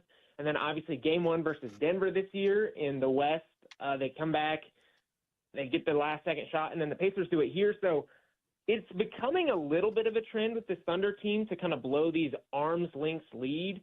And that's never what you want against a team like Indiana, who has such good shot making, such good poise. They've got well-rounded stars. I don't want to call it a trend just yet, but it seems like we're leaning that way, and that's never where you want to be, obviously, in the NBA Finals versus a good team. Derek, talk to me a little bit about what the Thunder do differently in game number 2. You've now seen the Pacers. I thought that was a pretty standard Pacers game. They run a very team-oriented style of play. I know the Thunder had one of the best defense in terms of points per 100 possessions allowed. I think it was like 104, which is a remarkably low number. But we also know the Pacers are a team that want 100-plus possessions a game. They are a team that is going to try to up it a little bit and hope that wears on you down the stretch. So do the Thunder do anything differently to try to take that away from Indiana in the next game? Do they try to match the speed and just build a slightly bigger lead? Like, what's the take on the game 2 approach for Oklahoma City to prevent the Pacers from having that opportunity to get another dagger from Halliburton? Yeah, I think defensively you have to carry that first half effort over into the second half. I don't know if it was maybe comfortability with the lead, the slowed down offensive pace, or maybe they were tired. I have no idea via the Pacers' pace, but they did not bring that same effort in the second half. The Pacers were getting shot after shot, and it eventually played the bigs off the floor and Isaiah Hartenstein and Chad Holmgren because they're just not able to guard that 5-out, high pick-and-roll lineup over and over and over where they take a ton of three-pointers. So I think the Thunder have to firstly carry that defensive effort over, but in turn play to their own identity. Mark Daigneault obviously went to the single big lineup to start the game. I don't know that you necessarily roll out double big to start the game. I think probably using Chet Holmgren as the sole 5 is the answer. But I think you have to roll out that double big lineup at some point because the Pacers to this point have played not only one big but both bigs off the floor completely.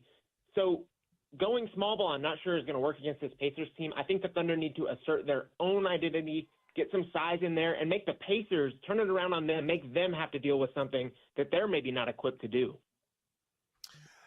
Can you speak on this for me? Because I had Chandler Parsons on my show last week, and as a person that's been in the NBA and has played at every single facility, every single arena, everyone I've spoken to really honestly tells me, yes, the OKC Thunder are absolutely a home court advantage, maybe the biggest one in all of the NBA, if not sports. And you watch it on TV, you could hear it. It's got to be unbelievably electric in there. But I've also heard the same thing about Madison Square Garden, and I'm in New York City, and I can freely admit that's one hell of a home court advantage too.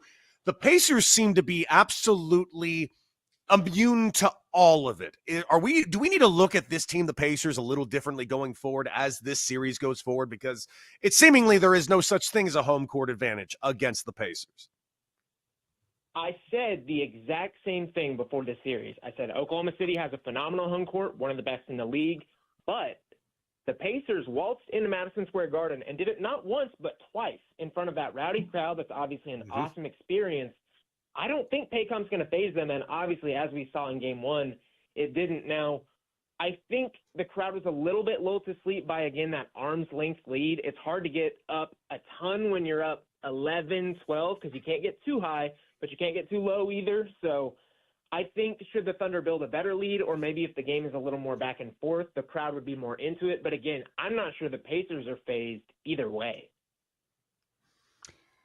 I concur with that, and I'd like to say that is accurate, but I do want to get to what you said there at the end of that take, Derek, and that is the fact that, if you're in the building and your team builds a 14-point lead, you can kind of get lulled to sleep a little bit.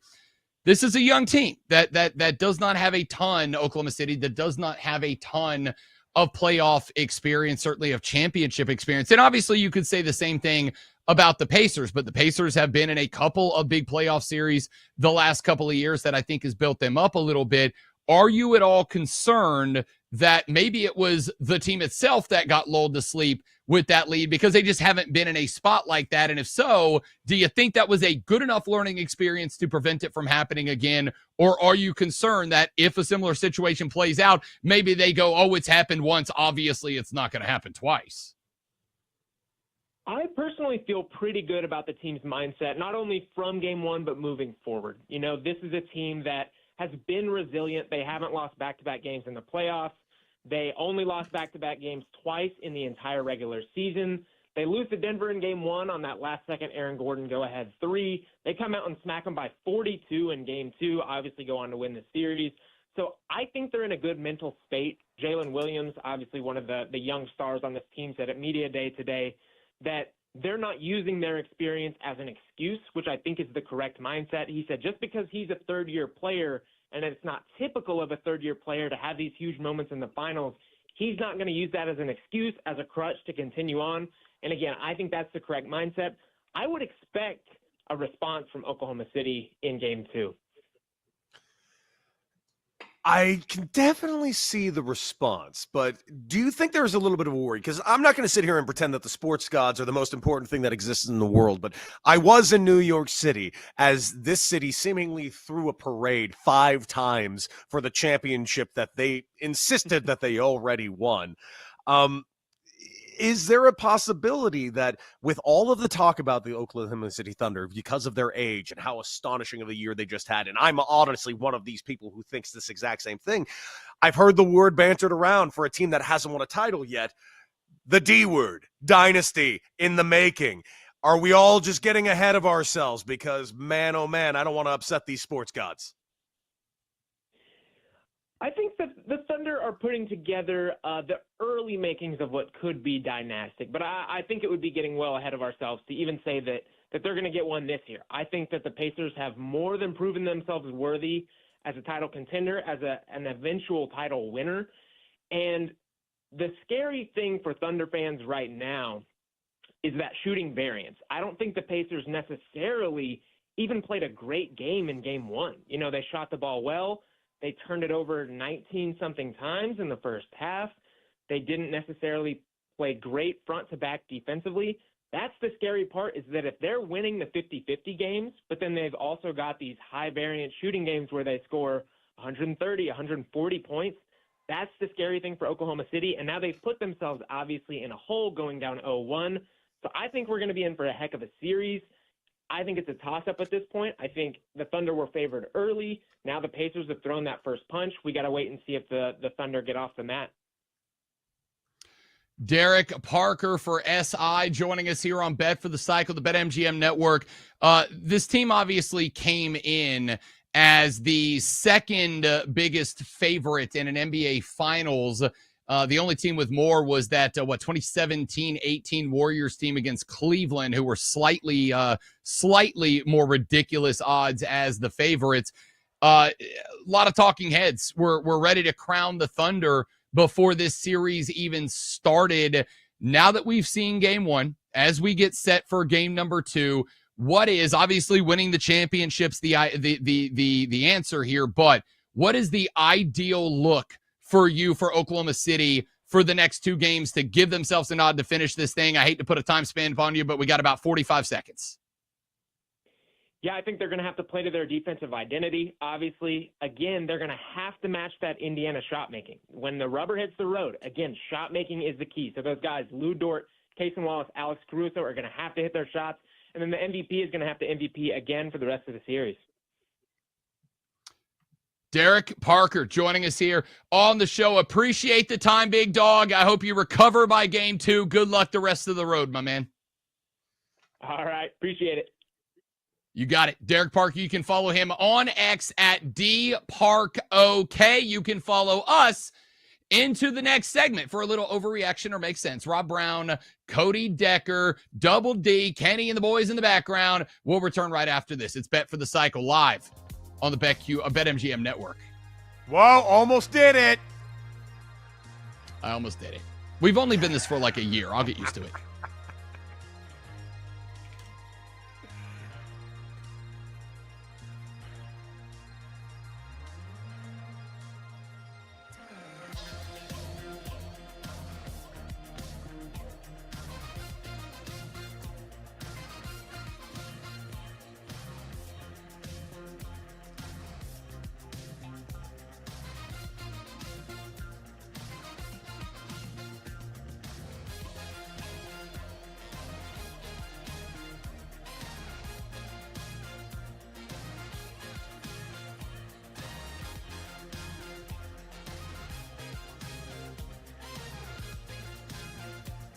Bet for the Cycle will be right back on the BetMGM Network, sponsored by BetMGM.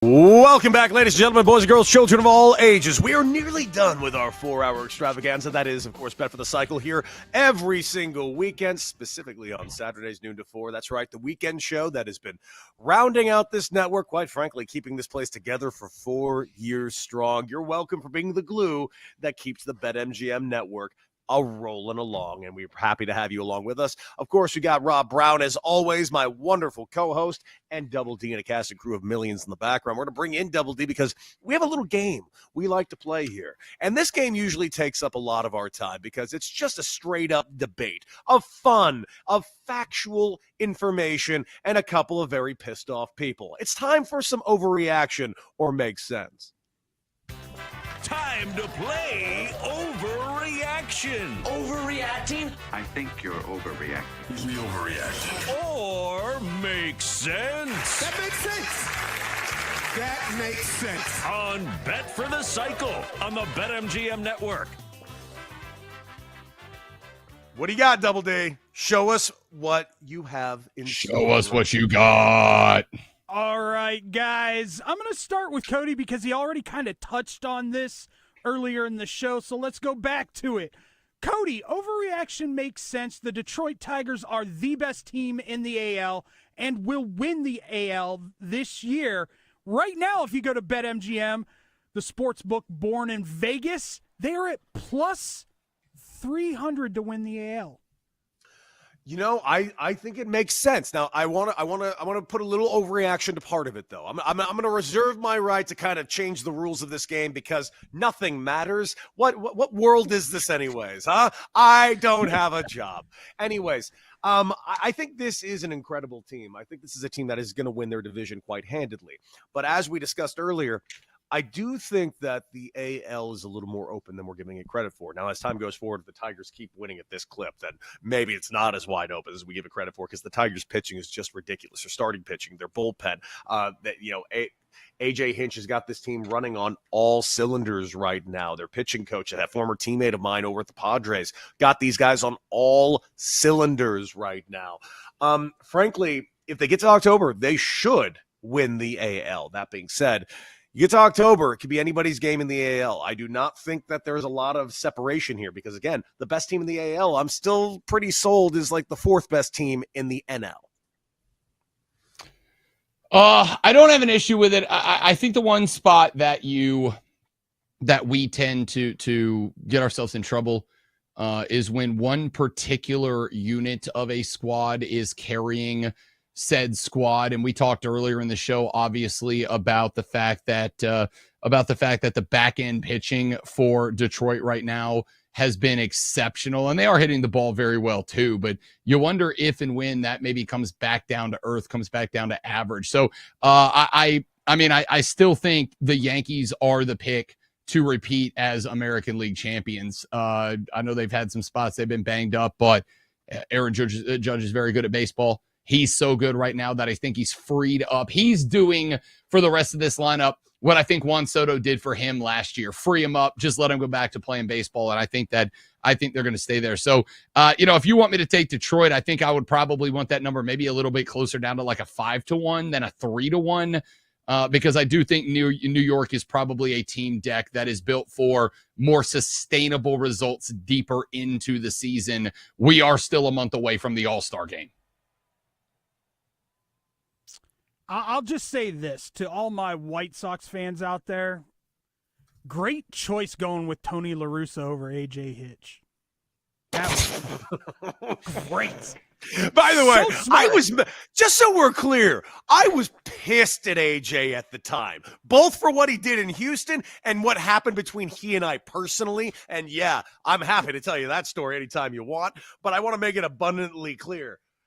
I thought the White Sox should have hired AJ Hinch. I was shocked when they didn't because as much as I was pissed at AJ for a lot of things, dude, AJ is one of two people that actually got punished for what happened in Houston. So you know what? AJ served his suspension.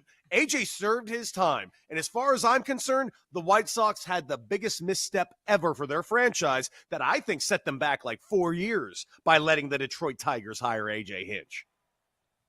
Completely agree. All right, Rob Brown. Overreaction makes sense. Even after a 3-game winning streak, the Pebbles, a.k.a. the Rockies, will still set the record for most losses in an MLB regular season. If you go on the books right now, it's at plus 200. What do you think? Well, boys, let's start with the important thing here, and the important thing that we have to cover here is the fact that we will all be 9-9-9ing because the game between Chicago and Detroit has gone final. The Cubbies get the dub. Detroit, with one of the dumbest base running errors I've seen in a very long time, get themselves picked off with 2 outs and 2 on, meaning they were within it'd have been a rally with 2 down, obviously, but they had themselves the opportunity and instead got picked. So the over 8.5 does not count, does not cash. Riley Green will finish the game. Cody Decker, 0 for 4 with 4 strikeouts. The hottest hitter in the American League, 0 for 4 with 4 Ks.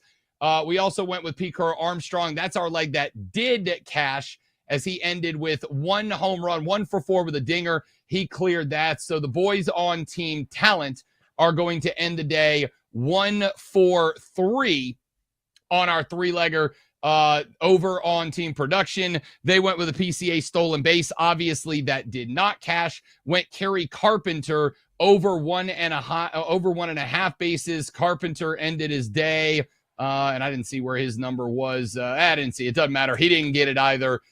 He was 0 for 3 on the day. And they went with Michael Busch, 0.5 bases. He did get that with a single. So we go a combined 2 for 6. And if I had not already agreed to the pure 999 boys, I would have said a 2 for 6 day. We deserve the punishment of a pure 999. So at some point within the next week or 2, all the boys are going to have to head down to their local professional ballpark of choice and knock back some brewski and some dogs and film it brew by brew and dog by dog so we can put together a little wonderful video montage of all of us hating ourselves and each other. Congratulations, fellas.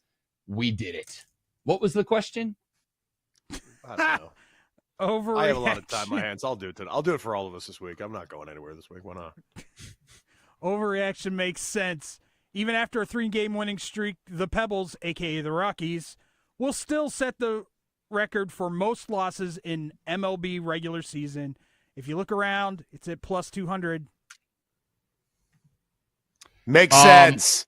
They're the Rockies, the Pebbles. Yeah. They suck. Yeah. They're not bad. They suck. And I feel bad about the players because it's not – they're in a real rough spot because I've actually tried to explain this because there's an aspect of this that I do think is incredibly overlooked because I feel horrible for these players that got to show up every day because make no mistake, there's not a single player in Major League Baseball that's not astonishing. And I'm including the Rockies players in this too because as much as we're banging down the door on the Rockies, they are a poorly constructed team. They are a poorly ran franchise, poorly ran organization as a whole.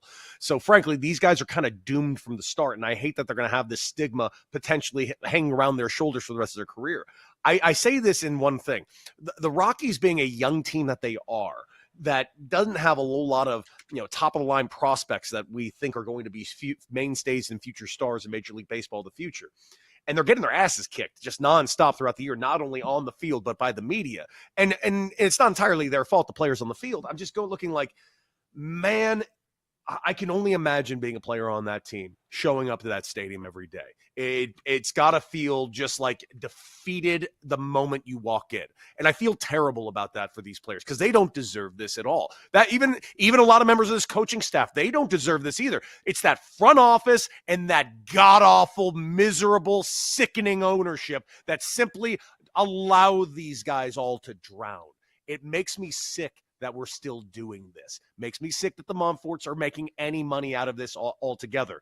And frankly, I'm getting really tired of anyone saying, we're going to have a work stoppage because how these teams are handling payrolls and all the deferred money. Bro, I have a bigger problem that there is a revenue sharing system in place and you got someone like the Monforts pocketing that money instead of reinvesting it into this team.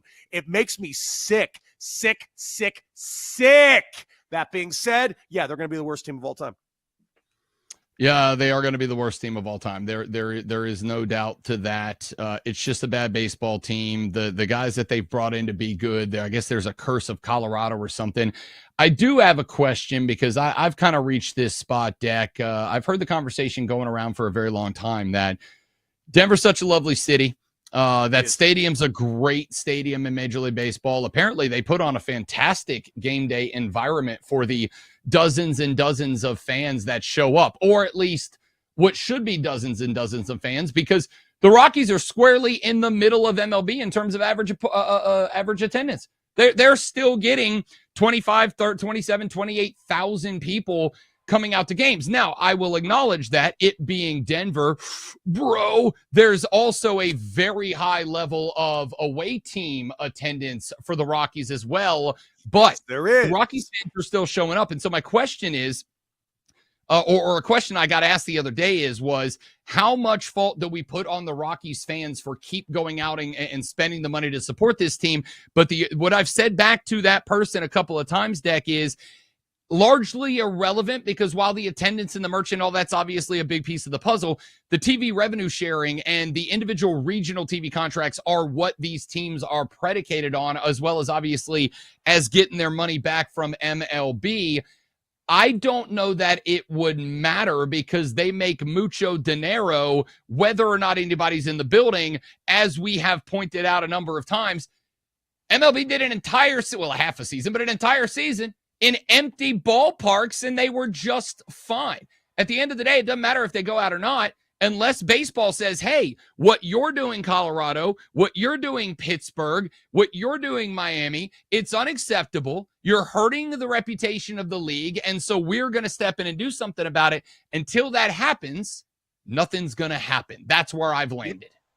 Yep, and here's the thing. This is something I want to point out, and this is where it gets even darker. You mentioned the attendance, and yes, it's because Coors Field is a destination. It's one of the best fields in Major League Baseball. It's beautiful. I luckily got to have one Major League at-bat there. Played a series, but one Major League at-bat in the 4-game series.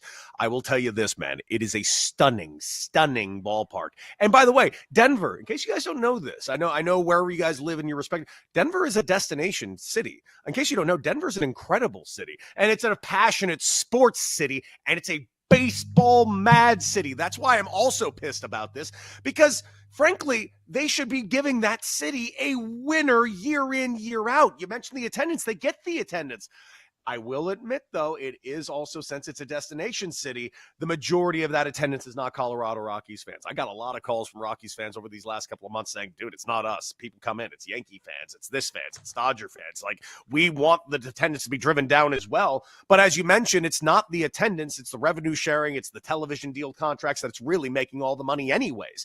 But you want to really make it even darker, because when this stadium was built, I believe when it opened in 1995, the Monforts did own the team. The city of Denver at the time put in $168 million. That was 78% of the total cost of the stadium at the time. So not only do the Monforts make all this money from the attendance coming in and the revenue sharing, they didn't even need to pay for the stadium that they're getting all the money from. So, bro, I got nothing other than the only way this is solved is if you take the Monforts and the Nuttings and the Fishers of the world and just cast them far away from your sports fandoms and leagues. Get rid of them, for the love of God. I don't know why this is a question. I know why the owners won't vote them out, because you don't want anybody looking into the skeletons in your closet. I can't believe I'm saying this, man. We need more Jim Irsays in Major League Baseball. We need somebody that's willing to say something about another owner. Yeah, no, I agree. And on top of that, and this is what I've had to respond to people a couple of times. You and I have had this conversation a billion times, Deck. Rob Manfred is the commissioner of Major League Baseball. He is not the decision maker of Major League Baseball. Do you know who is? The owners of Major League Baseball. Rob Manfred for MLB is the same as Roger Goodell for the NFL, is the same for Adam Silver as the NBA, Gary Bettman in the NHL. At the end of the day, they are nothing more than figurehead mouthpieces for the people who truly own the leagues, the billionaires in play. One of the biggest problems you're going to have is, unless your owner does something so Dan Snydery reprehensible that the rest of the owners of the league say there is no recovery for this league if we just give you a slap on the wrist. You have to go. Unless an owner does something that reprehensible, putting a bad baseball team on the field is not something that owners are going to say, we're going to have to separate our league from you, because as Deck just pointed out, it's about looking at the skeletons in the closet, A, and B, about making a subjective decision on what is not okay, which means that if you're an owner and you vote somebody out, you got to sit there and worry, what's the day when the other 29 owners decide I'm not good enough to be in the cool kids club anymore? Exactly. More of this when we come back. Bet for the Cycle, final segment. Bet for the Cycle will be right back on the BetMGM Network, sponsored by BetMGM.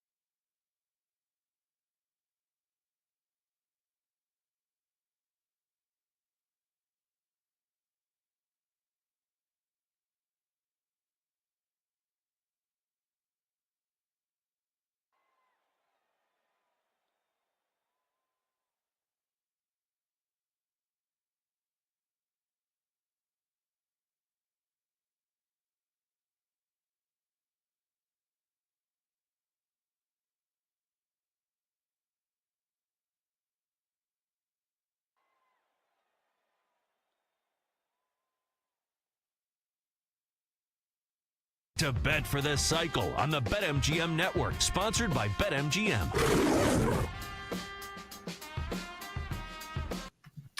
Final segment, bet for the cycle here on the BetMGM Network. Rob Brown, Cody Ducker, Double D, Brandon, Kenny, the boys in the back, bringing you 4 hours of the most electrifying sports talk entertainment you'll find anywhere on a Saturday. We started a little game we call Overreaction or Makes Sense. That is where Double D writes up about 10 situations that Decker and I say, well, is it an overreaction or does it make sense? And then we answer 2 or 3 of them over a couple of segments. Double D, pick us up, big dog.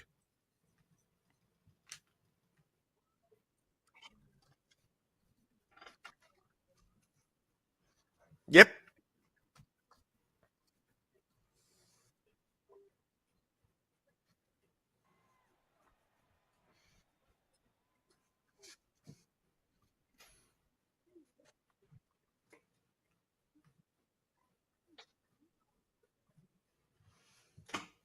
It's 240. It's an overreaction. I'm not ready to get there yet. I think they're going to be close. I think they're going to be right around 500. And I think this is going to be a massive step forward for this team. But, man, I'm having trouble getting to 9 wins because if the Raiders get to 9 wins, we're talking in the hunt for the playoffs. And I'm having trouble getting there yet. The only reason I'm having trouble getting there is because I haven't seen it in a while. And they are in the AFC West, which garnered 3 teams in the playoffs last year out of the 4. What was the one left out? Well, that would be the Raiders. So I am not feeling phenomenal that they're just going to hopscotch everybody or anybody for that matter. But I really like where they're going. I think this is a plan going forward. I think if you ask me this question in the next 2 years, I will say 100% makes sense. But this year, I'm not ready to get there yet. So for now, it's an overreaction. But I'm also looking a little bit like I'm trying to set myself up for something really good because I don't want to put it out there that they're going to do it. And when they do it, I can be pleasantly surprised as a Raider fan. And I can be like, I knew it the whole time, suckers. But I'm not saying that. I'm just saying that's a potential that I might do in roughly 6 months. All right, give it to me one more time, Double D. All right. Las Vegas Raiders will have a winning record this season at over 8.5 wins at plus 240 at BetMGM Sportsbook. Okay. I think I am with Deck on this. I can walk through the easy ones on the schedule. I think, honestly, at New England is probably a win. I think New England's pointed in the right direction, but it is a brand new coach in Mike Vrabel, and it is Drake May's second year under his second head coach. I think I can tick off some other ones. I think you can beat Indianapolis, honestly. I think you can beat Tennessee. I think you can beat Jacksonville, although I do think Jacksonville's a bounce-back team this year. You'll beat Cleveland. I think I can probably walk you to 5 to 6 that I feel comfortable about, Cody Decker. But to go find 3 more in there, I think you're going to have to win probably at least 2 that you are clear underdogs in. And with everything that's going on with the new head coach, Ashton Janty, how much of a role is he going to be? Gino in a new team, in a new system, even if he does have some familiarity with it from years gone by. Winning season feels like a lot. If you set that number at over 7.5, I'd probably say it makes a little bit more sense. But 240 feels like a little bit shy of the number I'd want to declare a winning season. Mm-hmm. I think the Raiders might be the surprise of the season in that AFC West. I think Gino and Pete Carroll are a beautiful combination. They've got probably one of the stud running backs of this year. They've got a stud tight end, and I think that defense is going to be locked down. So I'm going to go make sense here. All right, Rob Brown.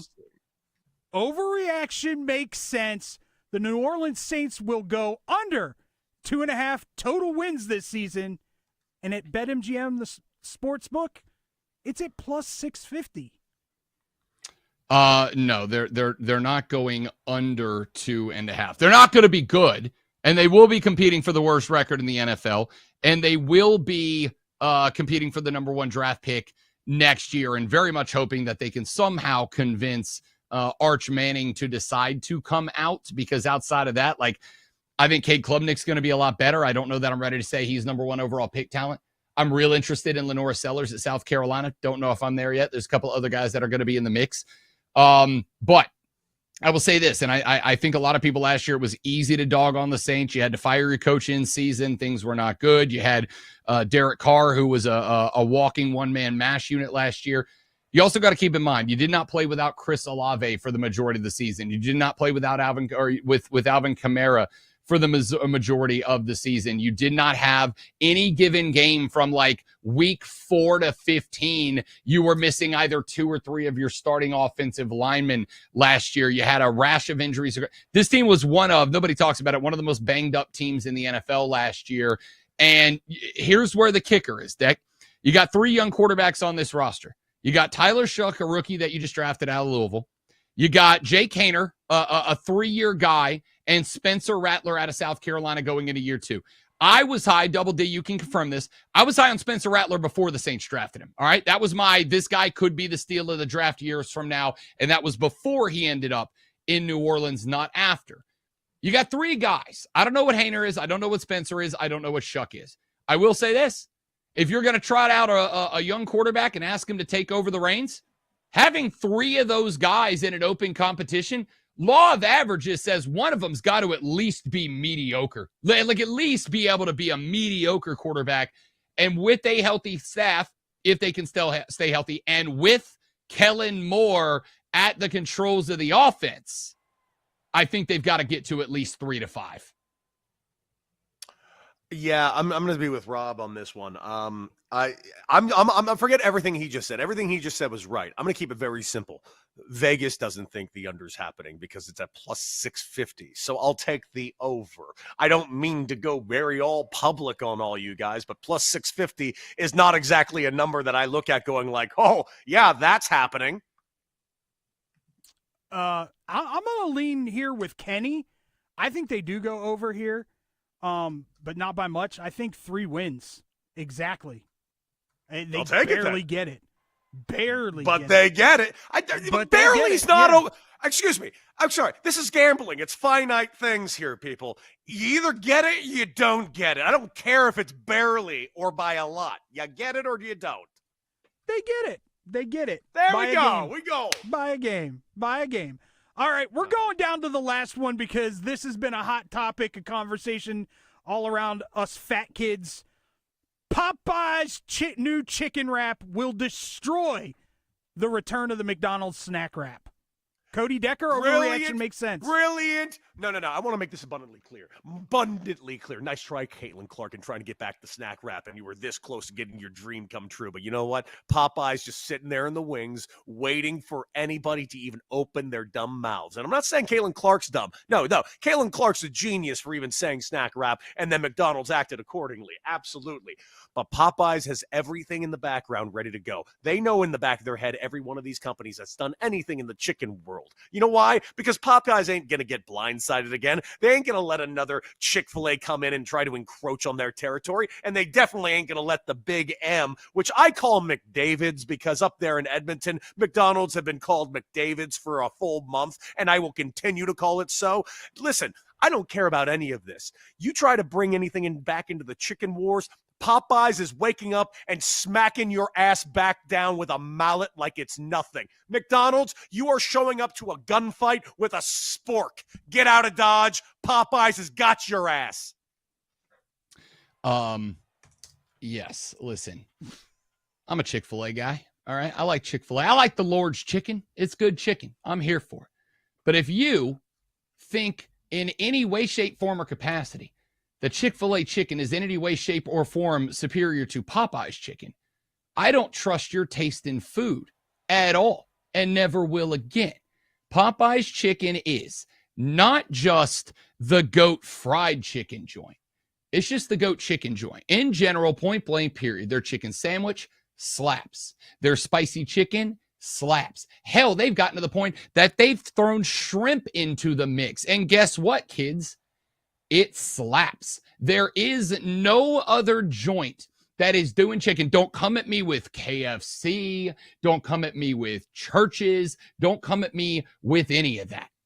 Popeye's chicken is the best go-to drive-through fast food joint in the game. And the fact that McDonald's even has an iota of the rocks to challenge Popeyes in the chicken wrap game is silly. It just shows that we as Americans have allowed, with all due respect to Mackie D's, because, hey, I'm a once a week filet of fish guy. I'm not ashamed. I love a filet of fish. But we have allowed McDonald's to believe that they are the king of kings of the fast food realm for way too. They're getting a little over aggressive here. And Popeyes is about to put them in the dirt in the chicken game. And my question is, how long before Popeyes goes, you know what? Maybe there's a couple other things on that menu. We could hit them with those old fried Popeye spices and knock them down a peg. McDonald's, again, I'm a fan. I honestly do think you have the best fast food French fries in the game to this date. Do not go toe-to-toe with Popeyes in the chicken world, because you will end up KO'd in the center of the mat, my friends. Cody Decker, I have to ask you a question, because, my girlfriend asked me or said this statement, and I thought it was ridiculous. And since you live in New York City, she used to live in New York City, please tell me there are Popeyes in New York City. It's literally a Popeyes across the street from me. I order from it all the time. Thank you. That's all I needed. By the way, it's called Popeyes Chicken for a reason. Yeah, they're going to have a better snack wrap or chicken wrap than McDonald's. End of discussion. 8th and 50. I'm looking at Popeyes. I looked left. There's Popeyes. I know. I just it was a statement that for was those made of you to me. who doubt the reality of this. The closest Popeyes to Rob Brown is a 22-minute drive from my house. And I will make that round trip anytime. It is the GOAT. Hey, that's it for us. That's the show. Yeah. Cody, listen, buddy, do me a favor. Don't work too hard tomorrow. Enjoy your Monday at the office. Thank you. I'm going to enjoy the next 8 Mondays at the office, because Daddy's just getting paid to stay home. Popeyes is on delivery. Have a nice day, people. Enjoy the rest of your weekend. We'll see you back here next Saturday to do it all over again, but better. Rob Brown, Cody Decker, Double D, Kenny, and the boys. It's Bet for the Cycle on the BetMGM Network. Later. I need work. You've been listening to Bet for the Cycle, presented by BetMGM, the sportsbook born in Vegas. If you missed any of the show, listen back anytime on the new and improved Odyssey app.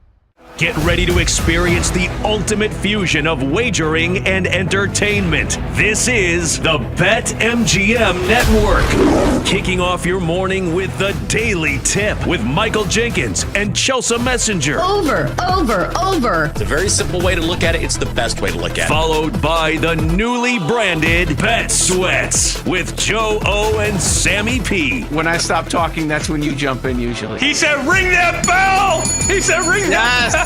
Then it's You Better You Bet, hosted by Nick Costos and Femi Abebefe. Great teams and great players get a whistle. It's happened forever. It will continue to happen. Capped off every night with the electric Brad Evans and Ryan Horvat on BetMGM tonight. Oh, that's a sexy phrase. Quote Dr. Dre, creep with me and walk with me on this one.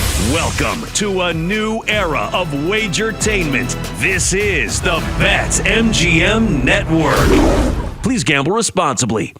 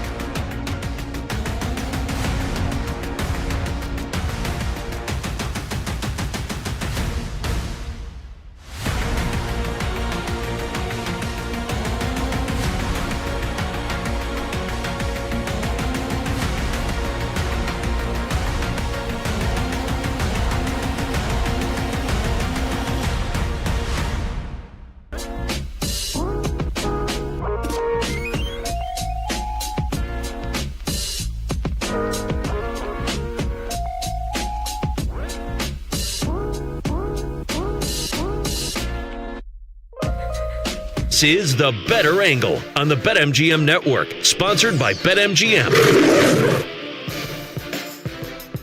Hello, this is The Better Angle. Kay Constable is not here. Cam Smith is not here. So it's me. You may have heard of this voice and this name before. I'm Jake Hassan. You know me from the week during Bet Sweats and You Better You Bet, and usually this show during the summer. But with me is Clay Harbor. Clay, we have never worked together before, which is shocking because I've worked with basically everybody in this company over the last 4 years. But happy to work with you, buddy. How are we? I'm good, man. Looking forward to it. It's been a good week. I just got back from a long week of Bears mini camp all week. I was out there at Hallis Hall, and then obviously, big news for us at the Chicago Sports Network. We were able to get our Comcast deal in place, so excited about that. But looking forward to talking some finals, some football, some Rodgers, everything we want and need to get into today. Yeah, there is a lot that happened this week. Good for the Chicago Sports Network. Now people can see you guys. That's huge. Right? It's great. We also have, as Clay mentioned, Aaron Rodgers finally is on a team. For better or for worse, we leave that up to you to form your own opinion. Some would argue worse, but that's neither here nor there. We'll talk about that. We got Jim Wexell coming up in the next segment, actually, coming up in about 15, 20 minutes here. He is the publisher of the CBS site Steelers Insider, so he's going to break that down for us, break down the AFC North, and what to expect from the Steelers. One thing that we know about the Steelers is the books have been telling you that Aaron Rodgers is going to be on this team all offseason.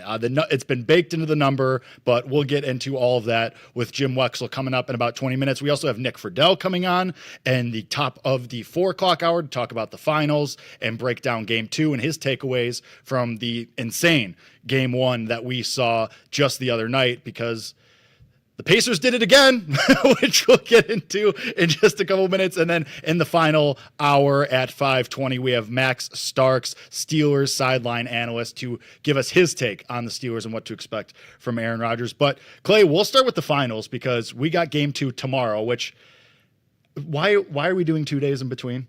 Like what is this? I know. Let's get this show on the road, man. But what a finish. How does it feel to lead for 47 minutes, 59.7 seconds, Randy, and lose the game? This reminds me of when I played with the Philadelphia Eagles, Miracle in the Meadowlands Part 2, the Giants were just killing us all game. Next thing you know, fourth quarter, Michael Vick, Deshaun Jackson, LaShawn McCoy, furious comeback, and the Giants punted it to Deshaun Jackson. I was actually on that punt return team. A little shout out to myself right there. I blocked my guy. Didn't do much. Deshaun did the rest. And we came back and won the game with no time left on the clock. And I got to tell you, that does something to a team. That propelled us into the playoffs. It's just a great feeling. And now I'm thinking, what happens here with the Thunder or the Pacers? Will the Pacers be able to take this momentum and maybe pull off another game here? Yeah, and far be it for me to bury the lead. Clay played in the NFL. In case anybody is new here, Clay Harbor, NFL veteran. So we have some good insight here to talk Aaron Rodgers. A good time to have some NFL news and talk about the Shield. By the way, Clay, on that Deshaun Jackson punt return, didn't he get to the 1 yard line and basically run along the whole end zone until and then all of a sudden decided to step in at the last second? I don't know if was he killing time? I can't remember why he did that. He was saying he was killing time, but there was no time left in the clock. That was Deshaun just being Deshaun. I'm sitting there. I'm like, man, just get in the end zone. Jump in the end zone. You're there. But he was celebrating it. He knew he had scored. He was right in the end zone. Then he falls back in the end zone. Next thing you know, he go in the locker room. Still remember to this day, Coach Reed. We get in the locker room. Everybody's going crazy. They douse Coach Reed because we actually won the division with that play. And we're going to get to the finals in a second. But let me finish this story. Hey. And Coach Reed, we got 3 hours. Yeah, Coach Reed gets doused with the Gatorade, and everybody goes quiet because he looks like he's ticked off, right? And then he grabs the Gatorade thing and he throws it up into the ceiling. It was one of those old ceilings, like if you remember, like back in school, you could stick your pencil in the ceiling and it would stick. And half the ceiling in the Giants locker room comes down with the Gatorade thing, and you could hear a pin drop. Then everybody just goes crazy and starts jumping around. Guys are picking up parts of the ceiling. Just an insane celebration. I'm sure the Pacers had something to that effect after that win. Yeah, so if you're counting name drops so far, we have Deshaun Jackson, Michael Vick, and now Andy Reid as well. So we're at 3. I'm excited to see what else we get out of Clay Harbor over the next couple of hours. Last time I was on here, Randy got Andy Reid to call in. We had a good 20-minute conversation with Andy Reid. Clay, talk about a big-time guest.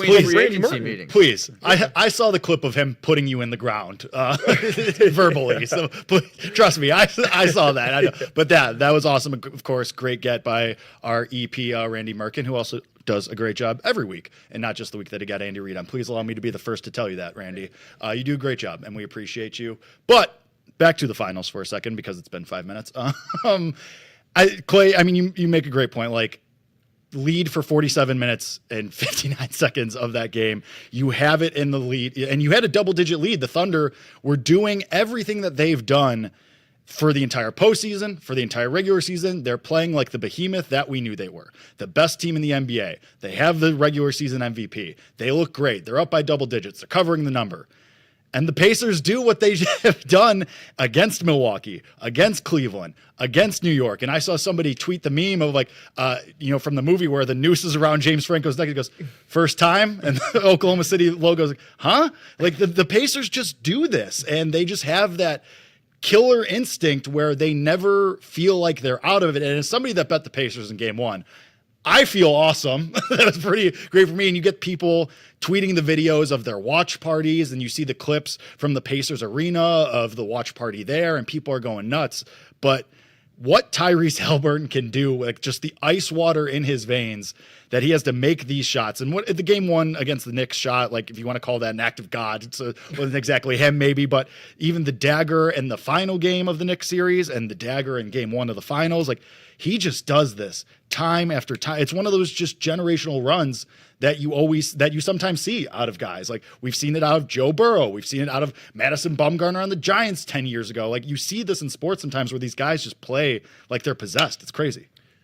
Yeah, and it's funny because he was a guy, Team USA, everybody's kind of making fun of him because he's just kind of along for the ride. He's a guy that got called the most overrated player in the NBA, and to see him do what he's been able to do has been very impressive. But for the game, here's my question for you. Why do you switch your lineup when you're 29-1 versus the Eastern Conference and make OKC play small instead of going with your big your big lineup. Yeah. Right. To me, that was something that was interesting. Dance with the girl you brought to the dance. Right. You're 29-1 against the East with this lineup, and now you're going to go try to match the Pacers' smaller lineup. To me, that was something that stood out. And the other thing that stood out was if you get 25 turnovers, you would think you'd be up by 20. Yep. If you have 20 turnovers, you think you're up by 20. Right. They're up by 11. When it's halftime, 11 they're in a great position. Yep. They turn the ball over 25 times, and they're only down 11 points. Like, you got to get more points off of turnovers, and that is something that is huge. So those are my two takeaways. Why are you this juggernaut of a team, best record in the league, 68 wins, and you're matching this lineup? They got to match you. Yeah. Football, basketball, I don't care what it is. We're not going to change what we're doing for the best team going into the Super Bowl. Okay, now we got to try to match what they're doing. No, stick with your scheme, and then you got to get points off of turnovers. If this guy's throwing picks, if these guys are getting turnovers, you got to maximize the points off of those turnovers, and they just couldn't do it. Yeah, and to your point, Clay, coming into the series, the Thunder were among teams the only teams that had won more games going into the finals than this year's Oklahoma City Thunder were the 96 Bulls, were the 2016 Warriors, and a couple of those other 90s Bulls teams. Like, some of the all-time great teams are the only teams that have had more wins going into the finals than this Thunder team. And like you said, you just changed it up. It feels like they tried to get cute. It feels like Mark Daigneault, head coach of the Oklahoma City Thunder, tried to get cute, maybe was a little rattled by what the Pacers had done up to this point, this run that they've been on. You take down Giannis Antetokounmpo. You take down the Cleveland Cavaliers and Darius Garland and Donovan Mitchell. You take down the New York Knicks and you get Tom Thibodeau fired, which we'll talk to Nick Friedel about in about an hour or so. But it feels like the Thunder got rattled. And now I'm interested to see in game 2 tomorrow if they go back to what's worked, because like you said, if it's broke, don't fix it. Dance with the girl you brought to the dance. Hartenstein's a big reason why you got here, and instead you're tinkering and you're trying, and that's why we see teams lose in this situation sometimes, because you overthink it, you try to get cute, and the Pacers just go, okay, we'll just do what we've continued to do. We'll rip your heart out the last second, and that's exactly what they did in game 1. But still, you get to game 2 now, and you look at the market right now for game 2, and it's Oklahoma City favored by 10.5 points again. Everybody's expecting it to still just be okay. And I think people were generally thinking that the Pacers would win one game in the series. I think most people, the thought was, is it going to be a sweep or a gentleman's sweep? Yeah. And a lot of people were saying, I think the Pacers will get one. I don't think people thought it would be game 1. Yeah. But now here you are. It's still in Oklahoma City. The Thunder still minus 625 on the money line. So, Clay, if you want to go bet $600 to win 100, be my guest. But I personally won't be doing that. But I think a lot of people are expecting the Thunder to still win the series. I looked it up because I thought I said Thunder in 5 to start the series. You could still get the Thunder, I think, to win in 5. I think it's like plus 300 or plus 350. Yep. So I might do that tomorrow, just because I feel like you driving over to the casino, Randy? Yeah, I might do that tomorrow, and I just have a feeling that I really think they're going to win game 2. Like, yeah. I do, and then if they get game 3, I don't know. I just think they're the better team, but I doubted the Pacers this entire everybody has season, and I keep saying, all right, the Knicks had them down. Or the Knicks should have won game 1, right? Yep. And, so. But that's exactly how the Pacers won game 1 and then won the series, because the Knicks have a huge lead in game 1. Tyrese Halliburton, same exact thing, comes through, game-winning shot, and then the Pacers go on to win the series. This is my question to the room, and to you, Clay, and to you, Randy. Like, are we really going to do this again, where we just say, hey, no, the Pacers are done. This is different. The Thunder, because everyone thought it was going to be different against the Knicks too. Everyone was saying, going to the Cleveland and winning a series is way different than going to the Garden and winning a series. Oh, well, going to Oklahoma City and against the Western Conference, the best team in the league, is way different. The Knicks and Jalen Brunson, they were never, like, everybody's finding excuses. It feels like we're moving the goalposts every single time. And the Pacers continue to just do this. I kind of think, I don't know if they're going to, I'm not saying go rush and bet the Pacers, but I'm going to take the points tomorrow. 10 points? That kind of seems like a lot in this situation. I think you're getting some good value on the money line too. Like, here's what I like to notice the psychology of the players a lot, just from being a guy that's been in those locker rooms. Did you watch the broadcast and see these guys after the game, like in the hallway? They're not celebrating. They just won the championship. They're saying we can play so much better. We didn't even play our best game. We turned the ball over 25 times in the game. And I misspoke earlier. I said in the first half they turned the ball over 25. They were down 12 after 19 first half turnovers. They should have been down 30, and they're only down 12. We had to put them away, so I misspoke on those numbers a little bit. But their mindset in that locker room, in that hallway, when you see them, we can do better. We didn't even play our best game. Let's go. It feels like a team of destiny almost. So I think you could get some good value, and the Pacers could shock the world because now the Thunder, those shots are going to get a little tight. You're going to get a little tight in those situations. You're supposed to have won this game. It's supposed to be a blowout, the best team in the league. You're playing against this Pacers team who's not supposed to match up to you. Everybody's talking about how you switched your lineup, couldn't take advantage of these turnovers. You got to win this game. And what happens if the Pacers don't turn the ball over 25 times? I don't think they do again. So I think there is some value at that money line, minus 625 or plus 450. That, come on, I would take that. I'm with you. I will definitely be taking the points in the game. I haven't decided if I'm going to fully believe in Indiana and take the money line yet, but I think you're right. There is, and we say this all the time in betting content, #value, but the Pacers have proven that this is value. When you count them out, they're capable of just going and winning. And I think, Clay, you make a really good point there that the Pacers aren't going to do the same thing that they did in game one where they turn it over so much. Rick Carlisle is too good of a coach to allow that to happen again. And this Pacers team is too good of a team to make the same mistakes that they made. Now they're saying, and correct me if I'm wrong, Clay, because you mentioned you've been in a professional locker room. The Pacers are saying to themselves probably, yeah, we won that game, but we could have played better. We could, if we just play a little bit, 50% better than we did, and we clean it up 50% more than we did in game one, we could win this game, and it won't take till the last second, right? Yeah, they're not even shooting the ball well. Like their shot percentage, they out-rebounded OKC, but they weren't even shooting the ball well. They're turning the ball over. You win that game. When you win a game like that, what it does for your psyche and your confidence, it kind of takes some pressure off because you're like, okay, we did this. We didn't play to our best of our ability. Now all we have to do is come out here and do what we do what we've been doing all playoffs long, and it really puts us in a good situation. This isn't David versus Goliath anymore. We are peers with this team. We can win even when we don't play our best game. So I like obviously the spread, great. I'm going money line. I'm going to go for the big swing. I'm going to take the big swing. I mean, that'll work for you. It's anybody who's doubted the Pacers so far, going for the swing, going all in has worked if you've been backing the Pacers throughout this playoffs. We'll get more into the finals. We'll get our takes, our sides, our totals, our player prop bets. We'll get into that later. We'll talk to Nick Friedel in about 45 minutes. But coming up next, we have Jim Wexell coming up, Steelers insider. He's going to break down the AFC North, the Pittsburgh Steelers situation, and the Aaron Rodgers edition for Pittsburgh. That's all coming up next. About 5 minutes on the other side. Jim Wexell joins the Better Angle. This is the BetMGM Network. The Better Angle will be right back on the BetMGM Network, sponsored by BetMGM.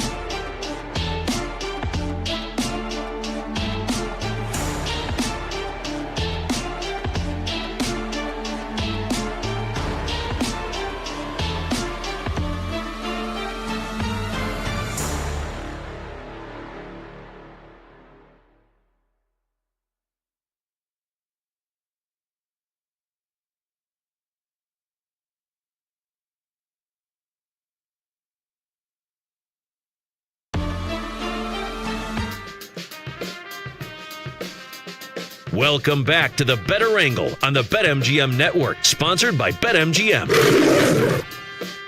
Welcome back to the Better Angle on the BetMGM Network. I am Jake Hassan. That is Clay Harbor, Kate Constable, and Cam Smith off today, so we are holding it down for you on this honestly massive sports weekend with the NBA Finals going, Stanley Cup Finals. Game 2 was last night. College World Series is going on. We have the Belmont Stakes going today, which we haven't even talked about at all. Clay, I don't know if you bet any of the horse races, but we'll talk about that to close the show, give a couple picks for that. But I've got a guy who can give us Randy? Yeah, Good. I got a guy. Let's go. Love it. Love it. Can't wait to bet some horses to end the show. But for now, we talk the NFL. You may have heard there was some big news earlier this week. Aaron Rodgers has finally signed with the Pittsburgh Steelers. He is in Pittsburgh today. So we bring on now our guest, Jim Wexell, Steelers insider. He is boots on the ground. He covers the Steelers. And Jim, first of all, thanks for joining us. Really appreciate you coming on today and joining us. And secondly, what do you make of the Rodgers situation? Was this a surprise to you? You're always welcome. Thank you for inviting me. Was this a surprise? No, of course not. We all knew this was 90% going to happen. So I can't say I'm surprised. I was pressed to make a prediction like a week ago, and I said I don't think he'll be here for minicamp. I think that's because it's mandatory. I think that's why this whole spring charade was going on, and he proved me wrong, but I assumed he was going to sign at some point. Hey, Jim, so here's my question. Now that Aaron Rodgers is signed, now that you got your quarterback, obviously aging quarterback, but what does this do for the power rankings in the AFC North? Are they going to be ahead of the Bengals now? Obviously, you think the Browns, Ravens, obviously you can't go wrong with the Ravens. That's a tough team to beat. But where does this put them in the AFC North now? I'm going to beg off like a player does. It depends on who's healthy. I think they have a great chance to win the division. And a lot's going to depend on Aaron Rodgers staying healthy.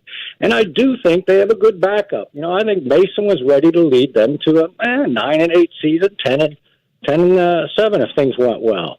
So you throw a better quarterback on that, and I genuinely consider them a contender. Pittsburgh fans do not. Pittsburgh fans are roiled up. No one's talking about the Belmont Stakes in Pittsburgh today. They just do not like this. I don't quite understand why. I gave my reasons why I think this is a good team, and a lot of people who follow me and are cup half full people are agreeing with me, but that's not what is usually the case on the social media. They're enraged. Jim, do you think part of the reason that Aaron Rodgers could have success in Pittsburgh is just because it's such a better situation than the Jets? Obviously, stop me if you heard this before. Mike Tomlin, pretty good, never had a losing record. So is that part of this too, that Aaron Rodgers is just going to such a better situation, a more stable situation, and the Steelers it's cookie cutter where they just always have their bread for success? Is that part of the reason you're high on this Aaron Rodgers signing? I'm high on him because they've built up obvious flaws from last year, have changed and matured, and they've patched holes, and now they got a quarterback. When you go about your off season trying to patch holes, you're like, well, let's take a first round shot at Jackson Dart, and hey, maybe Sam Darnold for $50 million a year is our answer. And you spend your time looking for quarterbacks, and both of those guys could go up in flames. We've seen Darnold go up in flames before. He had one good year. So you didn't have to worry about all of that. You've been burned by Kenny Pickett in the past. Everybody in Pittsburgh knew they were going to draft a defensive lineman. Every national media guy thought they were going to draft Jackson Dart. But everybody knew they needed that compatriot with Cam Hayward and Keanu Benton. and they got one, and then they took one in the 5th round, and they signed one from New England. They signed a corner. Every aspect of their team has improved, and people are being blind to that, in my opinion. So that's why I thought Mason Rudolph could even be effective. But now he's going to be effective. He's going to have his games. He's going to have to step in. Rodgers is going to turn 42 in December, so I don't know if you can count on him for 17 games, and we'll see how many they can count on him. But, yeah, I think it's a good situation. The coach is established. The coach could be patient with this. I know Pittsburgh fans are enraged because he missed 2 weeks of OTAs, and how dare he embarrass the Steelers by not rushing in and just appreciating their benevolence, because they are the Pittsburgh Steelers, and they respect that kind of respect. But Aaron Rodgers had the audacity to miss a couple of weeks of OTAs. So I think that'll all be okay later. And I think he's stepping into a great situation. Yeah, I think it's big that he's coming for this mini camp, Jim. Get a little bit of a taste before training camp, obviously, be able to take home some of that playbook if he hasn't already had it. So here's my question. 3 teams ran the ball more than the Steelers did last year. Do you think that this Aaron Rodgers signing will change that and maybe make him more of a 50-50 type team, maybe top 10 in throwing the football? Are they still going to do that same type of game where they're going to smash, run the football, or are they going to open it up and let Aaron Rodgers try to win some games for him? Open it up is that's a little too much. I'm not finding the right word here, but that's asking a little too much. Open them up. But the O-line will be better. They'll be able to trust their pass blocking better. I think they're going to have better running backs, so that run threat will be there. But DK Metcalf is going to be where he's supposed to be. While some might say George Pickens had more natural talent than DK Metcalf, it's not much more, if any, and DK Metcalf will be where he's supposed to be. And then Robert Woods, they're still looking for a second-line receiver, but Robert Woods is a better, more dependable wide receiver, the run-blocking type, the perfect Hines Ward character type who will fit in Pittsburgh. He'll do much more than Van Jefferson did last year. Austin, the little 4-3 guy, he's getting better. Every week he gets better. And Roman Wilson's back from injury, 3rd-round pick last year, didn't play. And their tight ends are decent. I don't know about opening it up, but they'll be more comfortable throwing. Yeah, you brought up the offensive line, and I just had a question there. How do you feel? Broderick Jones allowed the 2nd most sacks in the NFL last year, and now he's flipping from right tackle to left tackle. And I know you got Troy Fautanu coming back right now, but how confident are you in this offensive line?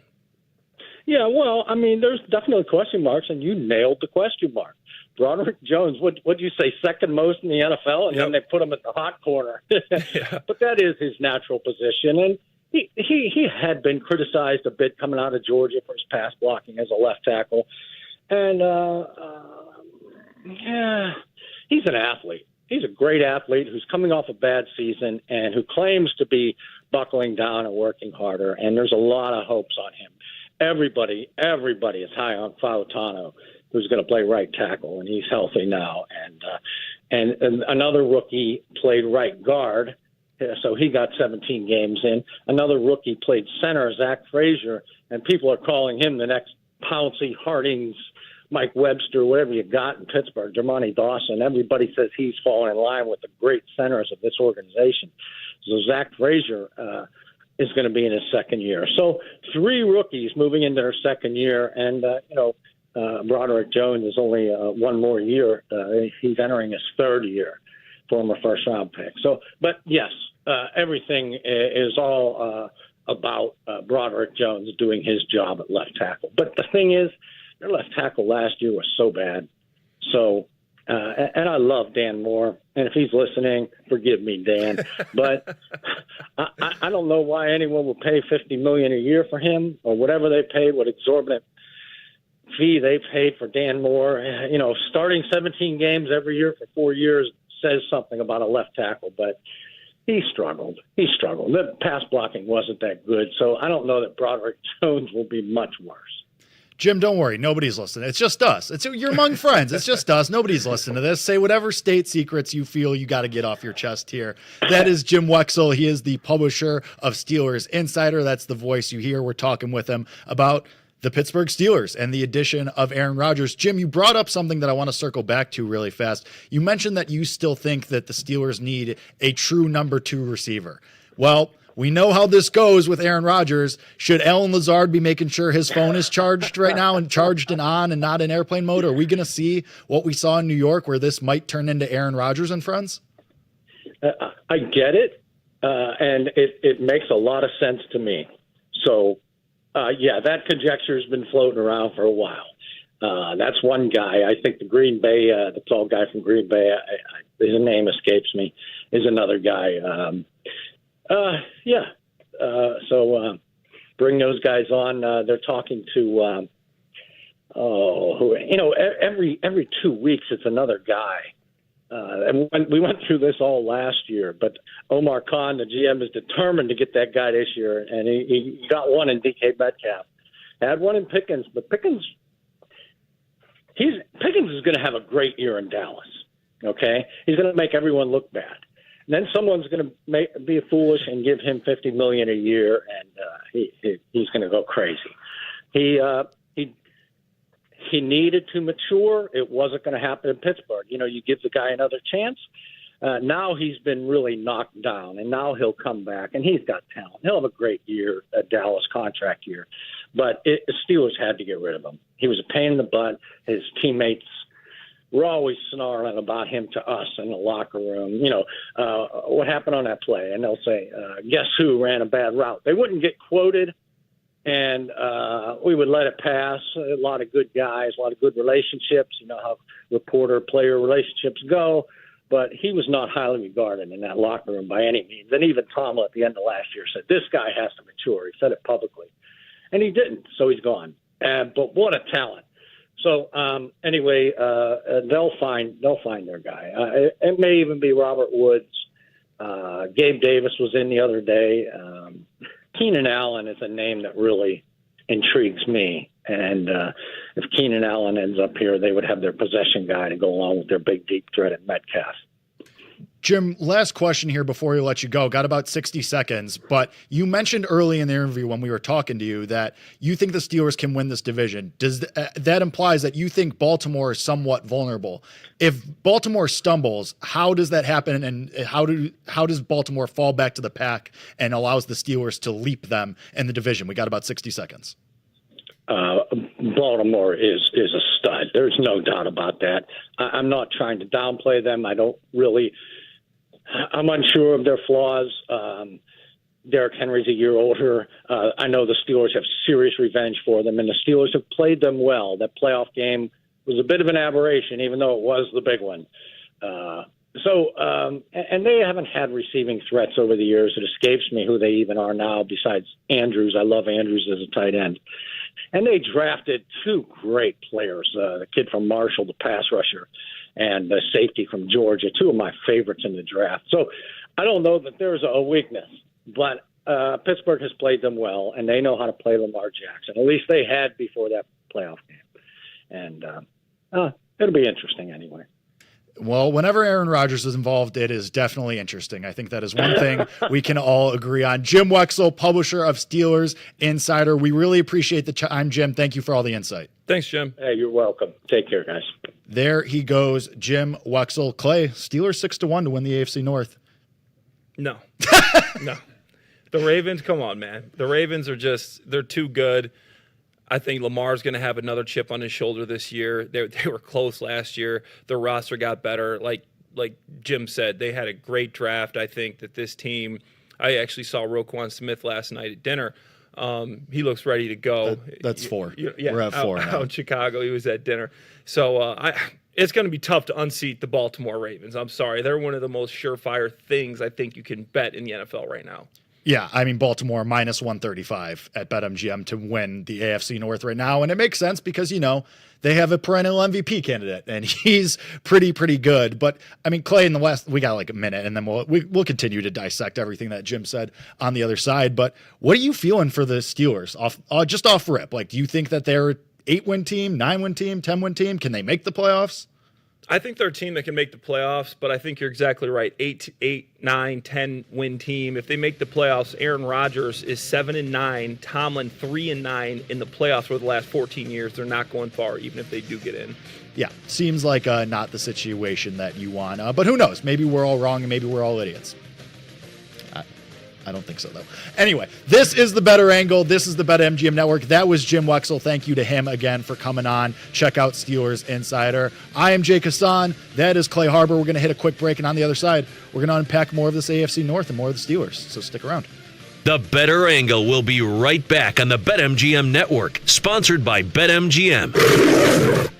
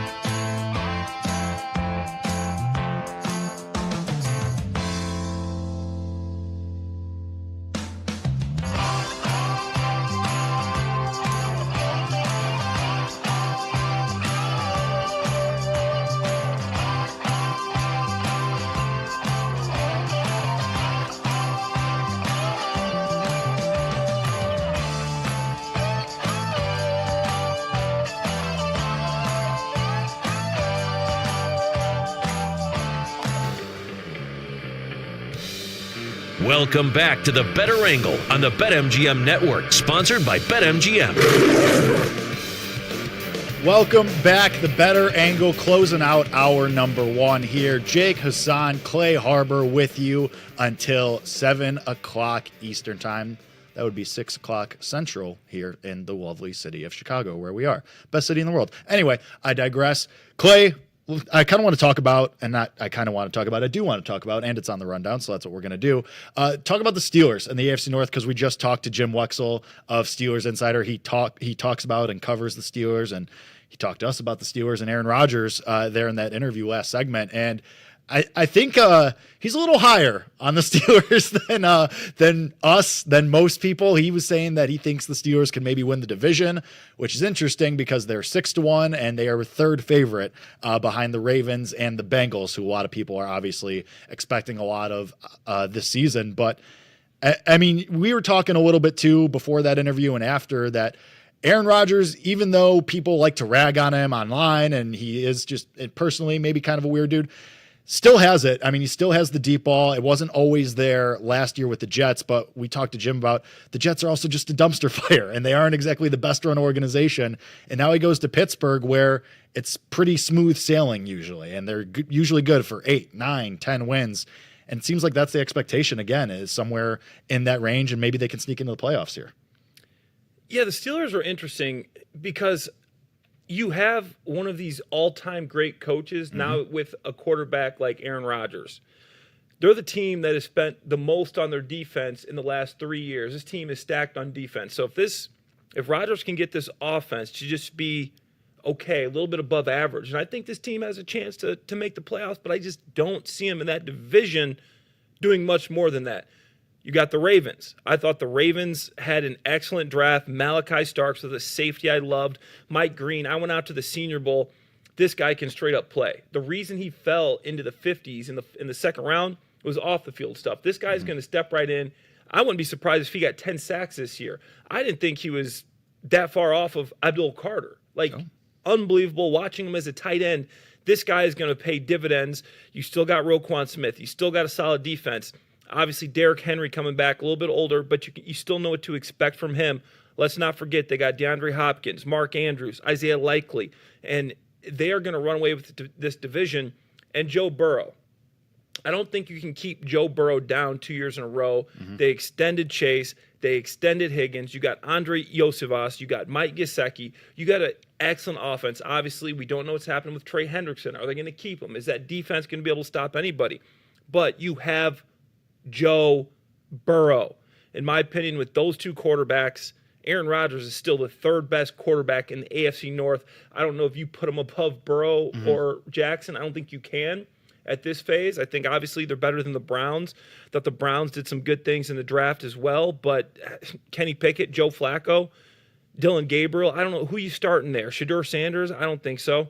But Clay, haven't you seen the training camp stats for Shedeur Sanders? Yeah. He's 91 for 100, no picks, 17 touchdowns. Yeah, I like what they did by drafting Mason Graham and trading back and getting a lot of capital. You still got Myles Garrett, who just got an absolute bag, so they can do some damage on that defensive line. But I don't see the Steelers doing better than the second in the division. I'm picking him third just because Joe Burrow is that good. I don't think he's going to miss a playoff for a second straight year. Let me ask you this, because you've famously been in an NFL locker room. You've been around situations like this. Aaron Rodgers is now a full year off of that Achilles injury. And I think you saw, especially in the beginning of the season, he couldn't move. He was still clearly dealing with the rust and the fallout from that injury. Now you have a full off season away from that, a full season of getting back in the groove. It's a non-zero chance that we see Aaron Rodgers, and I think you're right, he's never going to be probably the MVP again, but even if he's 70% of that, that's a major upgrade for the Steelers. Do you agree with me that we could probably see him in a, not just because it's a better situation than the Jets too, but now another year removed from that injury, we might see closer to the Aaron Rodgers of old now? I think so. And the thing about Aaron Rodgers is people think because the Jets were so bad and they had such a bad team that Rodgers had a terrible season. His season wasn't that bad. Yes, the team season was, But Aaron Rodgers, his last 7 games, had 13 touchdowns, 4 interceptions. He had 28 touchdown passes last year. That tied Josh Allen. That was more than Patrick Mahomes. This guy still had some juice last year. And now you're putting him in a better situation with a better defense, with better pieces surrounding him. He's throwing the ball to DK Metcalf. So I think he can put together a pretty solid season. And I think he's, his Achilles is going to be feeling better. He is 41. Mason Rudolph, like we said, is 9-8 in his career. He's thrown 28 touchdowns to 20 interceptions. He's a guy that can come in if Rodgers does miss a couple games, so that could keep him afloat. But I think you're right. I think Rodgers still has some gas in the tank, and I think he's going to be better than he was last year. And last year, he honestly was pretty good. So let me ask you this then, because the Steelers win total is 8.5, plus money to the over. And as we know, Mike Tomlin, stop me if you've heard this before, not a losing coach ever. So, and it sounds like, and I agree with you that I think the Steelers should be better. And Aaron Rodgers, is assuming health, 40 years old, obviously coming off a devastating leg injury, but with everything around the Steelers, and they bring in DK Metcalf, as you also mentioned, and it sounds like that Jim also thinks this, they're not done adding. Sounds like that Jim expects them to bring in at least one more receiver, which I think we all agree with, and we can make the jokes about Alan Lazard, but also Jim threw out with the Romeo Doubs situation. He wasn't happy in Green Bay last year, and Rodgers has some history with him. So 8.5 is the win total, plus money to the over. Is this easy money? I mean, we got to wait until January to pocket it, but doesn't seem like a bad idea. I think it's easy money. If Aaron Rodgers stays healthy, even if he doesn't, Mason Rudolph's career win total is 9-8, and I think with the roster that they have, he could get that done. So with Aaron Rodgers or Mason Rudolph, I think that's a bet I would take. I think that the win total's there. Mike Tomlin is going to win that many games. You saw what happened with Russell Wilson, even with that 5-game losing streak that they went on last year. I think Rodgers is a step up from Russell Wilson. He's going to get the ball out a little bit faster. He knows his limitations now, so I think that's going to help the offensive line, won't get sacked as much. And like Jim said, the offensive line is interesting with Broderick Jones having struggles at right tackle. Now he's left tackle. You got Fatano moving it over to right tackle. So there's a little bit of musical chairs there, but everything you're hearing from OTAs is that these guys are looking better, and obviously they're running around in shorts and T-shirts, so you don't really know until you get the pads on how these guys are really going to play. But I like it. I think that's an easy bet. What do you make of the rumors that we've seen? Because as we know, Arthur Smith, offense coordinator in Pittsburgh, and there is a tight end in Atlanta who is seemingly on the block, the trade block, that Arthur Smith has some familiarity with, that we all as fans, as analysts, as whatever, football watchers, enjoyers, have been waiting to break out for years now. We got some smoke around Kyle Pitts, maybe on his way to Pittsburgh, potentially some links there, obviously the Arthur Smith connection. I mean, if Kyle Pitts is the second name that they add, and this is a guy who has underperformed year after year after year, we always convince ourselves that the Kyle Pitts breakout is imminent. But you add him to the tight end room, you add him with Aaron Rodgers, maybe that could be something that takes the Steelers offense to another level too. If you get the best out of Pitts with DK Metcalf and Aaron Rodgers, and we think that maybe the Steelers go away from running the ball so much and they air it out a little bit more, and I know Jim said he doesn't expect that to maybe be the case, but with all of those weapons, how could that not be the case? And then maybe you see another level from the Steelers here, no?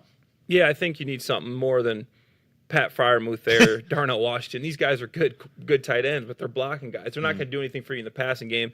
That would definitely open some things up. I'd be all for it. There's still some solid receivers out there. The Chicago Bears had a receiver last year that had a solid year. Numbers didn't look great because they had a rookie quarterback and a shoddy offensive line. So Keenan Allen, you got DK who Jim Metcalf. Brought up too. Yeah, you got DK Metcalf who's playing outside. You want a guy who's still got some juice, who can play in the slot? Give him Keenan Allen. Gabe Davis got released by the Jaguars this year. I mean, there's some names out there that could still bring in some big-time receptions and be a good pickup for Aaron Rodgers. Amari Cooper is another guy that's out there that I think people are down on, but he was in some tough situations. If you get him a good quarterback, I think he can still play. Yeah, and Amari Cooper's obviously bounced around too. I mean, he was with Cleveland last year for part of the year, and we all know how that worked out. And then joining Buffalo mid-year, it's a tough assimilation to make. But going back to the AFC North as a whole, Clay, because we talked about the Ravens and just the powerhouse that they are. Honestly, is minus 135 short for the, like, should this be a bigger price for the Ravens? Even though I know Jim mentioned Derrick Henry another year older, but Lamar Jackson is just so good. And Harbaugh, we know like we talk about coach quarterback pairing. And this is a pairing we know has worked and has yielded results. Can't exactly get over the hump when we get to the postseason, but as a regular season team, they just have the juice and they seemingly have this division and have the playbook of how to just be a division winner. Yeah, you can't bet against the Ravens, man. With Lamar Jackson, they're always going to be in there. They got a lot of, like I said, their draft was excellent.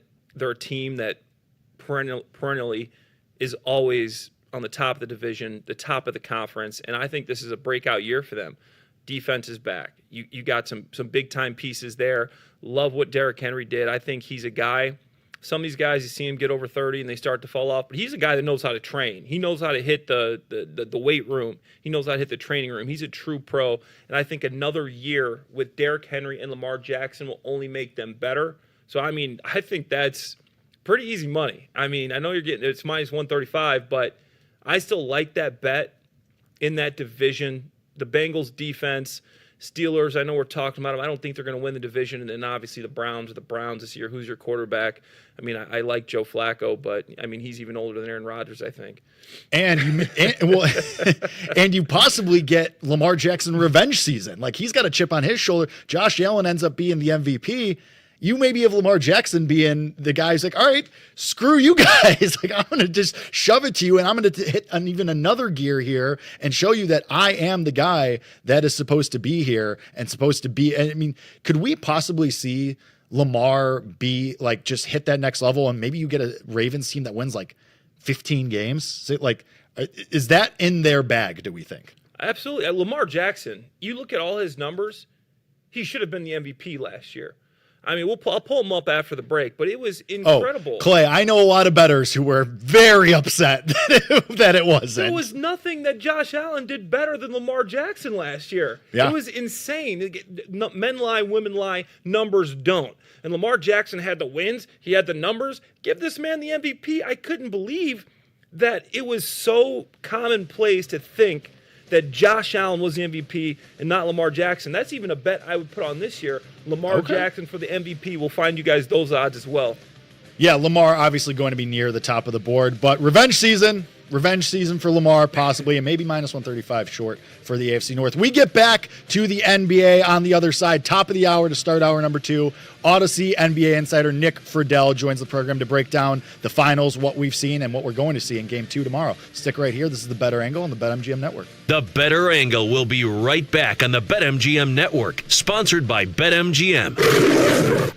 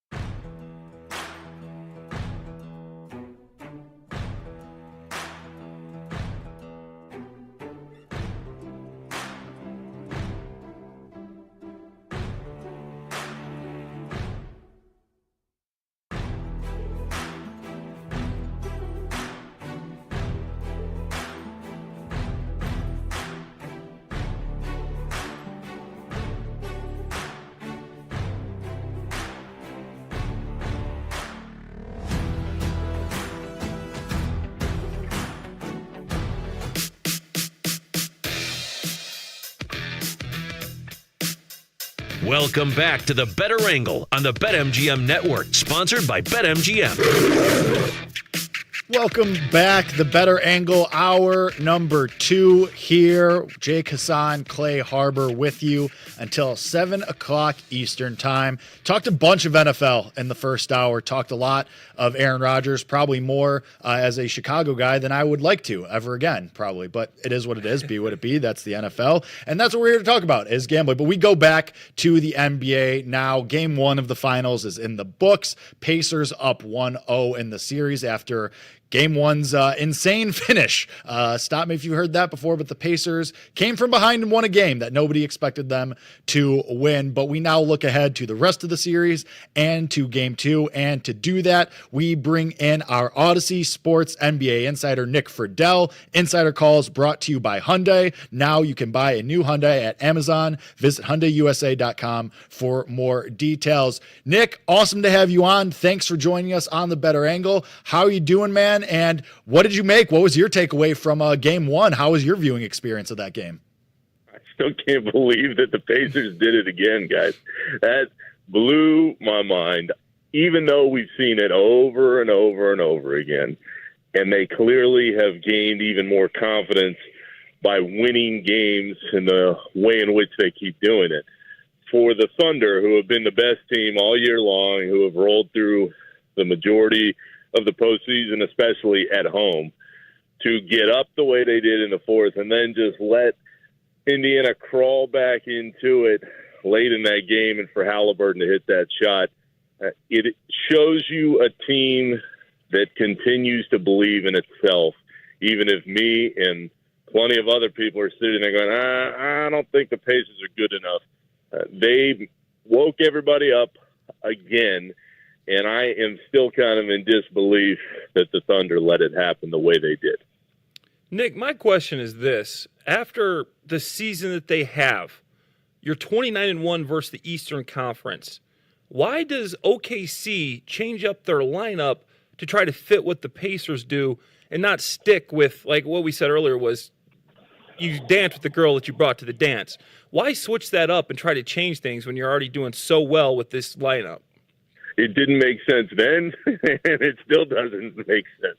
When you have a formula that is working, you don't get to the final stage and go, oh, let's change it up now and see if we can catch them in a different look. I didn't understand it in the moment, certainly with the way things ended. It didn't make as much sense. I don't get what Mark Daigneault was doing there, and if the Thunder somehow don't come out on top a couple weeks from now, I think people are going to look back and go, why? That will be one of the main questions of this series. So I don't get it. I think the key as far as tomorrow night and beyond goes, you've got to get Holmgren back involved offensively. We know how good he is. We know what he can do opening up the floor for everybody else. If he doesn't get things going, you wonder who else is going to help SGA, especially later in those games. But as far as that lineup switch, I didn't get it, and it didn't make sense, and it still is going to leave the rest of the NBA world kind of scratching their head. Nick, you said you couldn't believe it. I know a lot of people felt the same way. We felt the same way. But we look back at how this playoffs have gone, and this is what the Pacers just do. New York in Game 1, the Halliburton shot. Then, as well, they surprised Cleveland. They surprised Milwaukee. We've seen this story now for 4 straight series to start a series. Are we all just got horse blinders on? Are we all just blind to the situation that maybe Indiana can pull this off? Or is this just going to be the Thunder correct themselves and it's over in 5? Look, the Thunder still should win in 5. They're still the better team. They still look like a team that has been pretty historically good throughout so much of the year. So, yeah, if we're sitting here right now saying who's going to win and how's it going to end, I'm still going with the Thunder all the way. But to the point about the horse blinders, I don't think there's any question. And I think that's exactly the way the Pacers want it. Because if you have a young team, especially one that hasn't been to this point before together, and they keep winning the way that they do, they don't want anybody talking about them. They don't want anybody saying, oh, well, we got it all wrong about the Pacers. This team really can do it. I think they're enjoying flying under the radar, and they figure, okay, 3 more wins, and we'll be able to laugh at everybody in the end anyway. So, absolutely, they deserve credit. They are much better than I think the vast majority of the league ever thought they could be. I just don't believe that they can beat this Thunder team 3 more times. I'll be happy to come back on in a few weeks and say I was wrong completely. But when you have SGA and you have the depth that the Thunder have, and guys, the key to me still is you can play the defense that the Thunder can. As great of a story as the Pacers continue to evolve into, they're just not as good to me as the Thunder are. Nick, I'm selfishly a Chicago guy. I know you're a Chicago guy too. What does this Bulls team need to do to take the next step? We saw they finished the season well. Josh Giddey came on strong. Kobe White came on strong.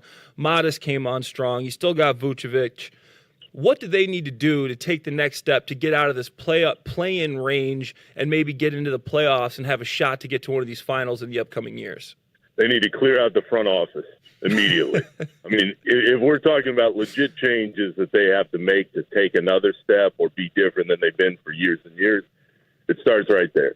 Because as we know, ownership changes, especially with the Bulls anytime soon, that'll never, ever happen.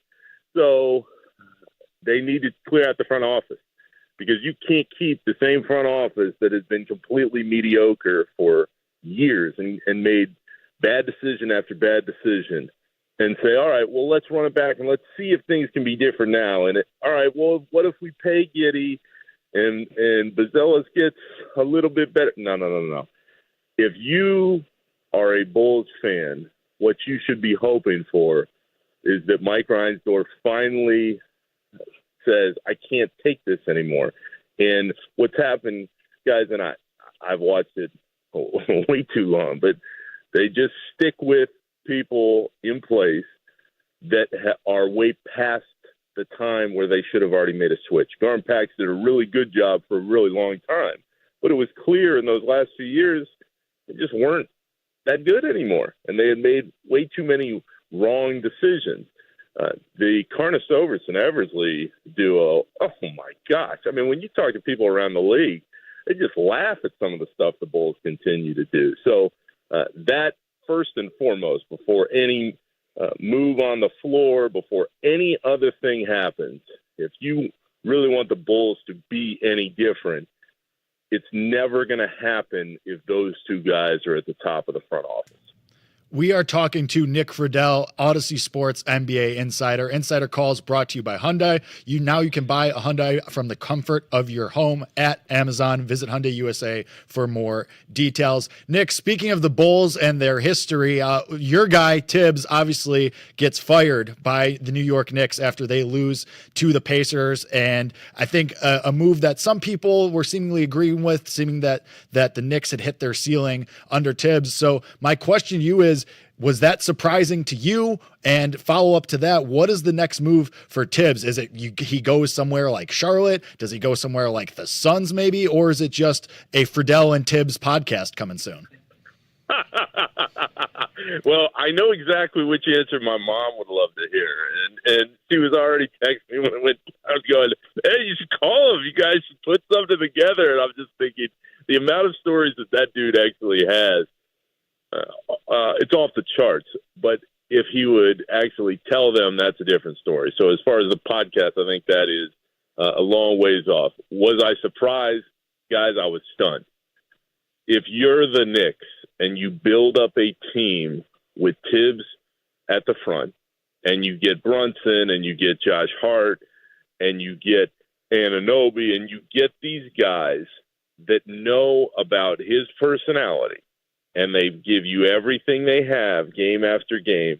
And then he gets to the Eastern Conference Finals and go, you know what? He's an A to B coach, and I don't think he can get them to the next level. All I would tell the Knicks, the same thing, and it's funny because it always goes back to the Bulls for me because of my history around that team. I would tell the Knicks, good luck. It's just not going to work the same way when you take out a coach that gets the most out of that group and gets the most out of that crew of players, it's just not going to happen. I would be stunned if we sit here a year from now and the Knicks are in a better place than they were last week in the Eastern Conference Finals.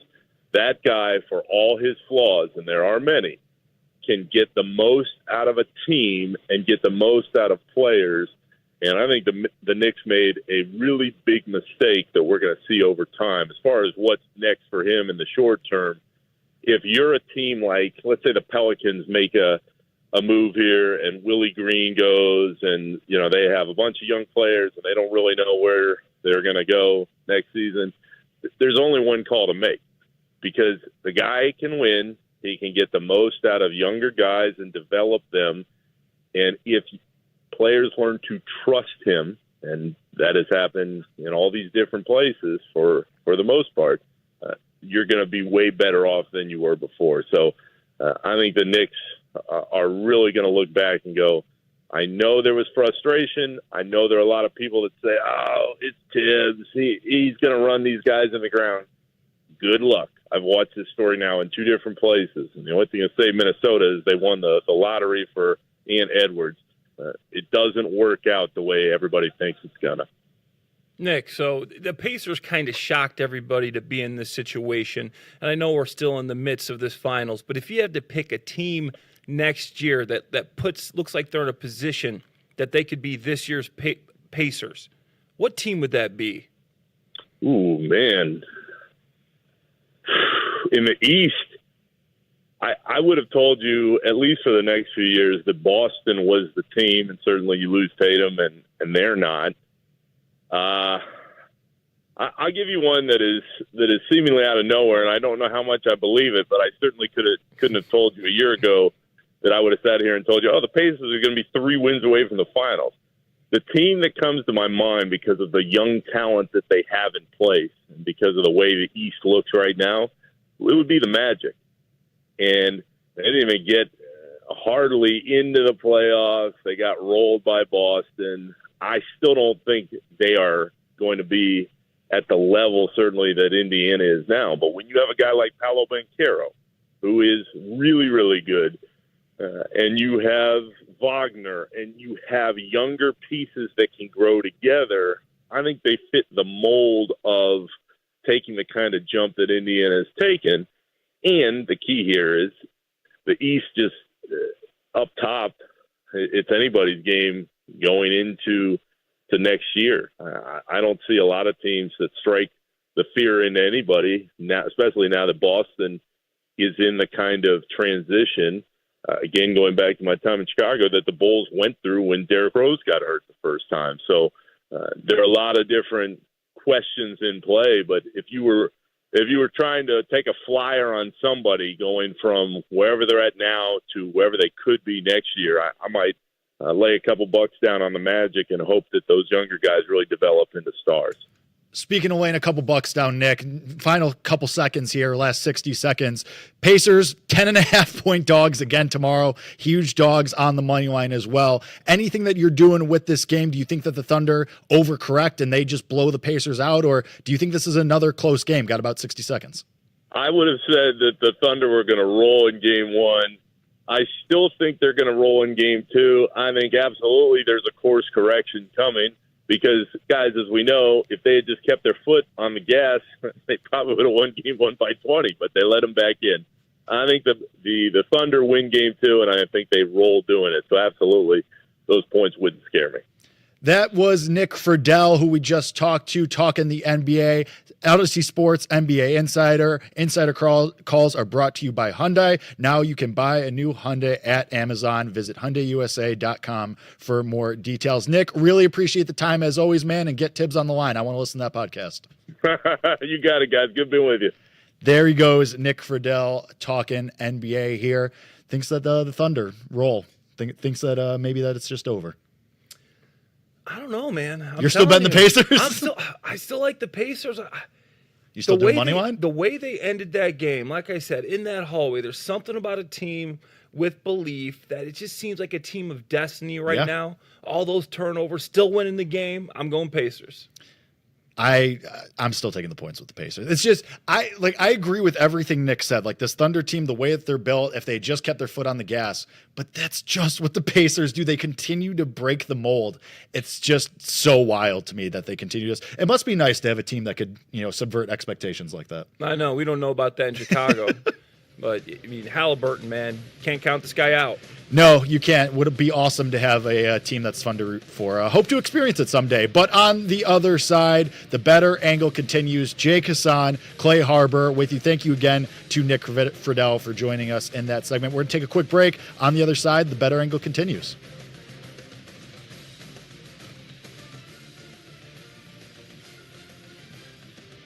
The Better Angle will be right back on the BetMGM Network, sponsored by BetMGM.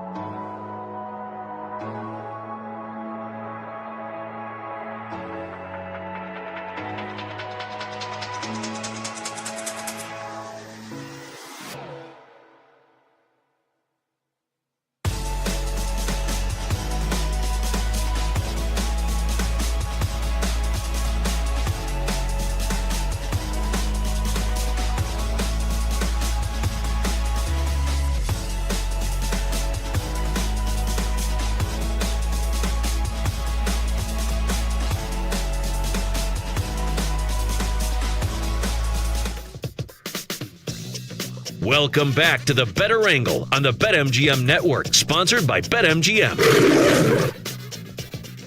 Hey, welcome back. This is, in fact, the Better Angle on the BetMGM Network. We just got done talking to Nick Friedel, our NBA sports insider for Odyssey, and we had a really great conversation getting you ready for Game 2 of the NBA Finals tomorrow night at 7 o'clock for God knows what reason. And, you know, it's always good when you can have an electric Game 1 that ends in a essentially buzzer beater, goes down the wire, everybody's talking about it, and then you have to wait 2 whole days for the series to continue.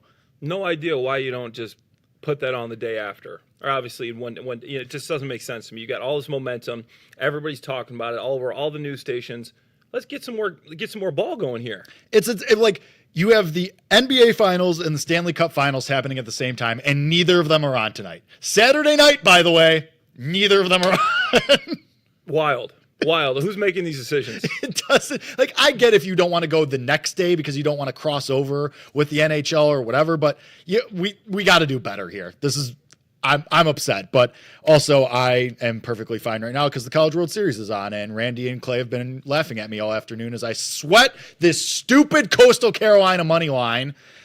But it's fine. We tied the game. It's 1-1 in the bottom of 7. So maybe we win some money and I lose my mind, and that's all well and good.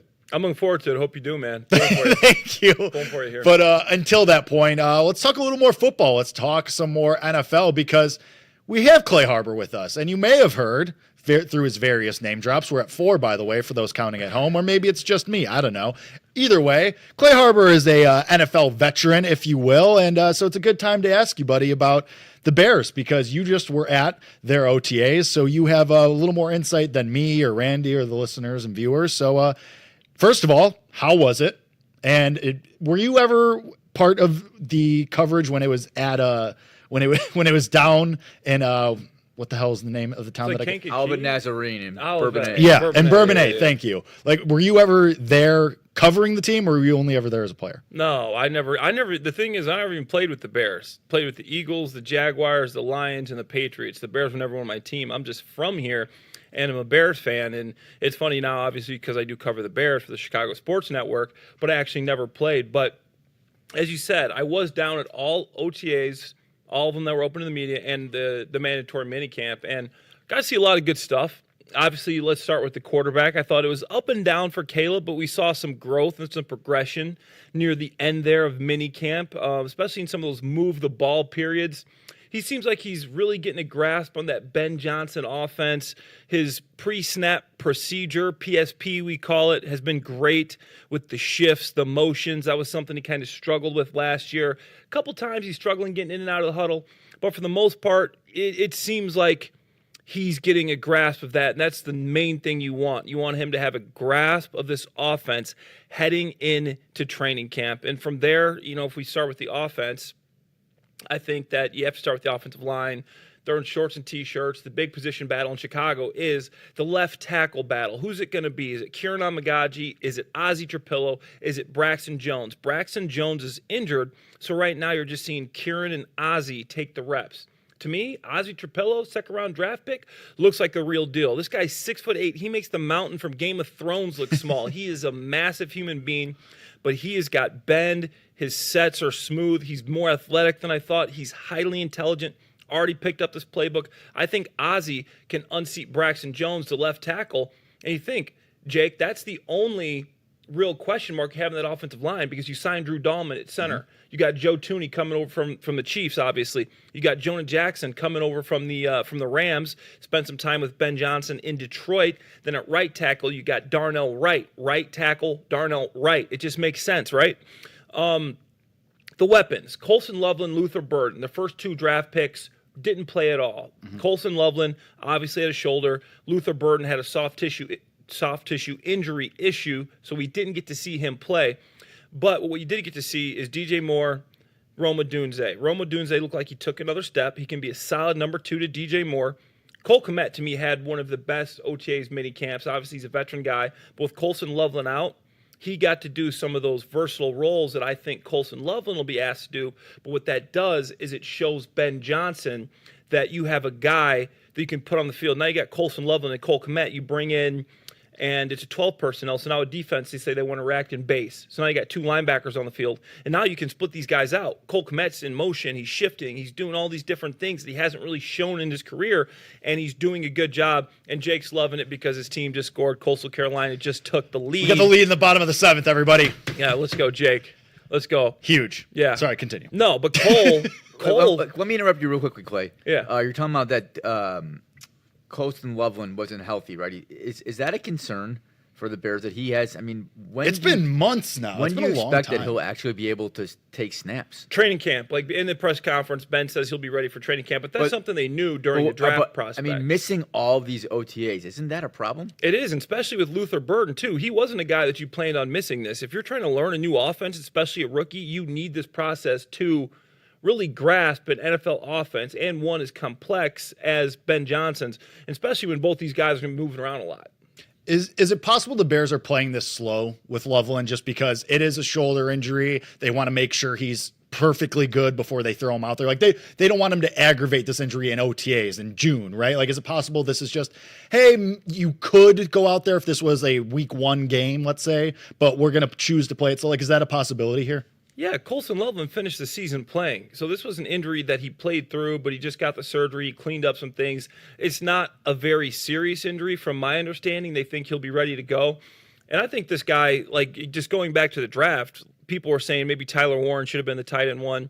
From day one, when I watched the Colson Loveland tape, I thought he fit the Ben Johnson offense better because you look at Sam Laporta, the things he was able to do. This guy's athletic. He's a wide receiver in the tight end's body, and he's going to be able to cause so many mismatch problems with Cole Kmet that I think it's really going to be a problem for opposing defenses. I want to circle back to Caleb because you started with that, and you mentioned that it was up and down results. But this is just me personally, I feel like, and maybe I'm overthinking this, galaxy braining this, but isn't the point of OTAs to try stuff and to maybe push it? Like I brought up, I think this was on air that we talked about it. Like Shadur Sanders right now, you're saying, oh, well, in OTAs, Shadur is 91 for 100 and he's got 20 touchdowns and no interceptions. Like, aren't you then not really doing your job? Like, isn't that maybe just going with kid gloves? And like, don't you want them to make some mistakes because it means you're trying stuff and you're pushing the ball a little bit? Like, because I think about, and as a Bears fan, like this is maybe my jaded brain, but I think about the Justin Fields training camps and the Mitch Trubisky's training camps. And it was always perfect OTAs. Hasn't made a mistake yet. It's been all good. And then we know how those went. So isn't the point to kind of try stuff and push the boundaries a little bit? And if that's the case, then there's going to be some up and down results. No, absolutely. I think that's exactly right. And you look at Caleb last year, he only had 6 interceptions, had 20 touchdowns, but the 68 sacks, the getting the ball out faster, the better offensive line, that's the stuff that matters. You want to see him take more risks. And Ben Johnson went on record as saying that EPA per play, the EPA efficiency of an offense is more predictive than even turnovers. So he doesn't mind turnovers as much as he minds those sacks. They're going to really take you in these long yardage situations that really drops those EPA per play. The only concerning thing with some of the interceptions is some of them were just accuracy issues when you were overthrowing a receiver, you're outside the pocket, you're just missing guys. He had a lot of good plays, like I said, up and down. I thought he played well at the end, and his trajectory is definitely going up. But there's still a lot of stuff for him to clean up. And then I think we should talk a little bit about defense. Okay. Anything in particular that you want to hear about?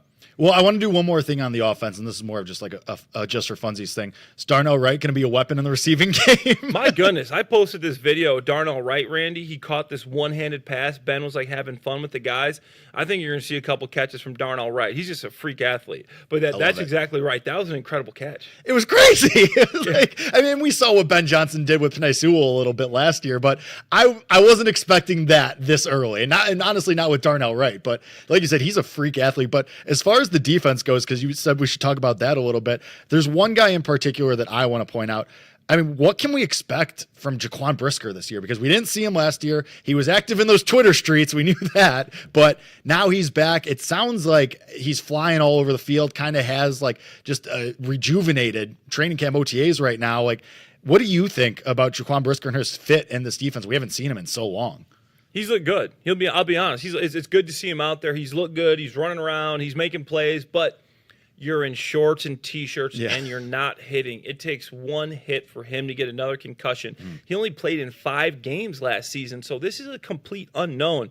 In my opinion, Ryan Poles, Ben Johnson, you have to go into this season under the impression that Jaquan Brisker is not going to be your starting safety. Okay. Because you know the history there. He's a concussion guy, and after you get one, it becomes easier to get more and more. So it's unfortunate, but you just don't know what to think. Even though he is playing well, he looks good, he looks rejuvenated, he's flying around the field, but it takes one bad hit, and he's out for the season again.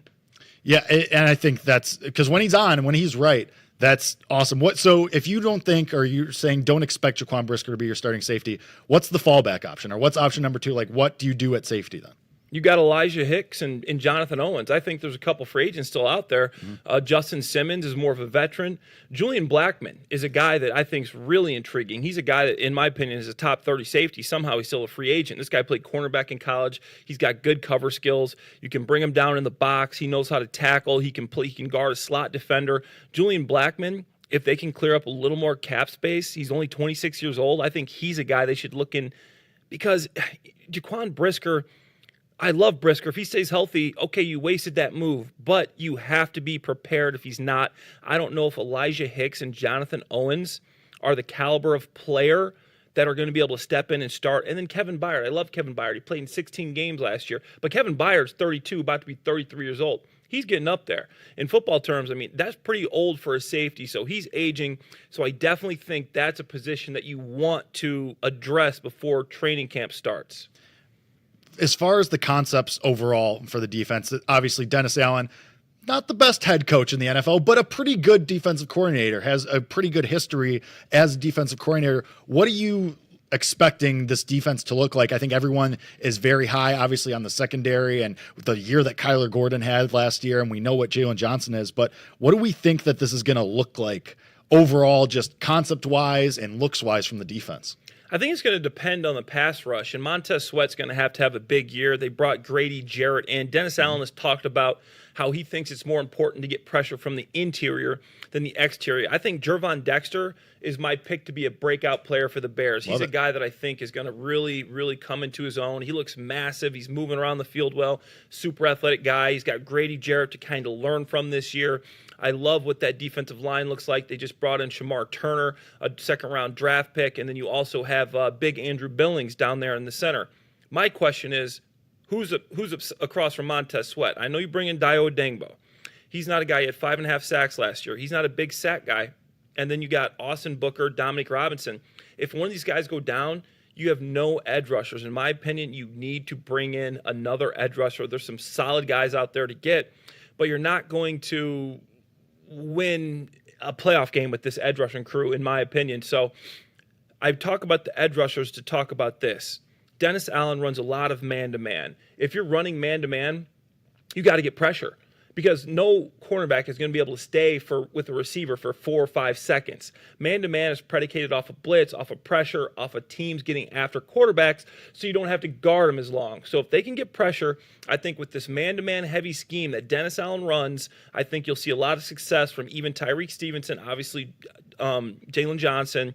Kyler Gordon hasn't been in practice. He's had a couple soft tissue things, but we know how good he is.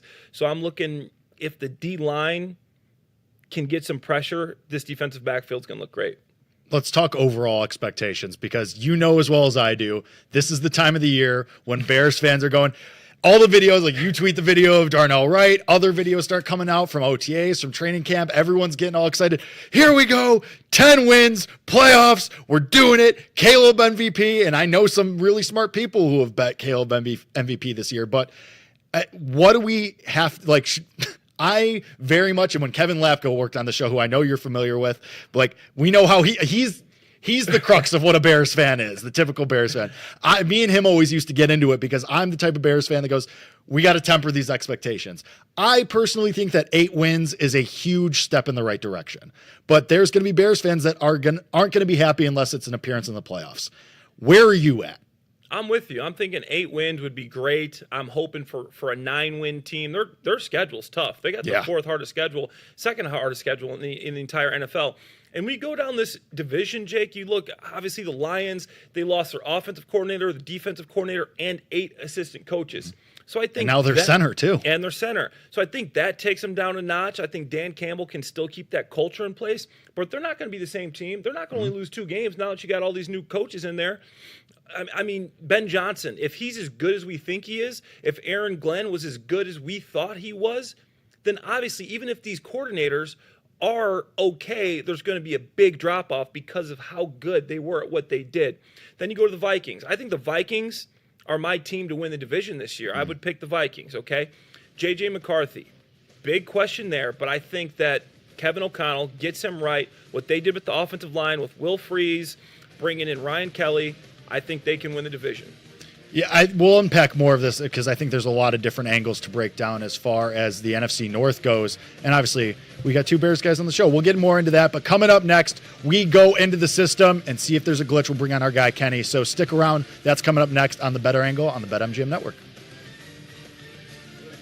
The Better Angle will be right back on the BetMGM Network, sponsored by BetMGM.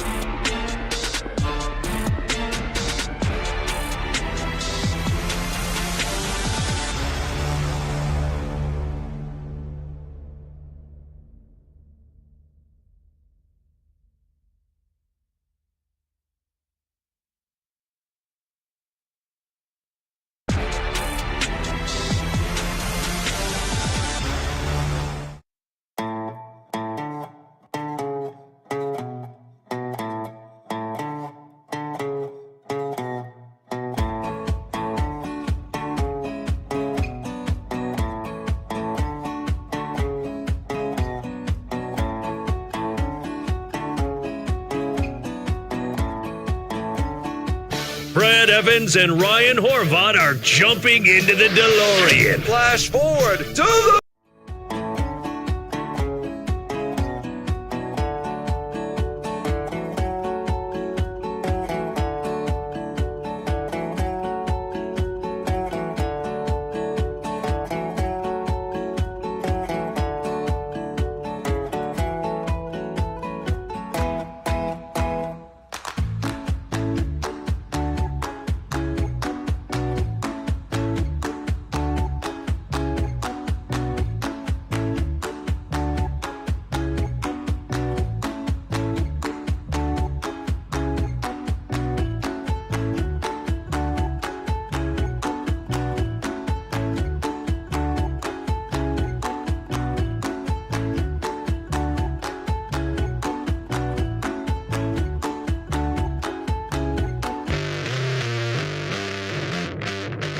Welcome back to the Better Angle on the BetMGM Network, sponsored by BetMGM.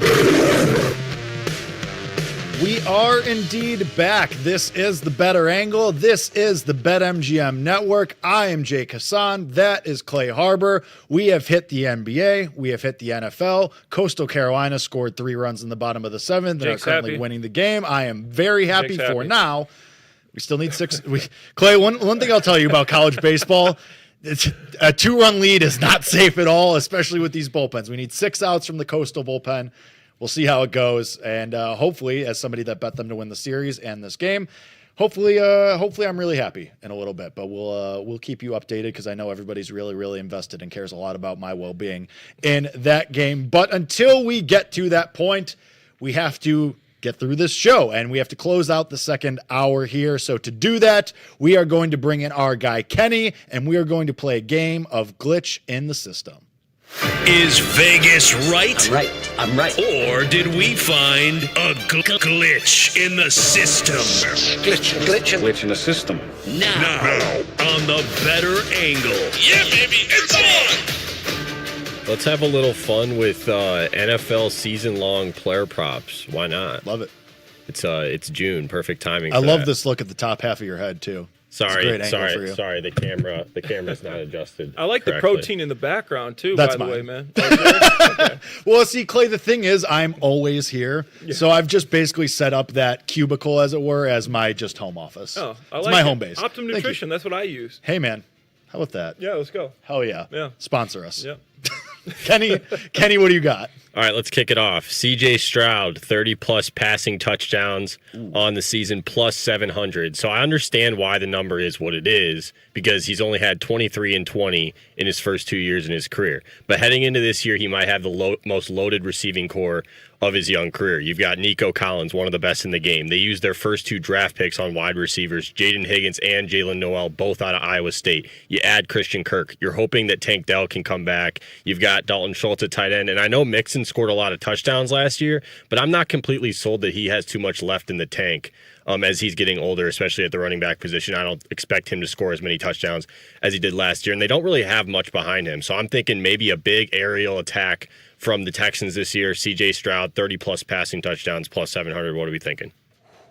Clay, I'll defer to you on this one first as our NFL insider. I mean, I defer to you. What's your first off-rip opinion here? My only hesitation there is obviously the offensive line. Laramie Tunsil is obviously gone. I don't know what they were thinking with that. I don't mind Cam Robinson, Blake Fisher at right tackle. I just don't think they have a good enough offensive line right now, but you're right. They do have some offensive weapons. I love Christian Kirk, his time with the Jaguars. I don't even know if Tank Dell's going to be ready this year. That injury was gruesome. Dalton Schultz, great tight end. Ton of weapons there, but I'm going to say no. I just don't think the offensive line is going to hold up long enough. I still love C.J. Stroud, but O-line is scaring me away from this one. I think I agree. Like 7-1, I do because we know what the upside of CJ Stroud is. Like the dude could be an MVP someday. Yes. Like he's awesome. Yeah. And it's just I can't get out of my head from last year how many times he was sacked and granted it was a lesser receiving core. Yeah. But the offensive line got worse, and so that worries me a little bit. I feel like they are going to have to lean on Mixon a little bit. I don't think this is a glitch. I think it's if it were a glitch, I think the price should maybe be longer. Honestly, if this was a 10 or 11 to 1, maybe you could get me to bite on this. But at 7, I don't think it's going to be there. Unfortunately, he can still be really good, still have 25 maybe, but 30 seems like a stretch to me. Yeah, I remember a year ago on the show, because his prop going into next year, like his normal prop was over 23.5, and we talked about that on the show, and he threw 23 in his rookie season. I was like, no way he doesn't have more, right? And he only finishes with 20 in a little bit of a sophomore slump. So we'll see what the Texans offense looks like heading into this year. Just thought that was interesting. This one I really like a lot. Omarion Hampton, 1,000 rushing yards on the season, plus 220. So he was the Chargers' first-round draft pick. We know Harbaugh loves to run the ball. I expect Hampton to step into that J.K. Dobbins role that he served last year. They did sign Najee Harris, but I expect him to play more like what Gus Edwards did last year. So, I mean, Harris might take TDs away from Hampton, but we're looking at 1,000 yards. Dobbins had about 900 in just 13 games last year. Hampton might need to play the full season to achieve this, but I love the value at plus 220 in Hampton's rookie season. What are we thinking? Start us off here, Jake. Man, I honestly like this. I think, and I know a lot of smart people who are high on Omarion Hampton and think that he could have a massive year for the Chargers. To Kenny's point, Najee Harris doesn't scare me at this point in his career. I think if anything, he'd be that goal line spell Hampton. But I think and even if Harris is the starter off the rip, I think come week 2, week 3, you're going to have Omarion Hampton as your starter. And honestly, if you think he gets to 1,000 yards, because 2 to 1, fine, whatever. But honestly, if we think he's going to get 1,000 yards, I'd rather bet 14 to 1 for offensive rookie of the year for Omarion Hampton. Because if you think he's going to have 1,000 yards in that offense, he's probably going to be a receiving threat as well, at least a little bit. So, I mean, we're talking what if he rushes for 1,000, 1,200, 1,300 yards in his rookie year. And of course, Genty's awesome. Cam Ward is awesome. But at 14 to 1, I think I'd rather bet that for Omarion Hampton if we think he's going to have a massive year and rush for 1,000 yards. Omarion Hampton was my running back 1 in the draft. Really? Doing all my scouting, I liked him more than Ashton Genty. This guy had over 3,000 yards, 30 touchdowns in his last 2 years, averaging 6 yards per carry. Combine, absolutely murdered it. He had a 4.45, 40-inch vertical, 10.8 broad jump. If you know what that means, this guy is really fast. He can jump really high and really far, and he's insanely explosive. Watching him on tape, he's got good vision. He's got good burst. Now you put him with Jim Harbaugh behind a solid offensive line. I think this guy is a shoo-in for 1,000 yards. J.K. Dobbins last year, coming off of injuries, only playing 14 games, had almost had 1,000 yards, had like 960-something yards. I think Hampton gets 1,000 yards this year. I loved him coming out. I was even saying the Bears, if they don't go with Ashton Genty, could take him at 10. That's how much I liked him. Wow. So I think Hampton is a steal, and he's a guy that could be the rookie of the year and definitely have 1,000 yards.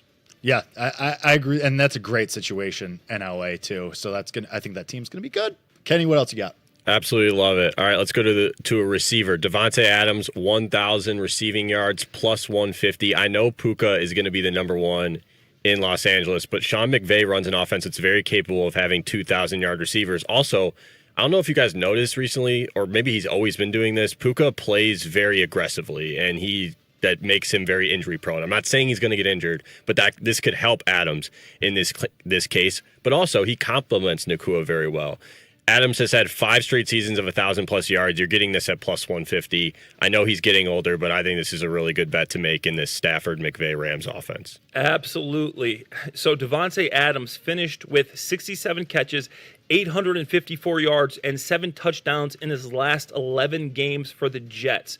People think just because the Jets were so bad last year that Aaron Rodgers and Adams had these horrible years. He's still got some juice. He's still getting in and out of his breaks. He's still making the 50-50 catches on these balls. You put him with Sean McVay, one of the best offensive minds in football, Puka Nakua on the other side, you're not going to be able to double team the guy. He's going to motion him. He's going to shift him to get him one-on-one matchups, matched up against safeties, matched up against linebackers in the slot. This guy can play inside, outside. I love this pick. I say yes, this guy's going to have a huge year. I'm actually with you on this. I think just look at what Devontae Adams dealt with last year. Gardner Minshew, Aiden O'Connell, Desmond Ridder, then the Jets and Aaron Rodgers coming off of that injury, still shaking off the rust like we agreed, and it was the Jets. And having to play second banana to Garrett Wilson at times as well. And also Adams dealt with some injury, but like you said, I think the biggest thing for me here is the Sean McVay factor. He knows what he's got in Devontae Adams, opposite of Puka Nacua, and he is going to find ways to get him involved. And honestly, I think Devontae Adams, we talked about revenge factor with Lamar Jackson a little bit earlier. I think Devontae Adams maybe feels like he's got something to prove because people in those internet streets last year were saying this guy's a bum, this guy's washed, he doesn't have it anymore. Now he goes to Stafford, who I think we both agree is maybe a little bit above Rodgers at this point in his career, and also, again, way better than everything that Las Vegas was dealing with last year. So, yeah, I think this is good, Kenny. What else you got for us? Yeah, I got one more. It's a long shot. I know you love long shots, Jake. So I don't know how much I love this one. I just love the number because I think this guy's going to have a big year. Jackson Smith and Jigga, JSN, a lot of us like to call him, of the Seattle Seahawks, 30-1 to lead the league in receiving yards. So I know this is a long shot. I wish there was a market for most receptions. I couldn't find one. Maybe there is one out there that somebody can show me because I think he's more likely to lead in that than in receiving yards. But he did finish 12th last year in receiving yards. He did play with DK and Lockett, who are gone. They did add Kupp, but this is a guy who gets peppered with targets, like talking about 12 to 15 a game. I expect him to have a ton of games this year with 8 catches, 100-plus yards. He's going to be up there. I don't know if he can achieve this, but at the number, what do you guys think? Start us off, Jake. Kenny's right. I love a big number. I love to go hunt. And this makes sense. I know earlier in the show when we were talking to Jim Wexell, he kind of took a ricochet shot at Sam Darnold and the Seahawks during that interview, saying that, would you rather have Sam Darnold or would you rather have Aaron Rodgers? Which, yeah, you'd probably rather have Rodgers. But I don't think the bottom is going to completely fall out on Sam Darnold here. I think they can make it work. And especially with someone like Jackson Smith and Jigba, who is very talented, can run all over the field. And I still feel like maybe we're waiting for his ultimate breakout as well, which is a little weird to say because it's been a couple of years so far for him. But I like this number. We saw what Sam Darnold was able to do when he honed in on Justin Jefferson last year. There's far fewer quality targets in Seattle, so I think you're going to see Darnold go to JSN a lot. I don't think this is out of the realm of possibility, Clay. I think you're right. When I'm looking at this Show roster, MVS, I think it's worth a bet, right? Sam Darnold, he had a big year last year. He showed he could throw the ball around. Cooper Kupp's last 3 years played 12 games, 9 games. He's not the same player. So JSN is going to be the number one option. And then you got Marquez Valdez-Scantling. He had 400 yards last year. You're not going to him. You don't have a big-time tight end in Noah Fant. I love when they drafted Elijah Arroyo, one of my sleepers at the Senior Bowl. Well, these guys see having 500 yards. So there's a lot of yards that you're going to use there. And I think a lot of them are going to be eaten up by MVS. So I think this is a good bet. I really like this. I love a good 30-1. Like, see, that makes me feel so much better betting a 30-1 in June than like a 2-1, and we have to wait till January to cash these. That's really good. I will say, like, if Cooper Kupp does get healthy this year and he plays more than 9 games, which is a pretty low bar to clear, I feel like maybe we might be betting some of his props this year too. Like, even, not for the futures market so much because you can't count on him to stay healthy week to week, but maybe on a game-to-game standpoint could be something for us to look. Shout out, Kenny. Appreciate you putting those together. Really Thanks, great Kenny. job, As always. That's the end of hour number 2. We got one more hour to go. We're going to talk to Max Starks in about 30 minutes to get some more Steelers insight. But on the other side, we whip around the NFL. We're going to see what storylines are worth breaking down here. So stick around. That's next on The Better Angle on the BetMGM Network. The Better Angle will be right back on the BetMGM Network, sponsored by BetMGM.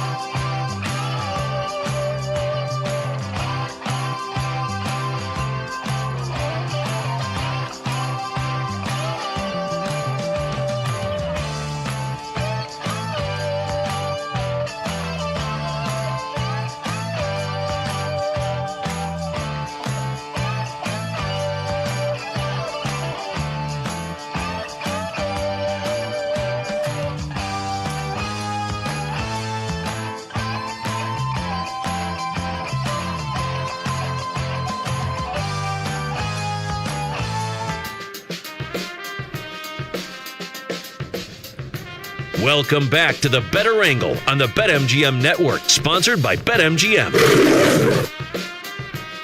Welcome back to the Better Angle. Jake Hassan and Clay Harbor with you for one more hour as we enter the third and final hour of this fine program. We have hit the Bears, we have hit the Steelers, we have hit the NBA Finals. I am sweating college baseball right now, and yet we are going to go back to the NFL and go around the league and hit some of the storylines that we have missed over the last couple of weeks. And Clay, we ended there, and we just ended Glitch in the System on the second hour with our guy Kenny there, and he took us out west to Seattle, and I think we might as well stay there and stay on the West Coast because that's where the biggest news recently has come out of, and of course, I'm talking about the extension for quarterback Brock Purdy that was handed to him, and that was 5 years, $265 million. It is nice to be Brock Purdy right now. You're shaking your head. Are you a non-believer? You're not a Brock Purdy guy? No, I like Purdy, but these quarterback contracts are absurd. That's over $250 million there, man. It is a lot of money. Brock Purdy, if you're listening, my Venmo is open. Jake-Hassan, Hasan, if you'd like to make a contribution. But it's a ton of money, and we've been having this conversation, not me and you personally, but the collective we and the community, the sports community, have been discussing what Brock Purdy was going to be worth once we got to this moment in time. And was he worth a massive extension? Should the 49ers look to move on? Because this is just a system that anyone could flourish in. And at the end of the day, it seems like the 49ers and Kyle Shanahan and the brain trust there seem to think that he's worth it and that he's one of one and he's a guy and he's the guy. And you've been to a Super Bowl with him, haven't gotten over the hump a couple times, but he can at least get you there, it seems like. Now it remains to be seen if you can cross the finish line there, but I mean, Clay, where are you at with this 49ers team just overall with Purdy as the guy for at least the next few years with all this money that they're paying him? McCaffrey, a year removed from injury, an offseason to rehab from his various injuries. You're going to get Brandon Ayuk back at some point. We don't know when. He tore his ACL in the middle of the season after just a couple of games. Deebo Samuel no longer there, notably, but where are you at with this 49ers team? Because I think people are trying to figure out exactly what to do with them given all of, I don't want to say the roster turnover, but just some of the changes that have gone on in San Francisco. Very boom or bust. I think this contract for Brock Purdy, for a guy that threw 20 touchdowns, 12 interceptions, I know there was a lot of injuries last year, but I think it was a little bit rich. I think he's a solid driver of your car, point guard type quarterback, and I know the market's the market, but that's a lot of money to play a guy that is probably in the mid-tier of quarterbacks. But that being said, let's look at the 49ers roster. Mm-hmm. If Christian McCaffrey can stay healthy, which is a big if because obviously we don't know. The guy had 200 yards last year. He just couldn't stay on the field. He played in 4 games. Yep. So if Christian McCaffrey can somehow play 10, 15 games, maybe 50, then it changes the dynamic of your team, right? So that matters. Brandon Ayuk, how healthy is he going to be? Juwan Jennings, how healthy is he going to be? Ricky Pearsall, he came back from the gunshot wound. He looked like a guy that really can be a weapon. I still love George Kittle, but he's getting older. To me, even Trent Williams, this is an aging roster, and you missed your window.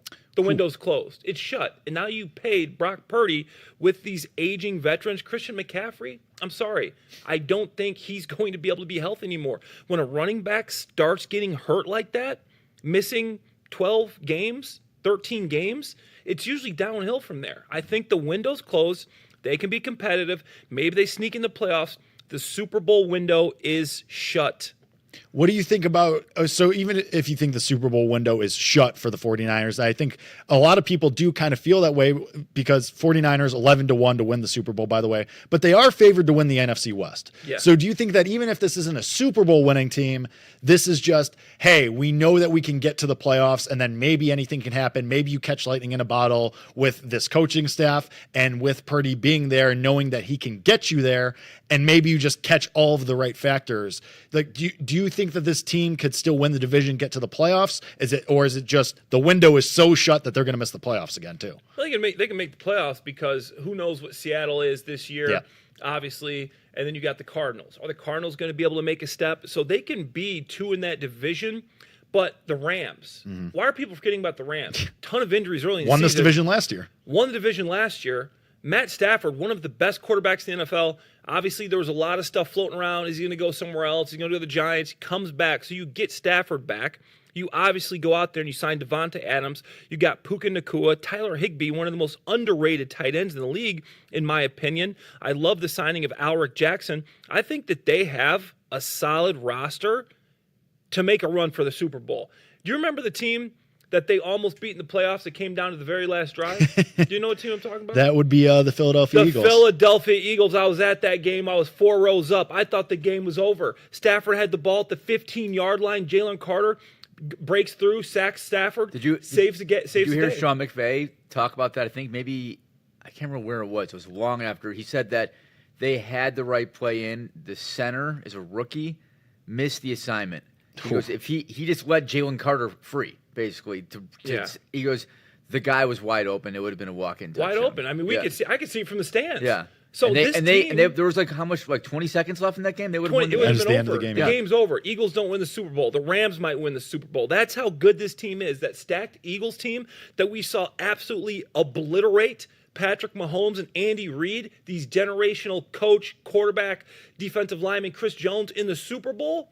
They should have won that game. So for me, the 49ers aren't winning this division. The LA Rams are. Rams plus 185 at BetMGM to win the NFC West right now. So you're if the weather hadn't changed in that game, the Rams win the game.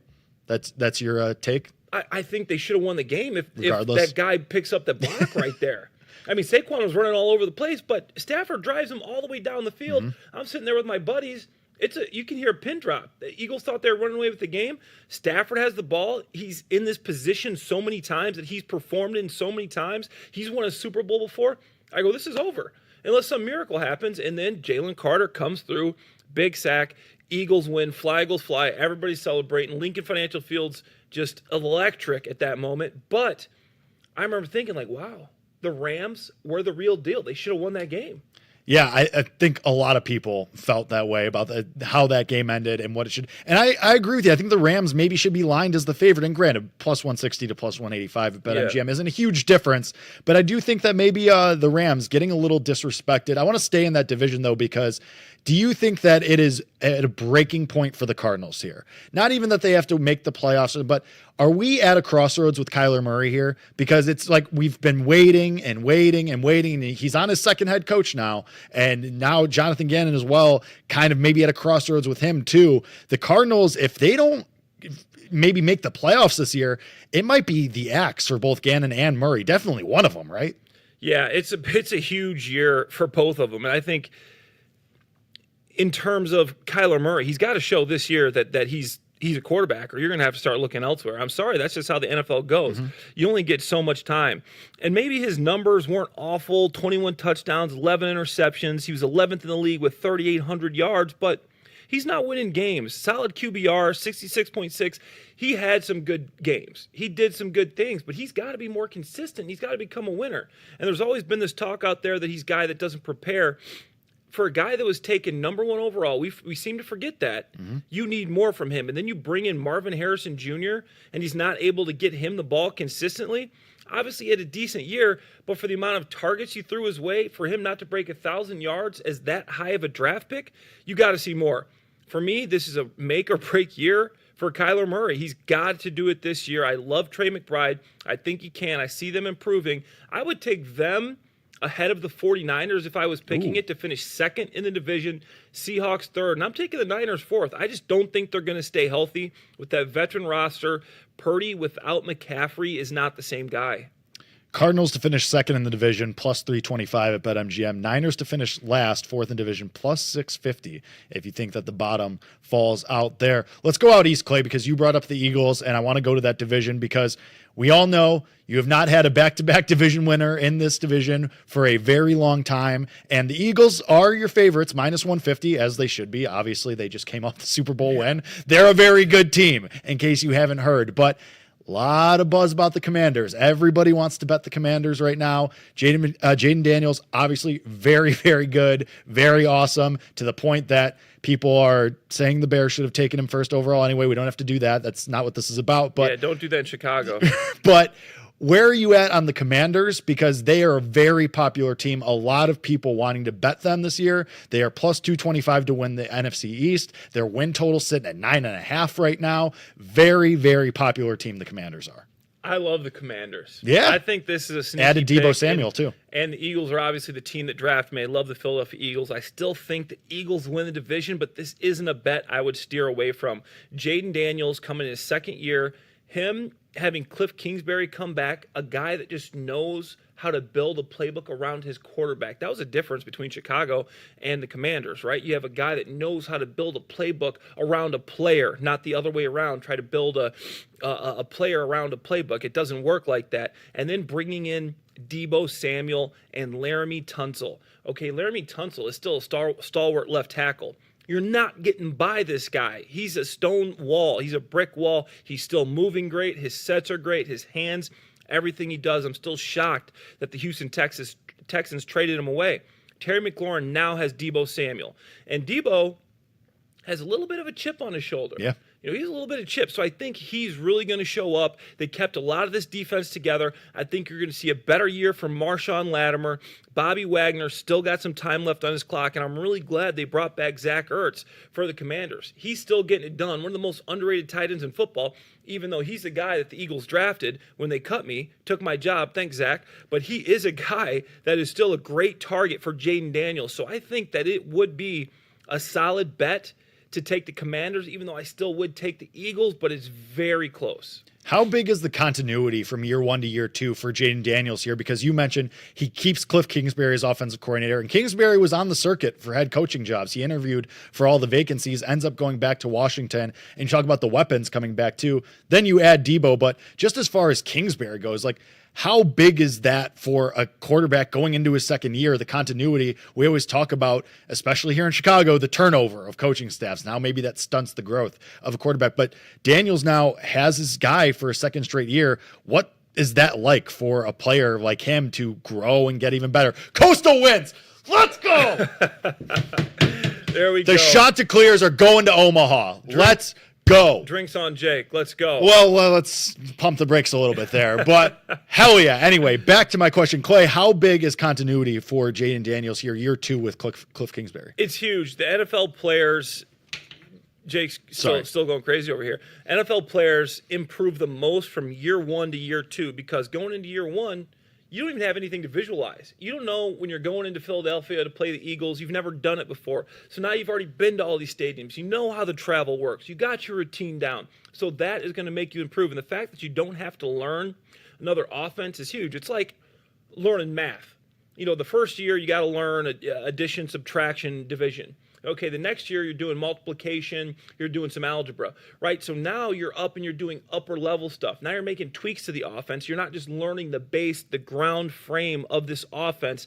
Now you can go into depth and make some tweaks on things, like going into New England Patriots offense after Tom Brady had been there for 17 years. I'm like, what is this offense? There are so many just tweaks, and they just perfected it in so many different ways. They found ways to fix every single blitz, every single problem you had out there. Tom had an answer for, and when you have continuity, you start being able to build that. So I think that's going to be huge for them, and I think they are the biggest threat to the Eagles. I don't think the Giants really have an opportunity this year with Russell Wilson. I think you'll see a quarterback switch before the end of the season. Unfortunately, I love Brian Dable, my former tight end coach. I think he's a really good coach, just got stuck in a bad situation where he couldn't find a quarterback. And I think the Cowboys are the Cowboys. Okay, they made a couple moves, but I just don't see them being competitive with the Commanders and the Eagles. But the Eagles still, after all that with the Commanders, I think with Jalen Hurts, Jalen Carter, I know they lost some players. I still think they can be a team that wins the division. I want to stick on the East here, and really quickly, just another team that a lot of people want to bet and a lot of people are high on. Drake May, year 2, the Patriots. You bring in Mike Vrabel. What are you expecting from the Patriots this year? Because a lot of people want to bet this team in their first year under Vrabel, who's a known winner, to be fair. I thought they had an excellent free agency, and I thought they had an excellent draft. I mean, Vrabel, first of all, is a guy that is going to come in and demand demand accountability, and that's what you want from your coach. He is a Patriots coach through and through. I thought the Kyle Williams draft pick was great because Drake May needed a weapon. I think that was one of the low-key draft picks. I loved him. And Will Campbell. I don't care if he's got T-Rex arms. I don't care if Randy Merkin's got longer arms than Will Campbell. This guy can straight up play. He played at LSU, okay? He didn't give up sacks. He's playing against the best competition.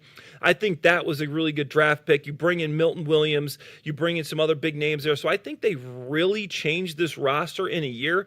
And Drake May has shown me enough to say, this guy's got it. This guy's got it. He's going to be a good quarterback. That was your NFL whip around of all the stories. On the other side, we stick with the NFL. Max Starks joins the program. We're going to talk about his perspective on the Steelers and the Aaron Rodgers signing. That's coming up next, right here on the Better Angle on the BetMGM Network.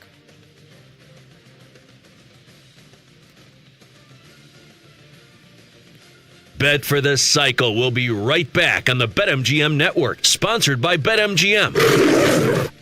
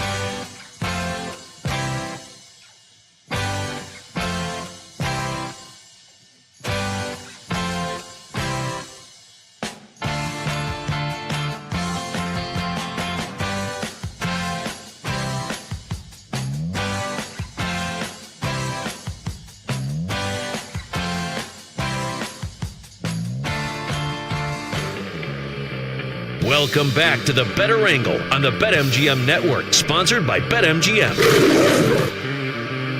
Welcome back to the Better Angle. Jake Hassan and Clay Harbor with you for about 35 more minutes or so here as we come closer to the finish line of this fine program. We have been hitting a ton of NFL today. We are going to talk to Max Starks in just a little bit. He is the sideline analyst for the Steelers. Also, a two-time Super Bowl champ. Pretty good. Pretty good when you can have a couple of rings. And he's also 6'7", 350 pounds, just a massive human, massive individual. That is a massive, massive human. And listen, Clay, you are not a small human yourself, but for you to say that someone's a massive human, that's really saying something. The thing about being like 6'3", 6'4", in between there, 6'3" and some change, when somebody's like bigger than you, you know they're extremely large. And that's a guy you walk by and you're just like, wow. How does he fit in a plane? You know, he's got to get 2 seats. And how often does that happen to you though? Like you are not a small man, Clay Harbor. So that doesn't happen to you often, I imagine. No, but in the NFL locker rooms, I'll be honest, I felt like I was a little guy. Like they would make fun of me for being small. Like in the say New England Patriots, Gronk's 6'7", 270 pounds. Martellus Bennett, 6'7", 275 pounds. Then you got me, you know, I'm 6'3 and a half, 250. Like, oh, we got the little guy, Clay. So I always thought I was small because I'm hanging out with all these monsters. Little did I realize that these guys are just ogres and I'm actually the normal one. All right, we do have Max Starks on the line, Steelers analyst, he a two-time Super Bowl champion. Max, I don't know if you caught that, but guys like you made our friend Clay Harbor here feel pretty small and insignificant, and he himself was in the NFL. Hey, listen, there's aberrations to everything. You know, I was just in the outlier column, you know, and Clay was definitely in the medium to above average. So, I mean, we were still close. It's just a little bit different. You know, I mean, I didn't get the glory of catching any balls. You know, the closest thing I got to was pretending to run a fake route and run a quote-unquote rub route for Hines Ward, even though we called it a pick route back when I played. You never got to do that little sneak off the line near the end zone to catch one of those touchdowns? So I auditioned for it. Here's the I was the extra tight end for a number of years, right? And we were in training camp practice doing what we call Friday Night Lights in Pittsburgh up at Latrobe. And I had a cast on my left hand because I'm left-handed. And I ran a shallow drag from the left tight end spot, you know, 3 yards in on the goal line. And Ben threw the ball right to my cast hand. And I tried to catch it. And he was like, well, so much for your receiving career, Max. All right, get back on the line. So that effectively ended it. So it was one pass in training camp that determined that I was not good enough to carry that pass.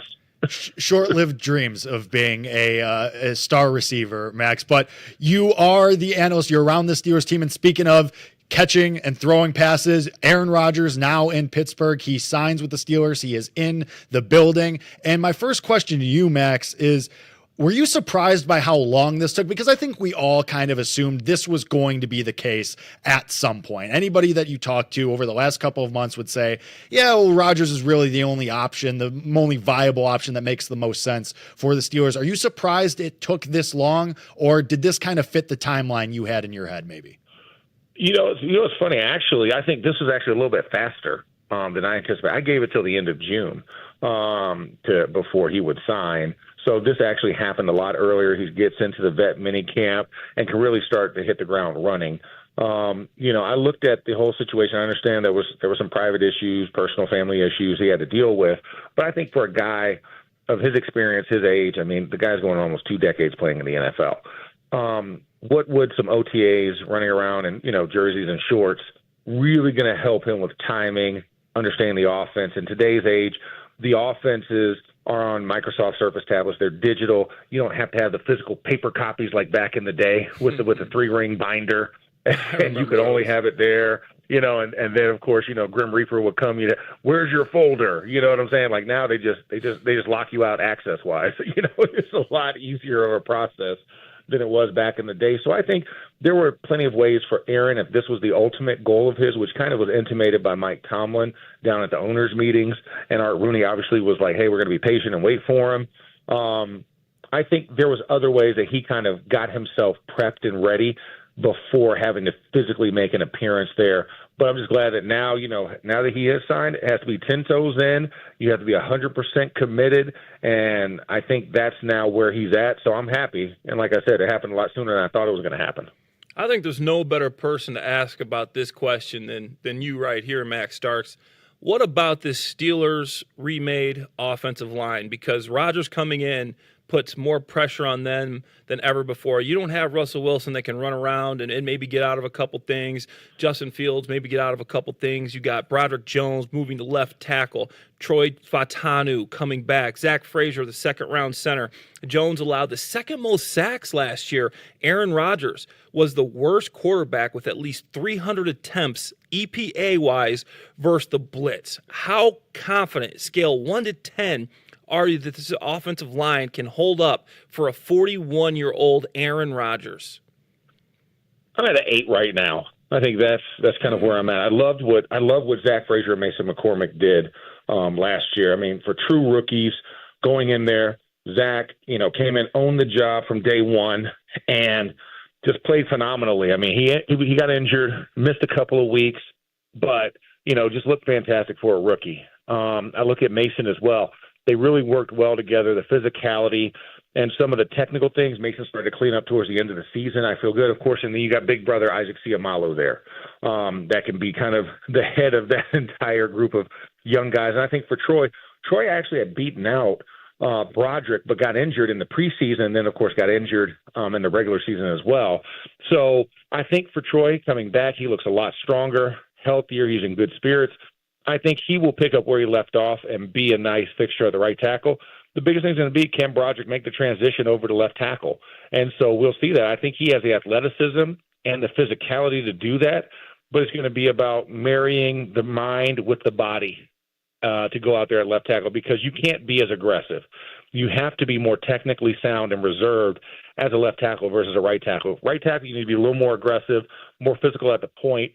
It's a predominant side that you like to run the ball to. So for him, I think that transition of coming back over there to a position he felt comfortable with should help him and should cut down on some of those sacks, pressures that he gave up at right tackle, because I think that was more of a departure from what he was used to. And now he gets to settle back into a normal position for him, something that he came into this league as a left tackle. So I think it will help out, but, it will be contingent about how well Broderick transitions and how quick he gets to the transition of left tackle, because it will take some time. And good thing is he has this summer to kind of work out those kinks. I remember making the same transition after my third year in the league and moving over to left in my fourth year. And, it's a little bit rough, but you can get to it, by the at least the first 3 games of the season. Max, you mentioned Rodgers has to be 10 toes down. He has to be invested. He has to be, all in.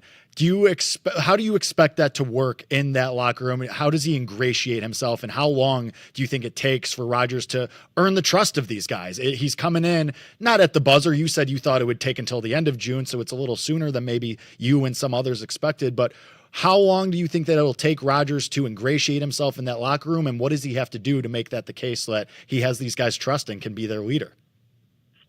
I think to come in there and own the moment, right? I think, be willing to listen to what Arthur Smith says in the meetings, to not make a stink and kind of try and figure out how each guy ticks. I mean, that was one of the things I think that allowed Russell Wilson to really come in really quickly and gain the favor of the team. Is he came in, ingratiated himself, and really wanted to spend one-on-one time to get to know his personnel. And I think if Rodgers does something similar, I'm not saying he needs to do as much, that Russ did, but I think he also needs to come in with that mentality that he's here to add to the team. He's not the team. And I think he's kind of had a little bit of that in the past, with years, towards the latter years of his time in Green Bay, and then, of course, his time in New York. I think he kind of has to depart from that and understand he's coming in to fit in. He's not the 27-year-old gunslinger that he was, when he won a Super Bowl. He's now aged more. He's going to have to rely more on his team around him. He's going to be asked to sling it, but it's going to be a modified role. He's going to have to rely on the run game. He's going to also, have to help his defense out when they're in a pinch. It's going to have to be more symbiotic of a relationship. So I think the faster he does that and kind of buys into the culture that the Steelers have, I think the easier it will be. And I think for the fan base, I think week 1 is their opportunity. If he can go out, week one and beat his former team against a former quarterback that was here starting a year ago, like Red Rover with those two, I think he wins the fan base over by week one, after week one. So the Steelers were the team that ran the ball the third most in the NFL last year. And once again, I think for the fourth consecutive year, they're the highest paid defensive team in the NFL. Do you see Rodgers coming in as maybe a changing of the guard, that they're going to go from more of that running team to maybe open it up and try to throw the ball around, especially to DK Metcalf a little bit more?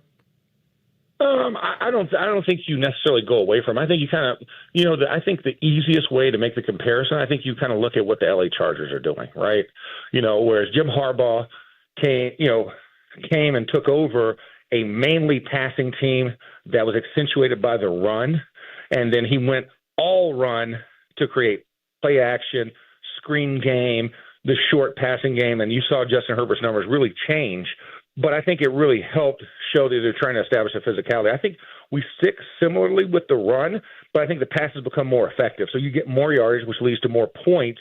So I don't think the volume will necessarily change. I think the accuracy and efficiency of the passing will change with Aaron versus what Russell and Justin kind of went through last season. And, of course, even before that with Kenny Pickett and Mason Rudolph. We are talking to Max Stark, sideline analyst for the Steelers, two-time Super Bowl champion as well. Pretty good. Max, I want to ask you, just what does this Rodgers signing do for you as far as your perception of the Steelers? Like, how does this change the goalposts for you? What were your expectations before Rodgers, and now how far do you think he can take this team, both from a win total perspective and if they get to the playoffs, how far can he take them? Well, I think Aaron Rodgers at QB probably gives you a plus of about 2 to 3 games. So this is a team already pegged at, I'm going to just say it, 9-8, because Mike Thomas never finished below 500. So who am I to go against, 18 years of data, or 17 years of data, essentially, and go against that? So I would say, looking at a 9-win team, I say now they bump up to about 11, possibly 12. Aaron Rodgers is going to have to go win you probably about 2 or 3 games in that spot where he's going to actually have to go from behind and push the point total over the opponent. So I look at that. I think he moves the needle in that direction. Not to say that Mason would not do a great job at quarterback as well if he's pressing to service, but I think the experience and the timing and what's around him and how that's developed, I think is better than what he had with the Jets. And I look at it and I say defensively, probably a little bit better. Definitely a very good comparison. But offensively, I think it's an upgraded offensive line. I think it's a better run game. And I think the receiving core as a whole has more potential and opportunity than what he had before. So I think that definitely gives him a boost. And he doesn't get frustrated with Mike Williams dropping 2 passes thrown right to his hands in a critical game in primetime football. I don't think that happens. I think you got a DK Metcalf. We'll see where Roman Wilson will be in year 2, miss year 1. Calvin Austin III obviously is a very good slot receiver for you. And, of course, you have Pat Freiermuth and Darnell Washington, 2 very big targets in the tight end game. So I look at that and I say that I think this gives him a better hold of being able to control the offense and be able to do more what Arthur Smith wants to do, but also allowing Arthur Smith to let Aaron Rodgers do what he wants to do. Max Stark, sideline analyst for the Steelers, 2-time Super Bowl champion, gave us a ton of great insight into the Steelers locker room. Max, thank you for the time, man. We really appreciate it. Appreciate it, Max. My pleasure, fellas. Y'all take care. Have a great weekend. Take it easy. That is Max Starks. Gave us a ton on the Steelers. And Clay, everybody that we've talked to today, it's all positive. Yeah, I think it is, man. It's been 9 years since they've won a playoff game. I think Aaron Rodgers is the guy to do it. He wants to go out in a blaze of glory, so he's going to do everything he can. Like he said, 10 toes down. So I'm looking forward to seeing what happens with this team this year. And if they somehow won the Super Bowl, he walked, he leaves, right? He's done. I think he's done regardless. This is 1 year. That's it. You think? One and done. Signed a 1-year deal. Yeah, but I'm saying, but if they won the Super Bowl and he's obviously a big part of it, you don't think they're going to ask him to come back next year? No, he's riding off into the sunset on a white horse. You have to. Yeah. He's going into a cave with the Super Bowl rings, and we don't hear from him for a long time. And Clay, honestly, the biggest takeaway from that interview with Max Starks for me was, you're above average, buddy. You're medium to above average. You're not a small guy. I think he's a little more in medium to above average, Max. But thanks anyways, man. I appreciate it. From a guy his size, everybody's got to look short.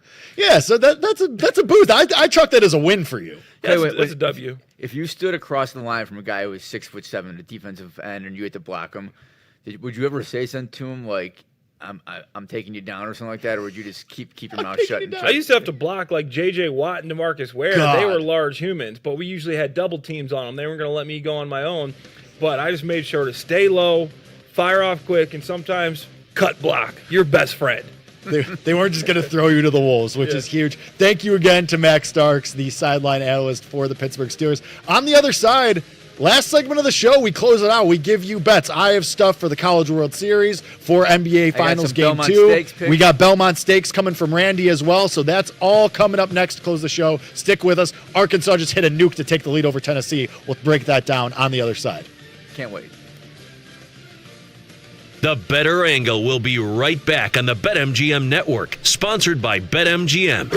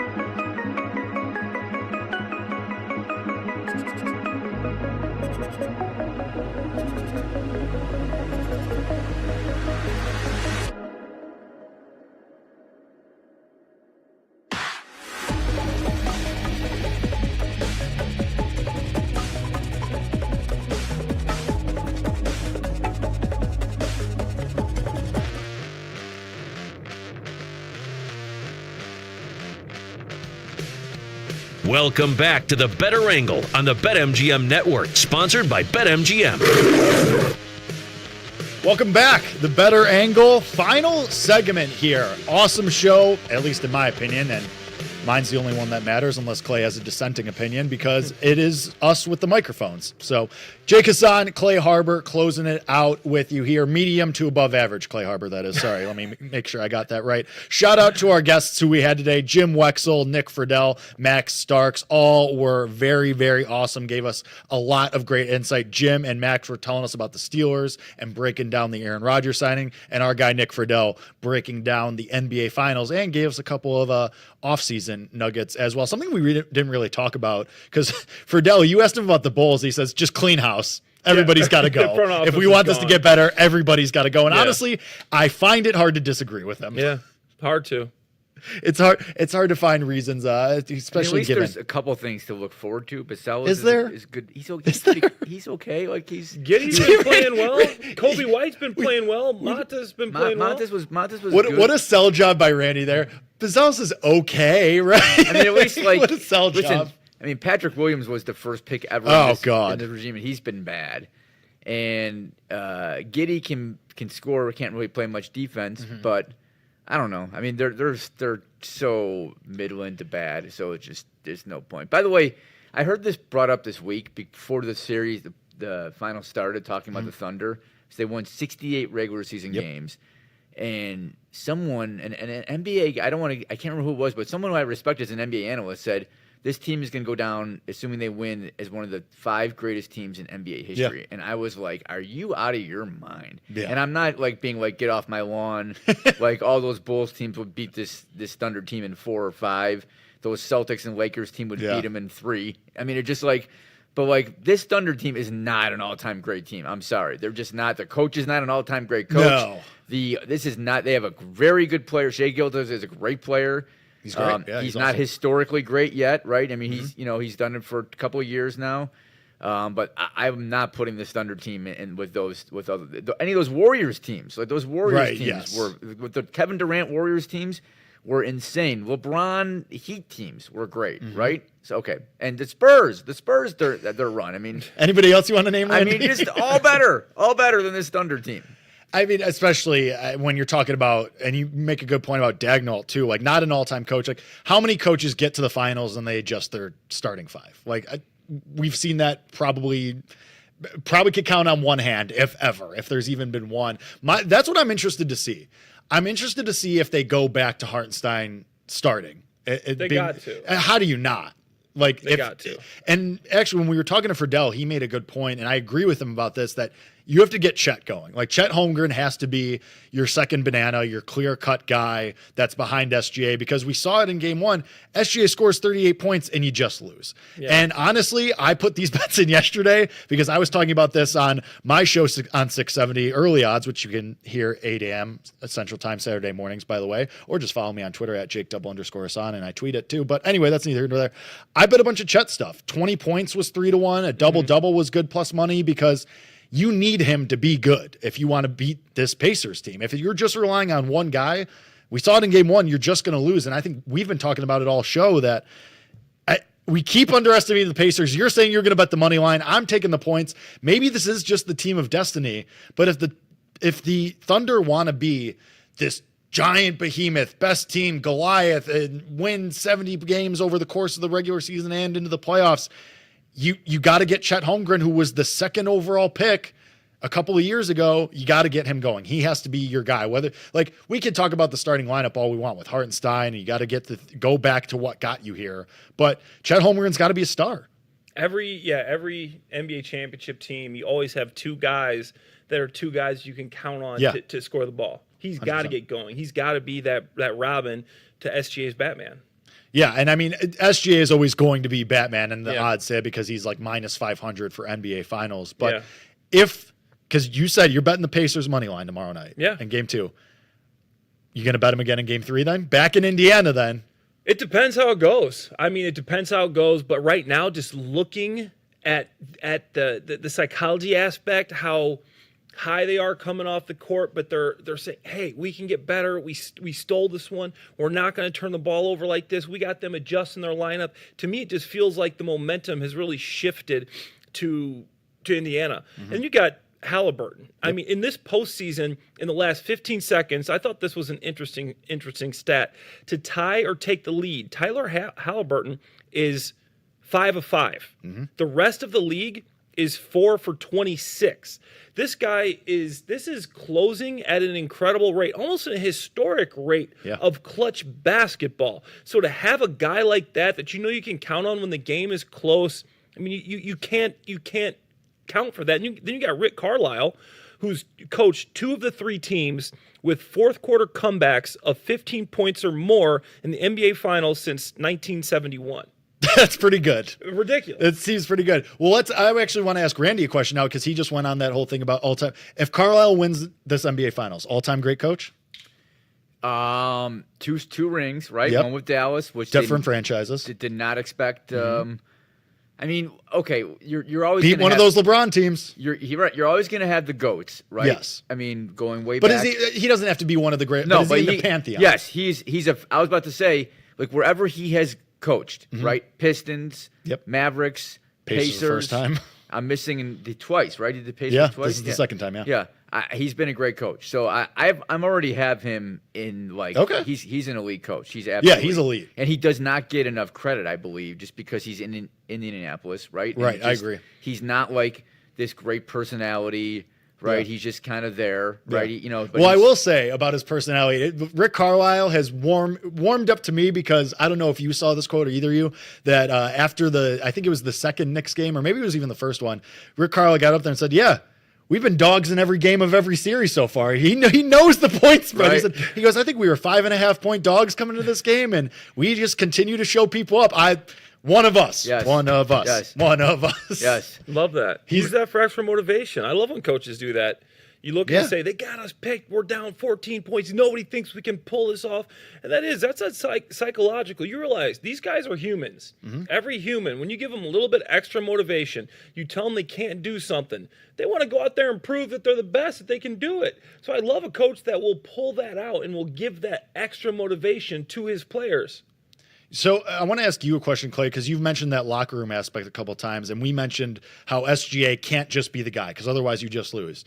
Do you think it's him in that locker room saying, "Hey guys, help, I'm drowning," or is it more he's deferring to Mark Daigneault, the head coach, more in that, or is it both? I think it might be both. I think he's a guy. SGA is a guy that's good enough that he is gonna make it a point to get his teammates involved, but the head coach is going to, he's going to start scheming up some different plays for some of the other guys, maybe try to get them going early, get them the ball, get them some shots up early, because once you hit a couple shots early, you see the ball go in, that's when things really pick it up for you. I always like to get a catch early in the game. If you get me a catch in the first couple drives, the rest of your game, you got to catch. It's just like it flows. You relax. You're going to have a good game. You relax. If you get some buckets in the first quarter, the first 5 minutes of the game, that's when you really start to see the level of play pick up. And not just football, basketball, in all sports. Success early equates success in the long term. I want to ask you one more thing before I want to get Randy's Belmont breakdown here in just a minute. But we talked a lot of Steelers today, especially with our guests. And Jim Wexell and Max Starks were really high on the Steelers, and they're close to that team, so it's kind of to be expected. Did they change your opinion any which way on the Steelers, whether it be that you think they're going to do better than you originally thought, or just did your opinion change at all on the Steelers today? Max Starks talking about the offensive line changed my opinion a little bit because, I was a little worried about Broderick Jones moving to left tackle. I think that interior is pretty good, but he seems to be pretty confident in where this offensive line is, and we know this defense is always going to show up. They're spending the most money in the entire NFL on that defense. They still got T.J. Watt. This defense is going to show up. And him saying that he still thinks they're going to be the run the ball first. And then obviously you got DK for the big time throws. Maybe they bring in another weapon. But Max Starks talking about that offensive lineman for 10 years in the NFL, 2-time Super Bowl champion. That will change your mind if he's that confident. Yeah, I'm with you. That changed my mind a little bit on this outlook for the Steelers team. All right, we got a couple minutes left. Randy, I know you got some stuff ready for the Belmont. Belmont runs in about 10 minutes, a little bit more. Give us winners, Randy. Let's go. All right, I'm ready. This is the guy. I know nothing about horse racing. Okay, horse racing. But Randy, you've been talking about this all day. Then you had stuff for us. Who gave me the winner for the Derby? Okay, just missed in the Preakness. Okay, gave me Sovereignty to win. Okay, and put him in an exacta box with the 6 horse. Love it. Sovereignty. Okay? Sovereignty is the 2. He's I think at like 2.5 or 3 to 1. And when you get to this race, there's not that many horses. It's tougher to win big. Right, compared to the Kentucky Derby. Well, especially also when you have the Derby and the Preakness winner, right? Exactly. And to be just for everybody who may not be up to speed on journalism is your favorite right now. He famously won the Preakness a couple weeks ago, 2 to 1. Sovereignty, the 2 horse, is plus 350, 5 to 2, and Baeza is 7 to 2, plus 350. There, that's how. Right, so he has 7 to 2, the 2 horse Sovereignty to win. Okay, and Baeza in an exacta box. Love it with 2. All right, that's good enough for me. Yep. That good enough for you, Clay? I'm in. I'm putting it in. I'm in on that. Belmont runs in about 12 minutes exactly to post here. I will be doing that with Sovereignty. I'm going to do a little on journalism too. He's a freak horse. The way that he won the Preakness was insane. I will say that Eddie Olczyk was on the BetMGM network earlier in the week. He knows his ponies. And he knows his ponies, and he liked the 5-horse Crudo a little bit, and that's 11 to 1. So I'm going to sprinkle, and a term overused in betting content, but I'm going to sprinkle a little bit. 11 to 1. Yeah. For a guy that knows his horses. Yeah. I'm going to take that. Clay, this was awesome, man. No, it was a ton of fun. Got a lot of good guests in here. A lot of good football, basketball, the finals talk. So who's your take before we leave? Who's winning the finals? I still think it's the Thunder. Still think it's Thunder. But I do think it's going long. I think it's going to go 6 games now. I don't think it's going to be over quick. 7 games. 7? 7 games. Thunder pulls it out at the end. Love it. I think that we're in for a longer series. Who you got? I had Thunder in 5. But by the way, Nick Friedel just texted me and said, "What's hilarious is that me and Max Starks went to high school together. I replaced him on the O-line when he left." That's that's a small world. Nick Friedel, unknown NFL offensive line career. What could have been? This has been the Better Angle. I have been Jake Hassan. That's Clay Harbor. Thank you to Randy Merkin putting together a great show. Shout out everyone behind the scenes as well. Kenny Henderson, Max Sheedy as well. This has been the Better Angle. Kate Constable, Cam Smith back next week. We'll talk to you later. You've been listening to The Better Angle on the BetMGM Network. BetMGM, the sportsbook born in Vegas. Download the app today. Please gamble responsibly. Listen back to the show anytime with the Odyssey app.